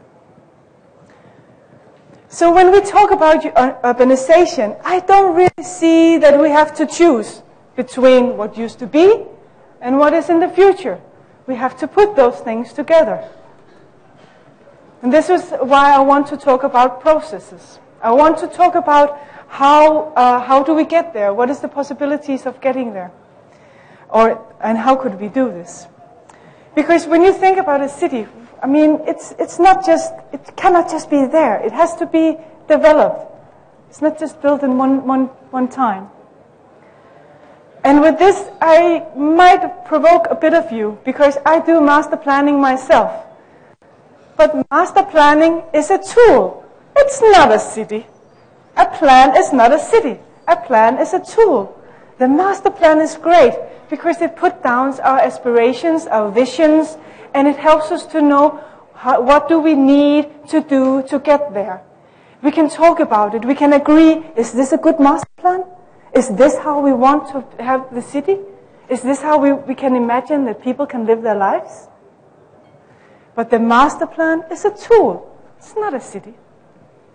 You can have all the master plans in the world. They don't make a city. This is a great example. They did a master plan, they built a city. What did they forget? What is not there? What? People. Trees. Yeah. People. One tree. People. They forgot the people. So I think when we talk about urbanization, we talk about global cities, we talk about how to build a better place, we need to look to one another, both to look at form, because form matters. Architecture matters. But we need just as much to look at processes. We need to look, how do people actually do this? What is it that makes a success and what makes it fail? Because often it is the process. It's not just a matter of the form. So when we do this, and I will return to this picture, for this is the last time, don't worry. We need to really think, how can we make this work? Okay? And we need to start different processes, not just one, we need to build on many. I sometimes use this picture, that we have a dream, this is where we want to be. But we need to think, what are the kind of projects and processes that will make us get to that dream? In Spain, in Barcelona, this is one of the cities I really, really admire. They've been doing really great. They've been able to use big events like the Olympics to create new infrastructure, to create new housing. They're really, really good at this, and they do it so consciously. And they're so aware that they need to build the city on the existing fabric. One of the things that they have done is that they looked at the city and said, how can we generate this? And they looked and they picked out specific urban places that they said, okay, we take care right here. We improve right here. This is a little bit of a mistake. It's not the right picture, but this is the principle. So we improve right here, and then we see what happens. So they create urban spaces, and they create cultural functions around these spaces, and suddenly something starts to happen. So instead of doing everything yourself, you put in a little seed. You make an acupuncture, and something starts to happen. That's one way. I will give you 5. This is one of the plazas. Javier knows these places very well. Another place is to start with this is one process. This is one way of doing it. Another way is to start with creating the space in between. And this has to do with thinking, what do we believe should be the protagonist of this space in the future? If you think about cities, the way you have been, to community, to neighborhoods, to cities, what do you remember? There's always something very special. And sometimes this very special is the space in between. I went to visit Nine Elms in London. I think it must have been 1.5 years ago. And I went to talk to the development agency. And what they're doing now, this is a huge area in London that's being developed. And it's so very much needed. They're just like you, they're crying for mobility, they're crying for housing, affordable housing, and still they also need the more representative functions. So what they have done is, this is the area, and what they have done is that they put a spine all the way through the area, a green spine, and this green spine is both a spine for recreation, but it's also a spine for mobility, for the soft mobility, the pedestrians, the bicycles. This is what they imagine it will look like. So what they do is that they create the space in between, and then more or less they don't have to care so much about what's happening elsewhere, because they know they have quality in the space in between. Of course, they also take care of the infrastructure. It's a much larger thing, and this is also one of the things that will matter, that is important, whether this area will be a success or not. Another process I will tell you about is what I call frame and content. It's this way of creating a structure, and then it's actually the other way around. It's to create a structure and then see what happens in between those structures. How many of you have been to a new development area where, there's built a little bit here, there's built a little bit here, and then there's a bit of land that's not really developed? How many of you have been to these places? Oh, that's not many? Okay, great. You must be very good at developing these places. We have plenty of these places where it's half developed. Do you want to live those places? No, because it's not finished. It's not really having an identity. You need to think in the process. You need to think, how do we slowly develop this? How do we slowly create the quality? We did this, this is a very small example. This is in Denmark again, it's very small. It's an industrial site. I think it's about 2 kilometers times 2 kilometers, something like this. But what we did is that, and I need to point here, is that we created a structure, this structure, and then we had created these plots. And we knew that it would take a long time before it would actually be completely developed. So in every plot, we made a program and a landscape architecture. Not expensive one, but one that made this a complete area, and then development. It didn't matter if it takes 50 years, 30 years, because the area is complete. It can be used the way it is. You can do it in another way. Create the structure, let people fill in the frame. This is just a different scale. Here you've created a structure, and the tenants, they just create their own buildings, their own flats, their own offices. Another way is to use mediators. It's this, sometimes we meet an area which has a really bad reputation. For some reason, it doesn't really work. It is talked bad about. Ruhr in Germany is a huge industrial area. It used to be a coal mining area. And it used to look like this.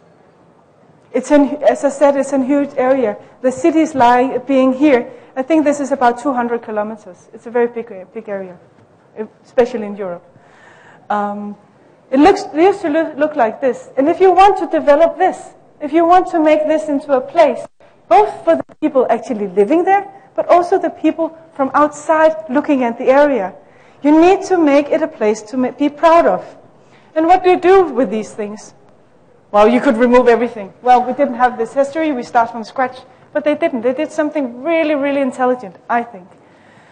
They started to use the old structures as a mediator. They used the culture, the cultural heritage as a mediators. And they started to make performances, theaters, light shows, all kinds of things in these structures. And suddenly they started to change the talk of these places. They also created landscape. This is parks. They just left the things, cleaned it up a little bit, but left the things. And suddenly it was inviting people to use the spaces. And slowly you can start to think of it in a new way. They are also very, very good at telling about the cultural heritage and telling about how important the coal industry had been in that time in developing the area. Okay. I'll show you two more and then we're done. This is a project, this is also in Denmark.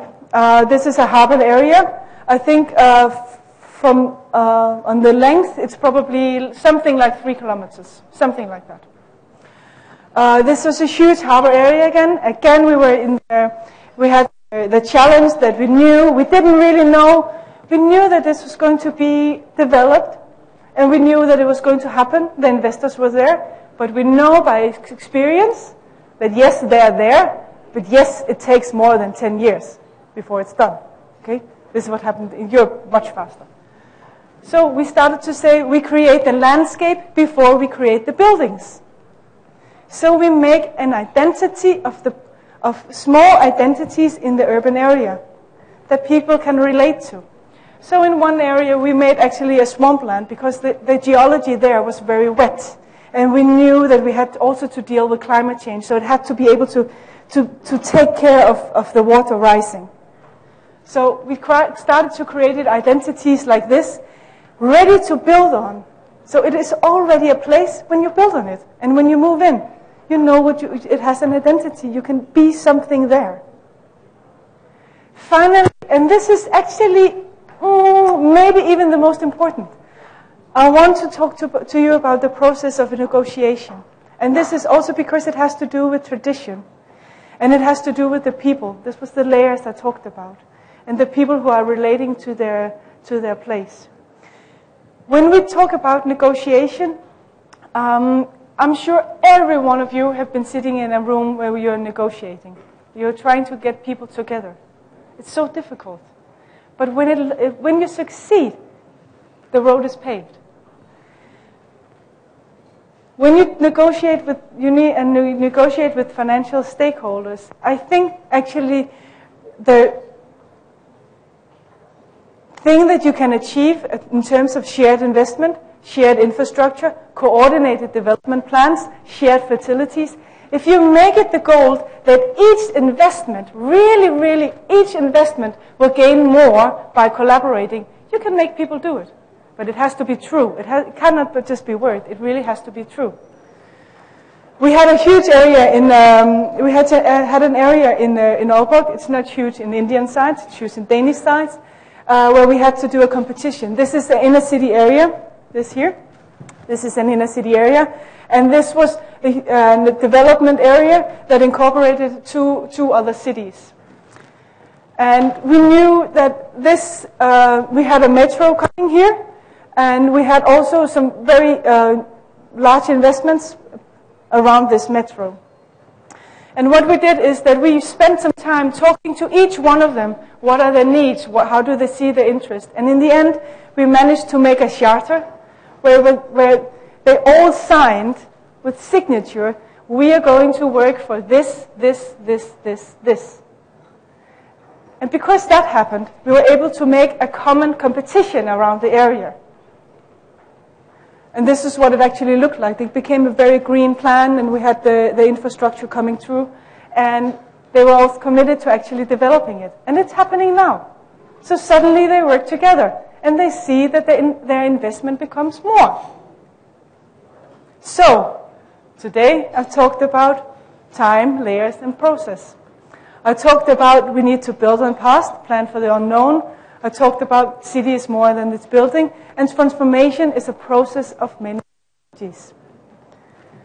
And then I'm thinking, when I was doing this, You're here in Delhi. You're working with a master plan. And I'm so curious to see how you're going to work with this. How is time going to influence this? What kind of processes are you going to use? And how do you use the different layers of the city to develop it? Thank you very much.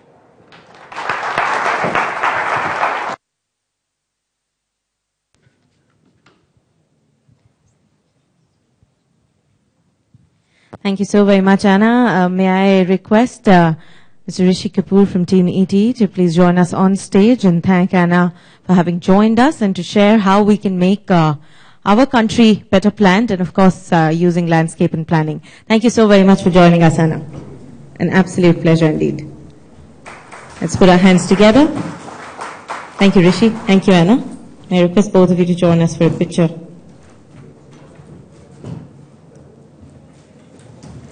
Thank you once again. Moving towards our final discussion of the day, briefing. Let's put our hands together for our panelists. I'd like to invite our panelists for the panel discussion, Bringing Concept to Reality, Focus on Technology, Innovation and Sustainability. As a part of our panel discussion, we have with us Nirmal Mangal, Director of Architecture, M. Moser Associates. We welcome you. I'm sure we can put our hands together for all of our panelists. Let's also put our hands together for Rohit Parulekar, Senior Vice President, Sales and Marketing, Sri India. Thank you for partnering with us as well, sir. Pran Mitra, Regional Head, Godrej Locking Solutions and Systems. Thank you for joining us. We have with us Sonali Bhagwati, President, Design Plus Architecture.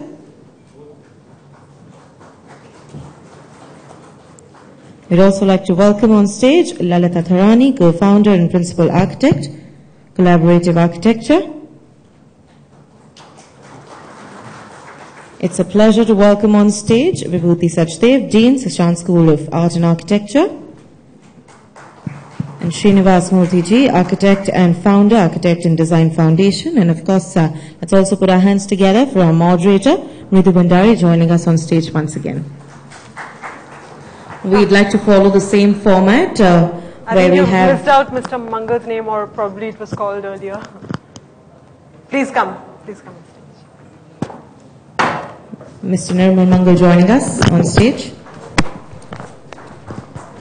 Again, we'll follow it up with a panel discussion, post which we'll take a couple of questions from the audience. The panelists are most welcome to use the cordless mic or a lapel, whatever you prefer.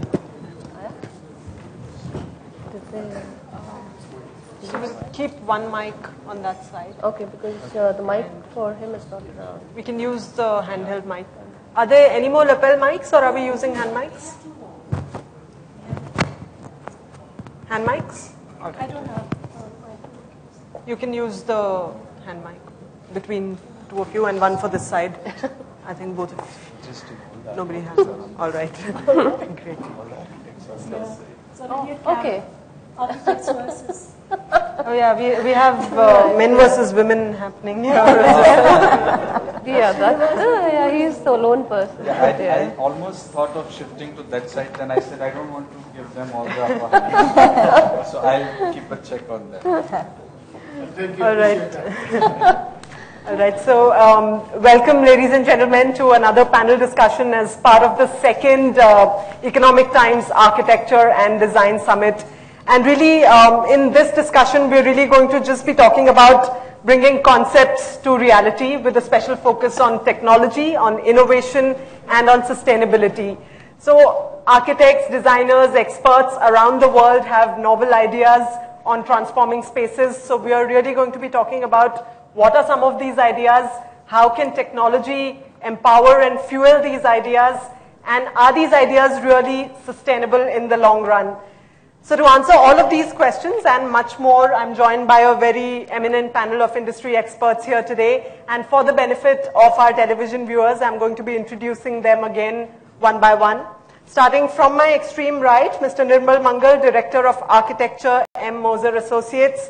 Right next to him, Rohit Parulekar, Senior Vice President, Sales and Marketing, Schindler India. Pran Mitra on my right, Regional Head, Godrej Locking Solutions and Systems, Sonali Bhagwati, President, Design Plus Architecture. Vibhuti Sachdev, Dean of Sushant School of Art and Architecture. On her left is Lalita Tharani, co-founder and principal architect, Collaborative Architecture. And on the extreme left, Srinivas Murthy ji, architect and founder, Architecture and Design Foundation of India. So before we begin, let's have a huge round of applause and thank them for taking out valuable time for us today. So Sonali, I'm going to really begin with you first, touching upon the innovation bit to start with. You're someone who has designed a lot of innovative structures in India over many years now. Over the last couple of years, in the recent past, how has the definition of innovation really changed in the urban context?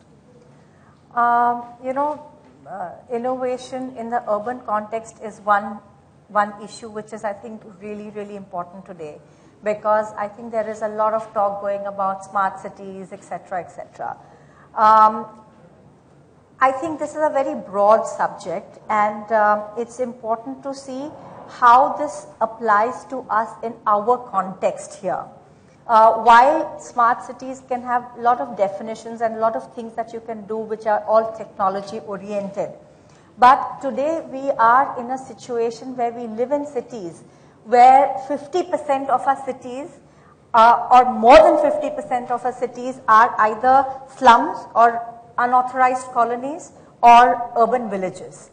And I think if you want to really make your city into a smart city, you need to address these areas first. The other areas will get addressed because they are all within the realm of private development. But it's these areas that need to be, and technology needs to be adapted in a very innovative manner in order to see that how these areas can benefit and come out of the squalor that they are in. I'll give you a few small examples. Let's look at parking. Now, parking is a big mess over here. Now, technology can really, really go a long way in parking. When you're designing a new structure, you can do anything. You can adapt any kind of parking solutions. But what happens when you are in an existing situation which have really, really tight constraints? Technology can really help in terms of parking solutions which are multi-level, which can be inserted into small areas, which can work efficiently. So that is where technology would come in to solve a very, very, it's a problem that we all face every day. In every part of our life, we are facing this problem. So I think technology needs to be brought in.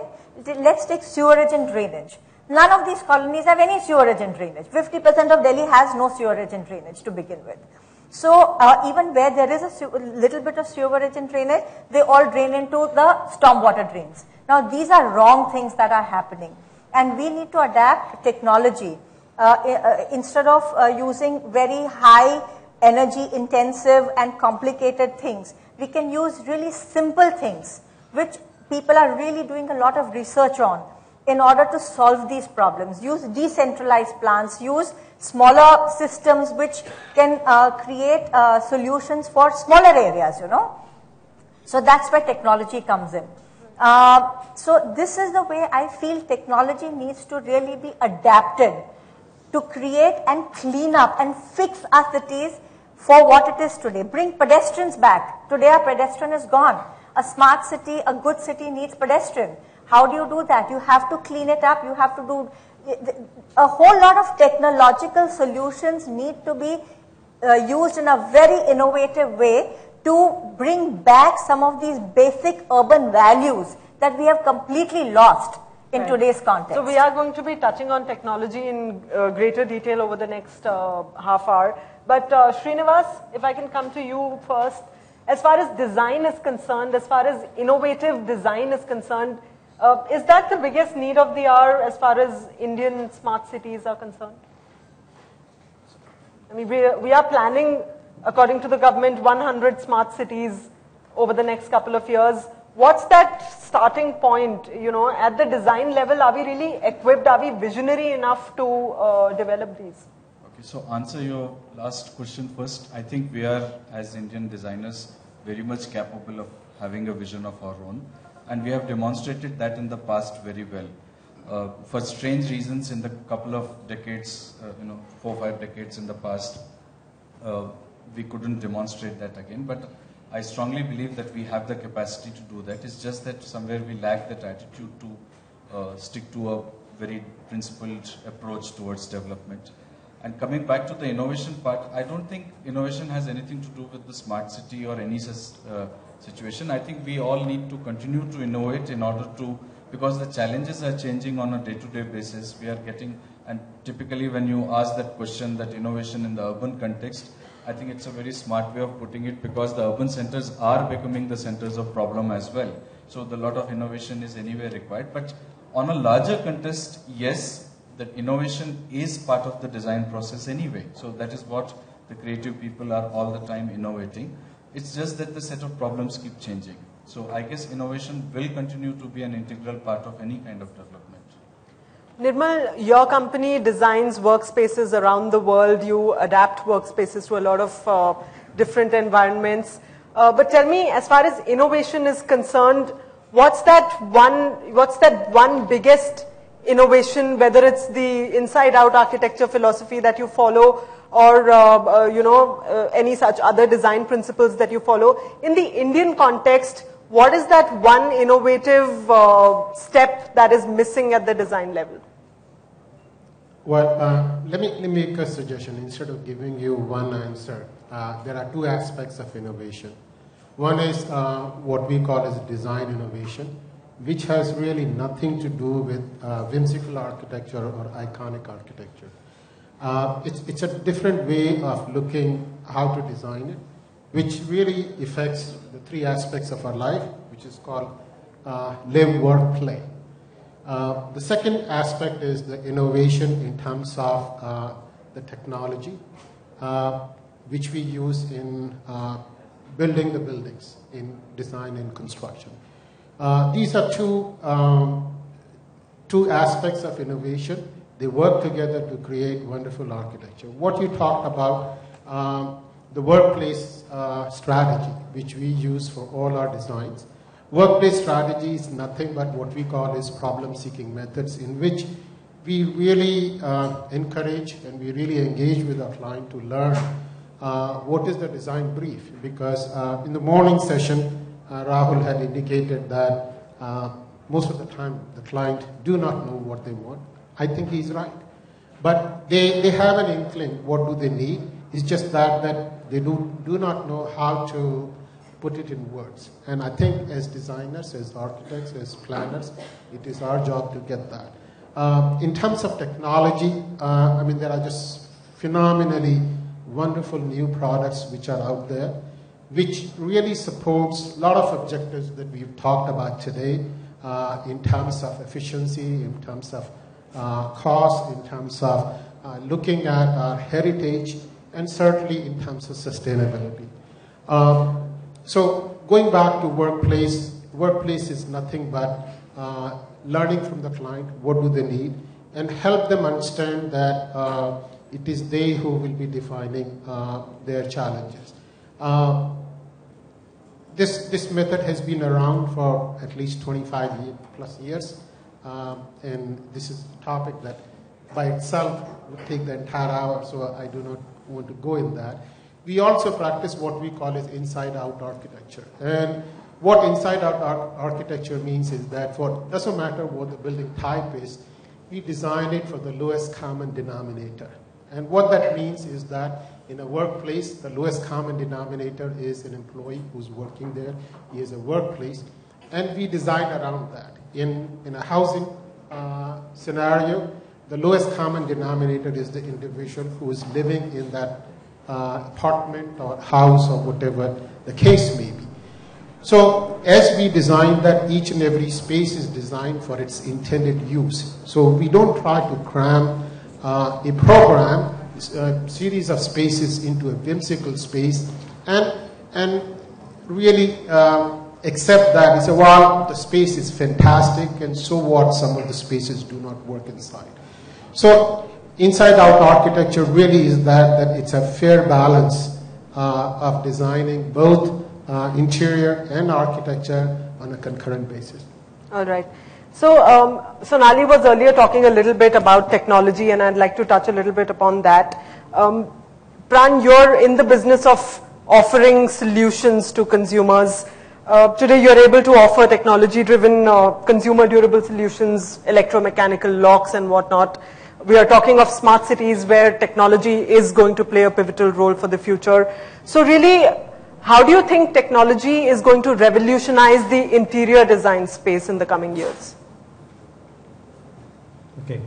So before I talk about technology, the question that you have asked to me, let me tell you something about innovation first. What is it that we feel about innovation at the House of Godrej? We feel that innovation is a process of converting the latent needs of the consumers into products and services, thereby creating values in their minds. Having said that, we deal into a product which is very small in nature, but secures everything. And when I say latent need, I mean to say there are some hidden needs which consumers do have, but they are not able to express them. Now, having said that, now what if there was a lock which would not have any keyhole? So it's a need, but consumers are not able to express it. So this need has been embedded into technology, which means that now we have a lock which has no keyhole in it.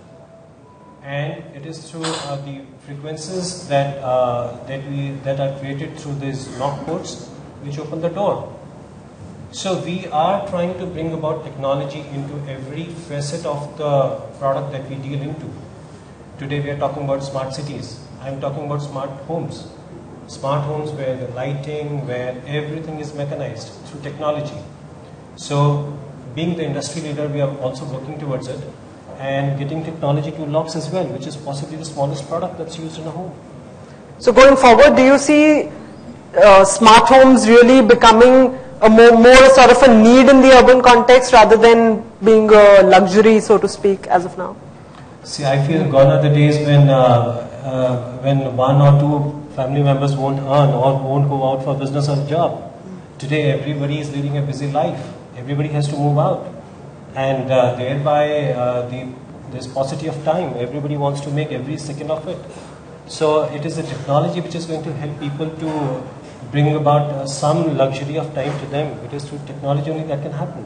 Okay. So we are definitely very convinced about the fact that technology will bring about a big change in smart homes. And yes, smart homes is the way forward, like smart cities. Great. So Rohit, you're also sort of in the technology business, providing escalators, elevators all over the world. So tell us a little bit about what's your biggest challenge when it comes to embedding technology at the design of the architecture level. At Schindler, when we look at innovation or technology, what we are basically thinking about is how it is going to help our customers. How is it going to make his or her life easier when they are planning for the building, and in the process, how is it ultimately going to be more productive for our customers by reducing their costs, reducing the time required without compromising the quality, because we are a Swiss company and never compromise on the quality. So this is the key thing that is underlies whatever we are doing from the innovative front. Just to give you an example, we don't think that innovation is something which has to be always a big ticket innovation. It can be a day-to-day innovation, small incremental innovation, which is built into not only our products but also processes, which helps us respond to our customers faster. Imagine a situation where a lift is stuck in a building and there are people inside. Every second is important, right? The people inside are really tense and they want to come out. We found that many times the call coming to us, our call center, that the lift is stuck, that itself takes quite a few minutes, How can we beat this situation? What we are now looking at is soon bringing into India kind of a practice where we use with the help of the GSM SIM card of a mobile phone. We put it in our controller so that the moment the lift is stuck, the controller of the lift talks with a person, Schindler person sitting in a call center. So that much precious time is lost and we don't rely on somebody calling our call center. This is what I think is innovation is about. Another big example, a About 20 years back, Schindler came out in the market with something called as a machine roomless elevator, which doesn't require a structure at the top. In India, we came out with this technology about 15 years back. Since then, now this has become a commonplace thing. You will find many machine roomless elevators with no machine room at the top.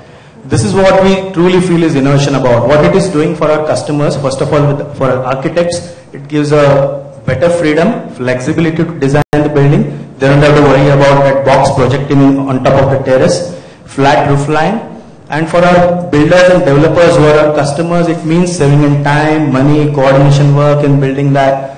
This is what is innovation all about for us at Schindler, so that it ultimately helps our customers do it better, faster, and at a lesser cost. Right, so customer satisfaction and creating customer delight is really at the crux of every business today.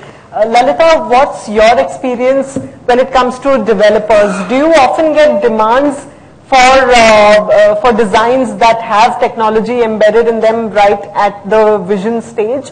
Or does technology come as an afterthought, as a bells and whistles project that once the project is underway, then you're starting to think about what technology can do to make it better?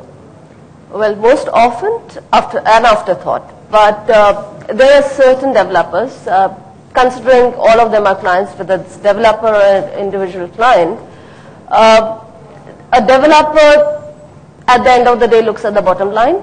There are few people who come across and say, give me something different, give me something innovative, give me something which is far beyond what today is, and I can offer my customers, because at the end of the day, they are not the ones to use the spaces. At the end of the day, they are selling it to other people. So at the end of the day, they should feel that, yes, I want to give something different. I want to give something more beyond my bottom line. So considering all those things, we were fortunate, to give an example, we were fortunate to recently do a project in Bangalore.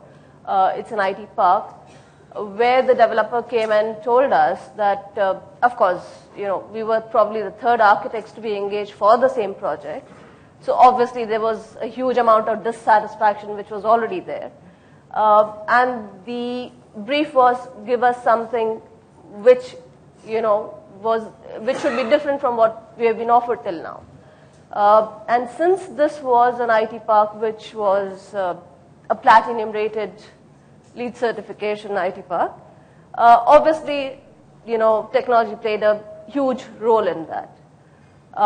So considering all those aspects and parameters, we, again, since we are discussing the aspect over here with these parameters being innovation being one of the key points, we decided that we shall give him something which is kind of going to take it a bit beyond than what he's asked for,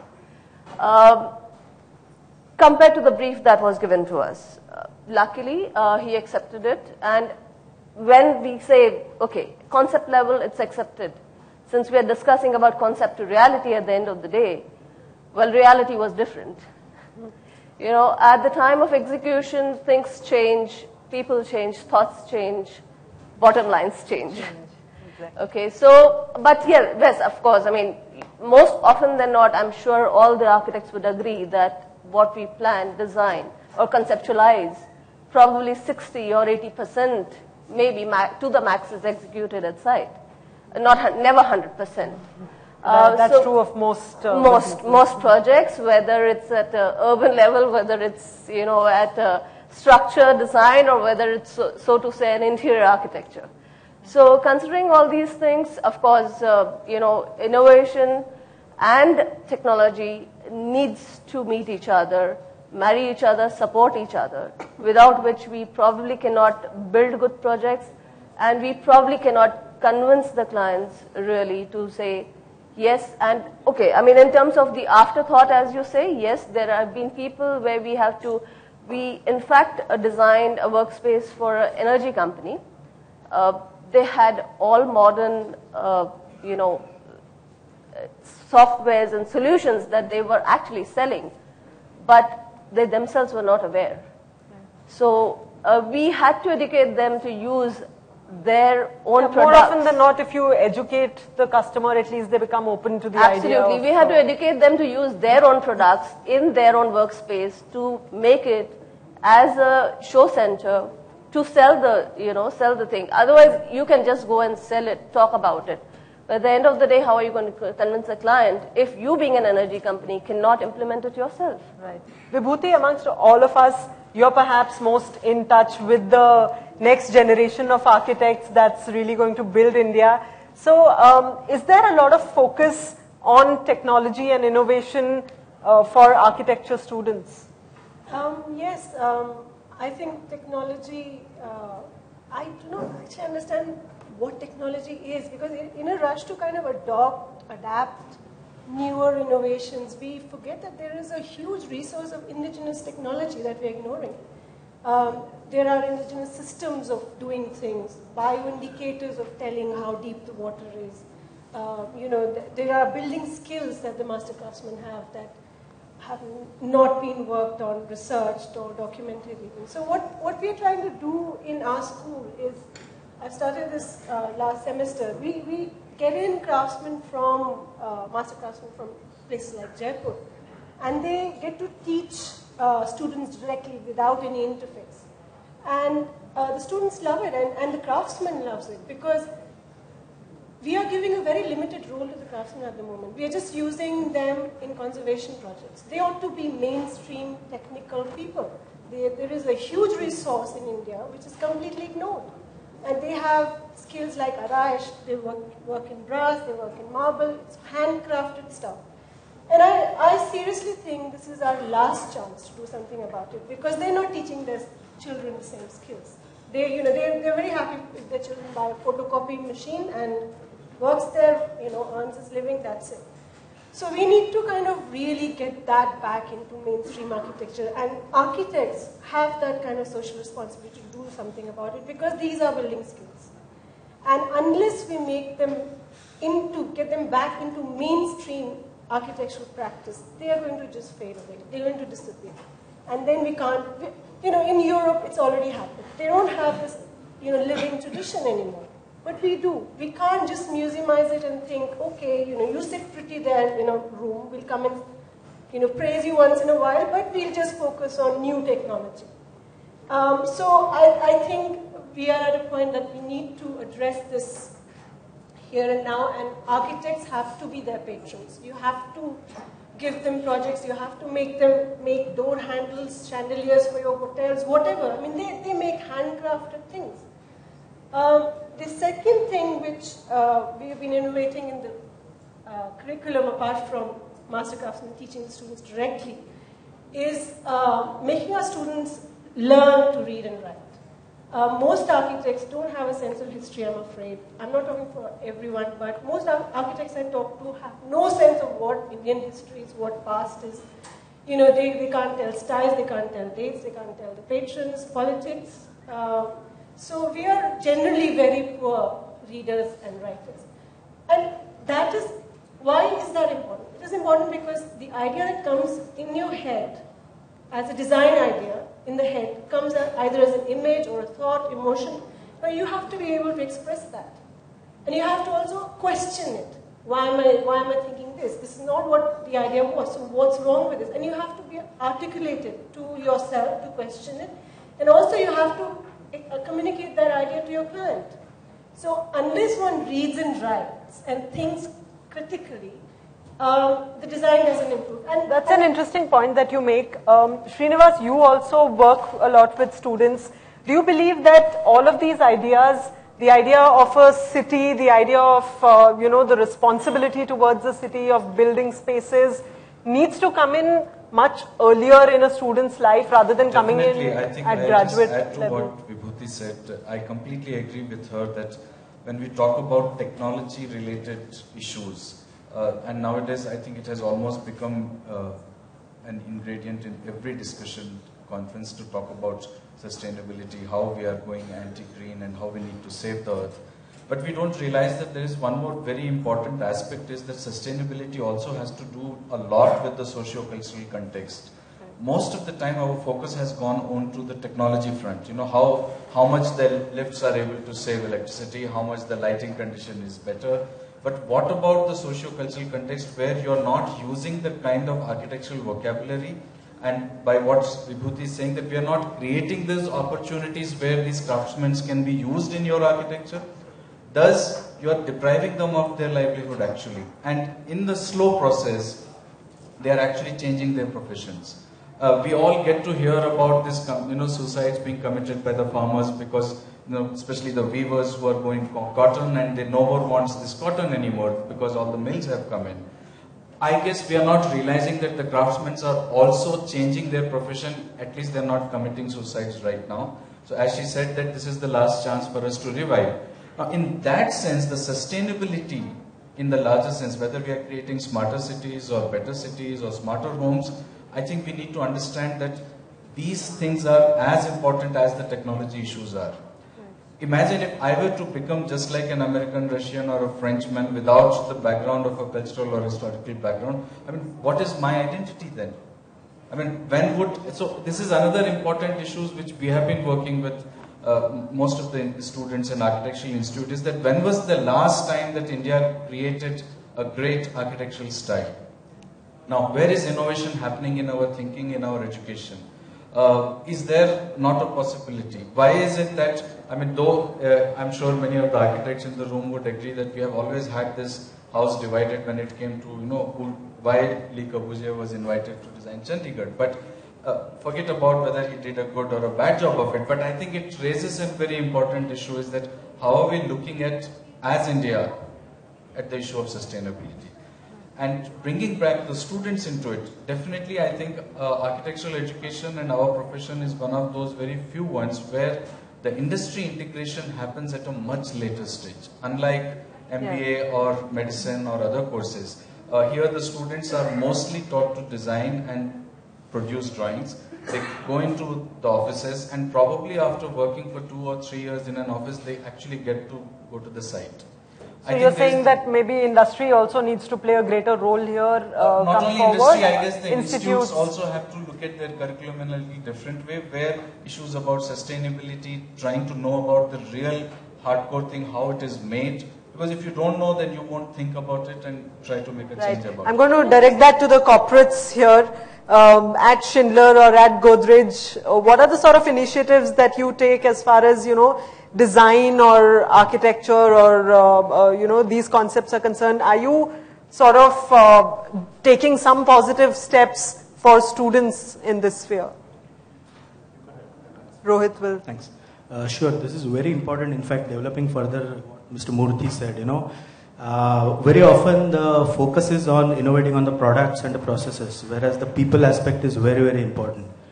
We realized this a few years back in a country like India, which is growing very fast, and the demand and the supply has to be therefore proportionate. It's comparatively easier to increase your capacity of the factory and deliver more, but not as easy to have your people with required skills and the quality to be developed over the night, right? It's a challenge. And it needs a lot of commitment and investment and passion. So what we did is that we created 3 state-of-the-art training centers across India, West, South and North. The North is in Noida, which round the clock teaches a person how to install an elevator up to the required quality and safety. It teaches him how to maintain an elevator, how to troubleshoot, how to attend to the callbacks of the elevators. So this is the kind of things which we have been doing. What it ensures is that the products which are sophisticated and delivered at site, at the job site, they are installed by equally capable hands. In the process it is helping us, it is helping the entire industry, and in general it is raising the skill set level of the construction industry. Right. So that's one of the initiatives. Another very important thing is going and talking to the students at an early stage. What we are doing this since past few years is through something called as an elevator and escalator safety trust. What we do is very simple. We go to schools and spend some time with the school kids and talk to them only about the safety of use, while precautions to be taken while using an elevator. Obviously, because it can be highly unsafe if you don't use it properly. And there are many accidents, including fatal, which have happened. We often hear about it in the newspaper. So we go and talk to these kids about what are the basics they should keep in mind while riding an elevator or an escalator. So these Are are there some any, of the at Godrej, are there any innovation initiatives towards, aimed directly at students? Let me give you the industry perspective here. Just take us back to 1970s and 80s. When one would construct a house, would they be spending time to buy tiles? Would they be spending time to buy electrical switches? Possibly the answer is no. It is through the innovation that those industries have brought themselves up. That today when one constructs a house, they spend real good time to select the CP ware, the sanitary ware, the tiles, the switches. But unfortunately, hardware industry, the industry that I belong to and that I represent here today, has still not come up to a level where people would start thinking to buy good handles for their house. Not only to add aesthetics to their home, but for the security also. The House of Godrej is making a lot of efforts to bring the industry to a different level altogether. Now, to bring about innovation here as well, we are, we have a slogan which is called design-led innovation. We are bringing innovation to every design that we are designing. We are bringing the element of ergonomics to that. We are, bringing those colors which would embed into the ambience of the house, which would be preferred by the architects, eminent architects like who are on the panel today here. So we are, innovation is something that's part of our lives today at the House of Godrej. Great. And definitely we are engaging, at the House of Godrej we feel that students are one set of people who have very fresh perspective. So we engage their services to get newer set of designs, to bring about fresh perspective to the hardware industry that's much required and much awaited for. And perhaps now that we're talking of design and we're talking of innovation, perhaps the biggest challenge in the urban context today is that of shrinking spaces. So Sonali, when you are designing a structure, how do you sort of balance functionality with beauty, keeping in mind that the space is constantly shrinking now? You have to offer much more in a much lesser space.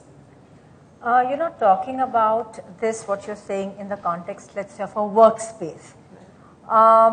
The entire work culture and the approach to a workspace has completely changed. It's radically changed over the last, let's say, 20 years. Let's say 20, 25 years ago, a workplace was only a workplace where you went, you sat on a desk and you worked and you came home. So it was a very defined, compartmentalized system. Today, there is no line between a home and a workspace in terms of not as a physical space but as a perceptible space. So a workspace needs to be perceived as comfortable and as caregiving as a home space. And that's where the major difference is. That's what is the major thing that has addressed this, and the technology has a huge role to play in this, because it is because of IT alone that this difference has been able to come about. People have the option of working from multiple spaces so that you don't have to really designate space for everyone in an office. You use the diversity factor in order to save space. You use spaces which have multi-functions. You have like a cafeteria which could be used as a town hall, which could be doubling up as a small-time meeting spaces because everything is wired, everything is Wi-Fi. You have everything which has multitasking. So each space gives you not only a desk, it could have multiple users. In fact, in one of the smart offices in the US, which I had seen, they had really gone all the way where nobody had a desk. Everybody just came, pulled up the caddy, and went and sat at a space which was free in a particular zone. It could be, and there was no difference between the CEO, CFO, or a trainee. Everybody had the same desk, everybody had the same environment, and everybody worked in the same way. And you could work in a reception area, you could work in a cafeteria, you could work in a break space. That also has a lot to do with technology where all your data can be on cloud. So everything was on cloud, everything. So technology has a huge role to play, and that's the way a whole work environment has changed and has looked at using spaces much, much more efficiently in order to achieve and take the best out of it. Right. Nirmal, would you like to add to that? Does a technologically advanced workspace really play a huge role in attracting and retaining talent? Answer is yes. We are doing work for lots of knowledge-based companies. I don't call them technology companies because they are knowledge-based companies. They may not be in the technology side. They may be in pharmaceutical. They may be in automotive industry. But nevertheless, there was a time that employers really didn't have to fight for top talent. But now they have to fight for top talent. So they, and also this younger group which is coming, which is in defining the generation, it is generation. We've gone through X, Y, and now I think we are at Z. I don't know what would be beyond that.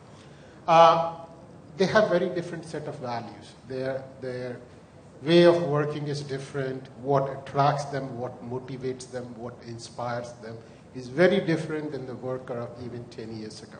So how do you cater that? So what Sonali just mentioned, we are already doing it in our offices. Even though, I run the offices, I do not have a private office. I sit in the studio. And that is all across my firm's offices, that we do not have private offices. Everybody sits in the studio irrespective of their position. Second thing is that we also have people who we call our global experts, who are not there on a regular basis. So we have X number of seats, maybe about 25%, which are open station. These individuals do not have any workplace assigned to them. They just come in, and there are empty lockers that they can put their personal stuff in. And all they need to do is open their laptop, and they are off and running. The workplace has changed. The other thing that we've done is that we've taken a relook at what meeting spaces are. We've reduced the amount of meeting spaces which are needed in an office area, and given more importance to what we call as collaboration spaces, which are spaces for ad hoc meeting, because the work doesn't stop just because you've gotten up, you are getting a cup of coffee. And in today's world, you are exchanging thoughts and ideas with your colleague, with your co-workers. Doesn't matter where you are. So the workplace is extending beyond the boundaries of office. In my own case, I for about 3 years, I worked remotely. About 60% of the time I traveled, but 40% of the time I lived at my home, and there was no office of my company within about 1,000 miles. And all these are the workplaces of future, and that's what the new generation wants. And so what we are doing in our workplace is exactly that. The other thing which is changing workplace design is that the younger generation, and I'll give a case of Google, and we are doing quite a bit of work for Google, that their employees drive, the younger generation of employees, they drive how the spaces are designed. They want environmentally sustainable workplaces. They want everything to be well designed to support sustainability. Anyway, I know that the time is running out. I could just... Yeah, so sustainability is, in fact, it's interesting that you spoke about that, and, people are getting more aware today. Absolutely. Everybody wants an environmentally sustainable building in the long run. So, Srinivas, I'm going to come to you with that one. When you're dealing with students, when you're teaching students, are you really, what is the concept of sustainability that we are giving to the next generation? Okay, because today, a lot of people seem to think that a LEED certification, a green building using some green material while building a structure, that's where it stops. No, I think in the issue of sustainability or green buildings, both these aspects are equally important, the technology front and the social front, or the cultural context in which we are building. Because I think though we are improving technologies, and we should definitely know about it, students must know about it. Why students? I guess all of us should know, so that, and we should become more conscious about using less and less energy for our own existence. Having said that, I think somewhere why it is relevant and important to talk about socio-cultural context is because do we want to lose our identity? I mean, that's the question I'm trying to ask as designers or even as normal citizen of this country. So would I like to maintain my identity, and in that identity as an Indian who has a particular historical and cultural background, am I able to innovate a new modern style of architecture so that I can go around the world and say that I'm also a world-class architect? Being a modern architect, in order to prove it otherwise in the world, I think I don't need to forget my past, and I have the ability to create a new style of architecture which could give place to my fellow citizens of this country to work with me on that. I don't have to deprive them and make them change their profession. Now, it depends how you look at it. I mean, if there was an argument in the earlier panel that the change is inevitable, so would you allow these changes to happen so people change? So we are also becoming global citizens.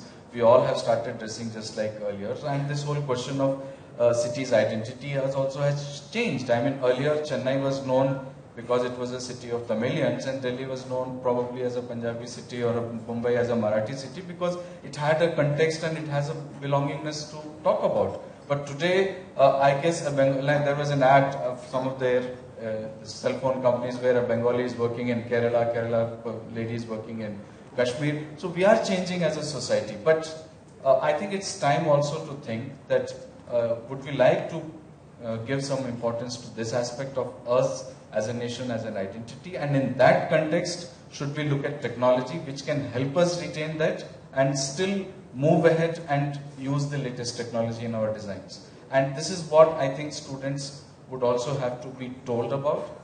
And somewhere, if it gets integrated in their education and in their thinking, I think they're going to become smart citizens of tomorrow, so that our past is protected, looked after, and at the same time, we have the ability to look forward.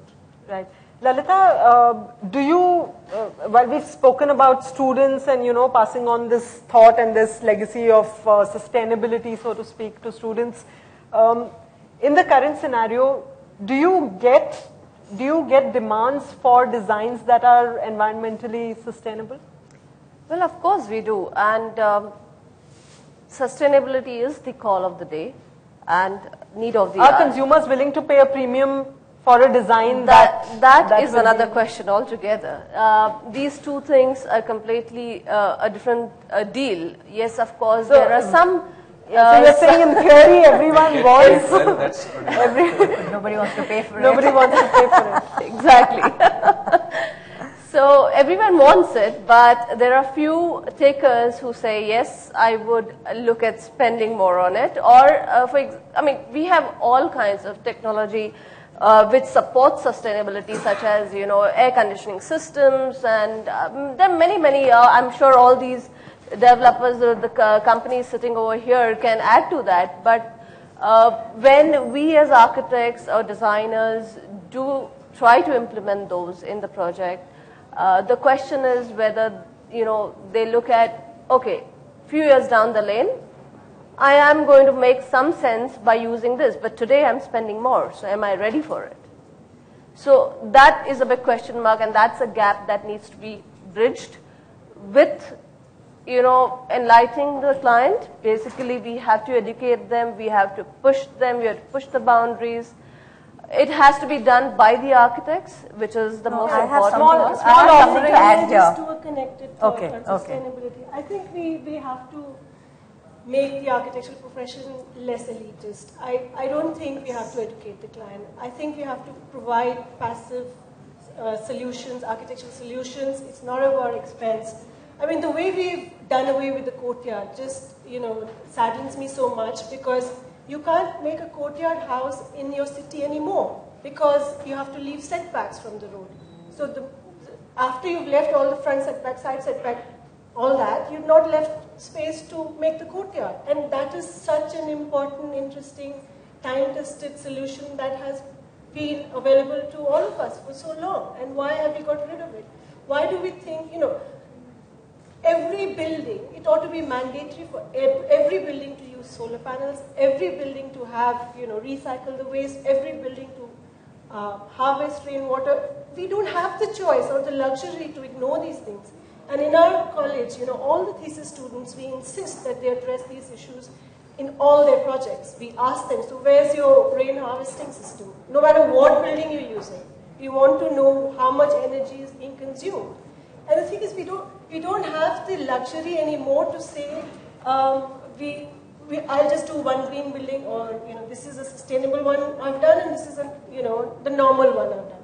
It's not a theme anymore. It has to be embedded in the practice. So there needs to be a much more stringent law and much more stringent enforcement as far as sustainability is concerned. Since we do practice in the metro city, and we do practice in a place like a state like Kerala, and 3-tier and 4-tier cities over there, we do come across all these things. Of course, there are laws and regulations for rainwater harvesting, which we do, of course, while designing, make it as an integral part of the design.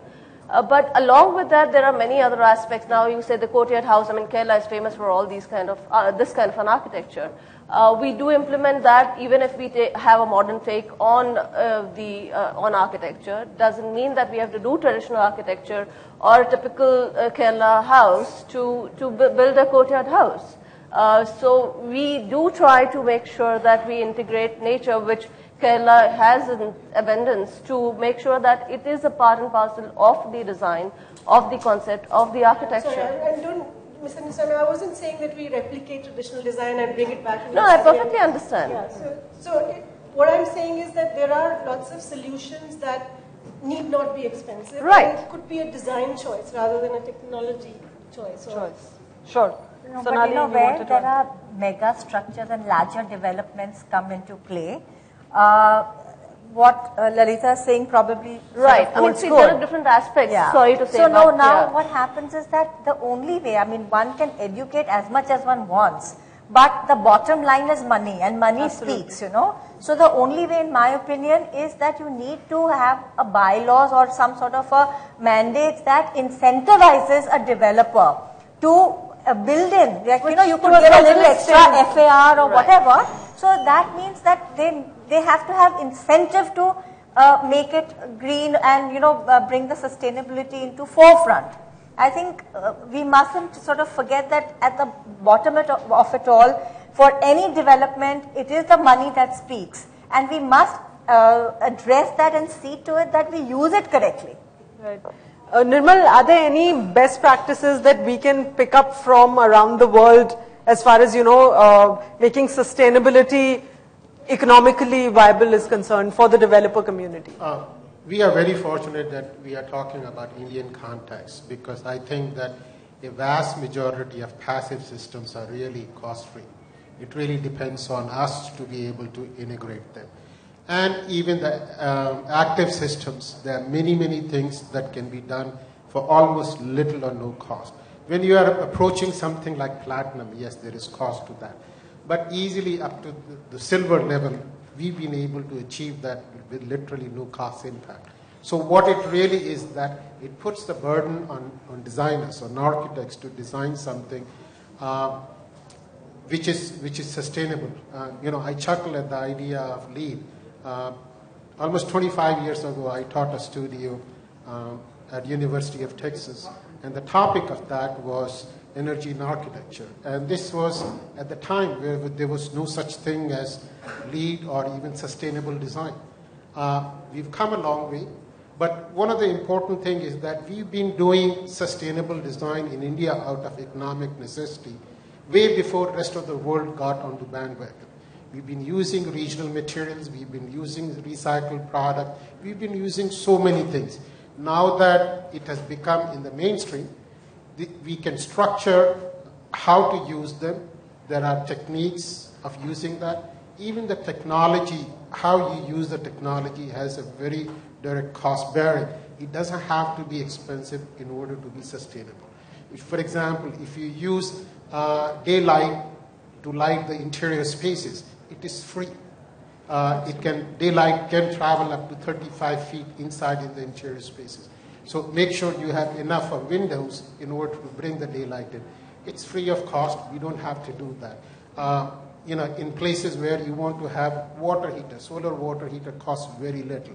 But it gives you hot water throughout the house for literally no cost, with the cost of small circulating motor. And we have almost 300 days, if not 300, maybe 300 or 290 days in a year, which the sun is shining very brightly. So these are the things that we need to look into and how to use them very effectively. One thing, I know we've run out of time, but I do want to address the issue of education. I taught in the US, I have not taught here, and I speak from my personal experience. I just moved to India about a year ago, so a lot of my references are from abroad because that's where I spent my professional life. One of the things that I have seen, and by the way, I've been going around to various universities to share with the senior class as to what we are looking in architects when we do on-campus recruitment. One of the things that I used to tell my students that I will come to their studio at 10 o'clock in the night, and if I don't see them there, that means they are not working hard enough. And their grade would be severely affected. Because architecture is not a 9-to-5 profession. They have to live, sleep. That's true of most professions today. But there are other professions that you don't have to do that. I tell my staff right now that please do not waste your time in WhatsApp and Facebook. I want them to spend time learning about design industry. That's a big difference between India and Western students. Right. They spend enormous amount of time. They invest their own time to really learn about that. I was surprised when I was there. Sure, I'm sorry, I'm going to have to butt in there and cut your thoughts short, and maybe we'll have to take this discussion offline. But just to conclude, I'd like final comments from each one of you on that one innovative idea that you think can take India's design and architecture to the next level. And let's keep it extremely brief. One quick idea on, how we can elevate it. Yes, please. Starting with Srinivas. Okay, so I'm going to give it a completely different take and we can discuss it later. I think a time has come where Indian architects as real creative geniuses have to be recognized. Yes. Let's not get into that debate. Yes. It's not an India versus rest of the world. Once that recognition is established, I think we will prove a point. And it's time that we need to do that. And the real innovation is happening. There are many Indian architects who are doing fantastic work. It's just that we don't get recognized as international architects where some of the others. Yes, we have a couple on the panel here today. So, but my question really was that when it comes to innovation or technology or sustainability, what is that one simple idea that you think we can adopt to take India's design and architecture to the next level? So I think I've already spoken, so I'll do the last one. Okay, I have the mic anyways. Architecture design per se is a far large. It has a far larger span than one idea, one parameter that we can talk about.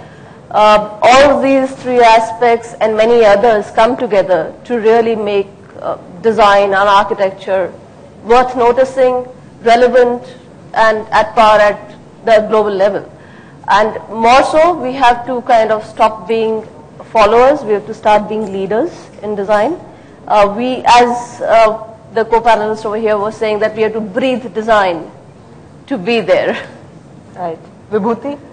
Well, I would say please make space for the traditional indigenous knowledge systems to come into the mainstream practice, and architects ought to patronize the master craftsmen.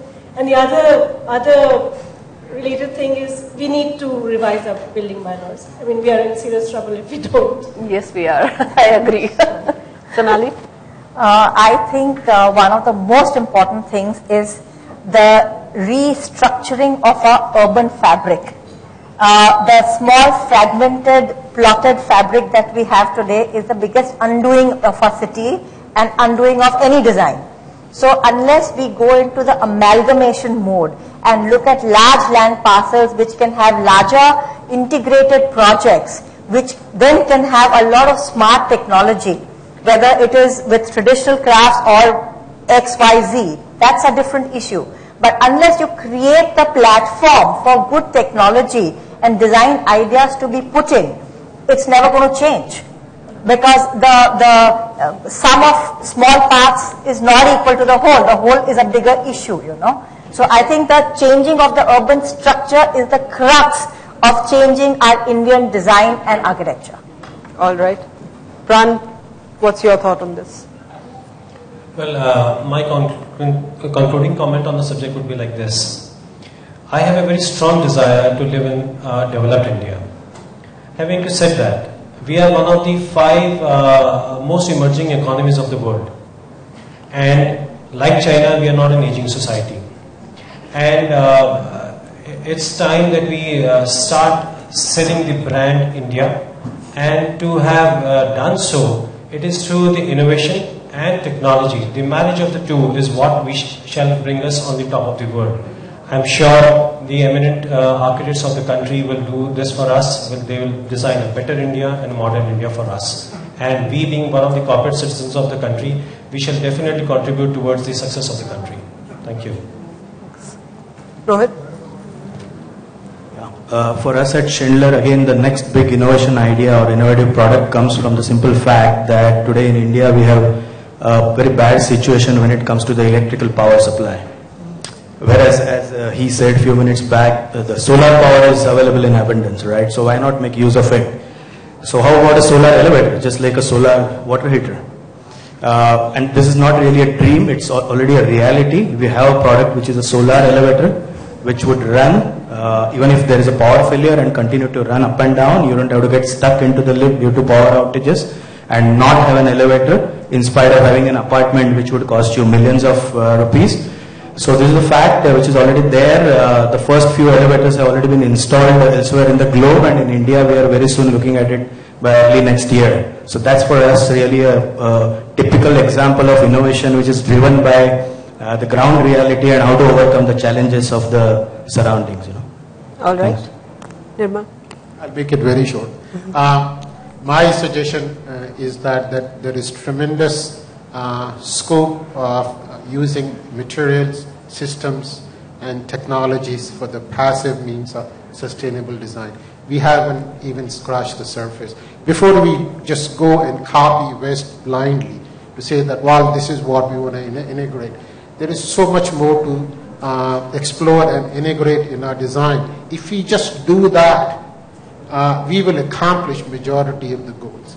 In every design that we do, before we jump on to active means, we go through all the passive means available before we would go into any active means. So my suggestion to fellow architects is that please do not overlook at that. Please explore to the best of your ability. There's wonderful material out there for passive design means, and in the systems and technologies that we use both for design and construction. Thank you. Thank you. So that's a whole diverse panel of diverse thoughts coming up from the panel. Thank you all very much for joining us here today, and it's been a brilliant 1 hour. And from reconstructing the urban fabric to using solar power to having more innovative technologies really to build the India of the future, that's really the crux of it. So whether it's innovation, whether it's technology, whether it's sustainability, really bringing that concept to reality and executing it in the Indian context perhaps is the key to a better India. Thank you all very much for joining us today. Thank you so very much to all our panelists and to Madhu for moderating this session. Thank you so very much. And may I request Sunita Kodres from Team 80 to please join us on stage and thank each one of our panelists for their comments. And of course, we appreciate your presence. Let's put our hands together for each one of them.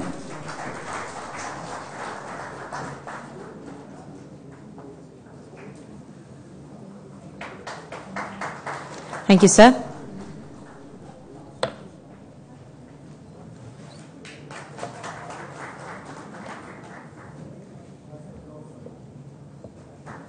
Thank you so very much.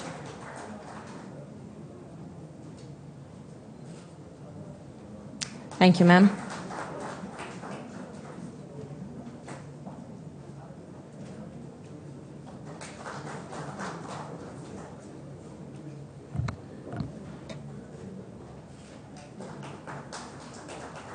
Thank you, sir.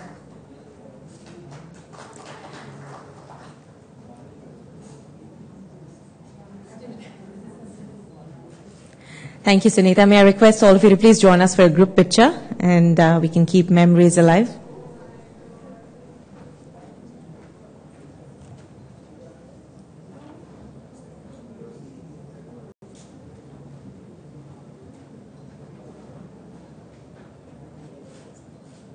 Thank you so very much. And once again, may I take this opportunity for thanking each one of you present here. Yes, we've finally come to an end of our northern chapter of Summit A&D 2014. I'd also like to thank each one of our sponsors, of course, Samani Ceramics, our platinum sponsors, Green Lamb Laminates. I'd also like to thank our silver partners, MMR, Prince Piping Systems, along with Schindler, Abloy, Zimtobel and Godrej. Our associate sponsors, Metherex, Cuba, GP Grand Prix and Gunebo. I'd also like to say our thank yous to our magazine partners and our supporting partners, of course our television partners, ET Now, and each one of you. Thank you all for joining us once again.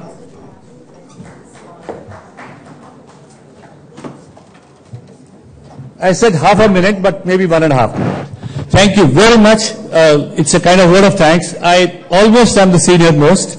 There was no, hello. There was no chance for a question answer session or whatever, but I totally agree with Vibhuti ji. I totally agree with you, and I think we should support your cause. Incidentally, I have a place in Gurgaon, and it's all available for any R&D, architecture, etc. I've already called it Roti Kapda aur Makan or Roti Kapda aur Vahan. I have a website, arunvirmani.com.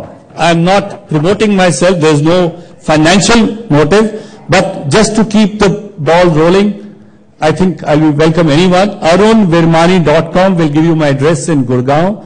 I'm not staying there. I'm staying in Chhatarpur, but I have this place available. We can always make use of it. Thank you very much. Thank you. Vibhuti, I really appreciate your cause. Thank you.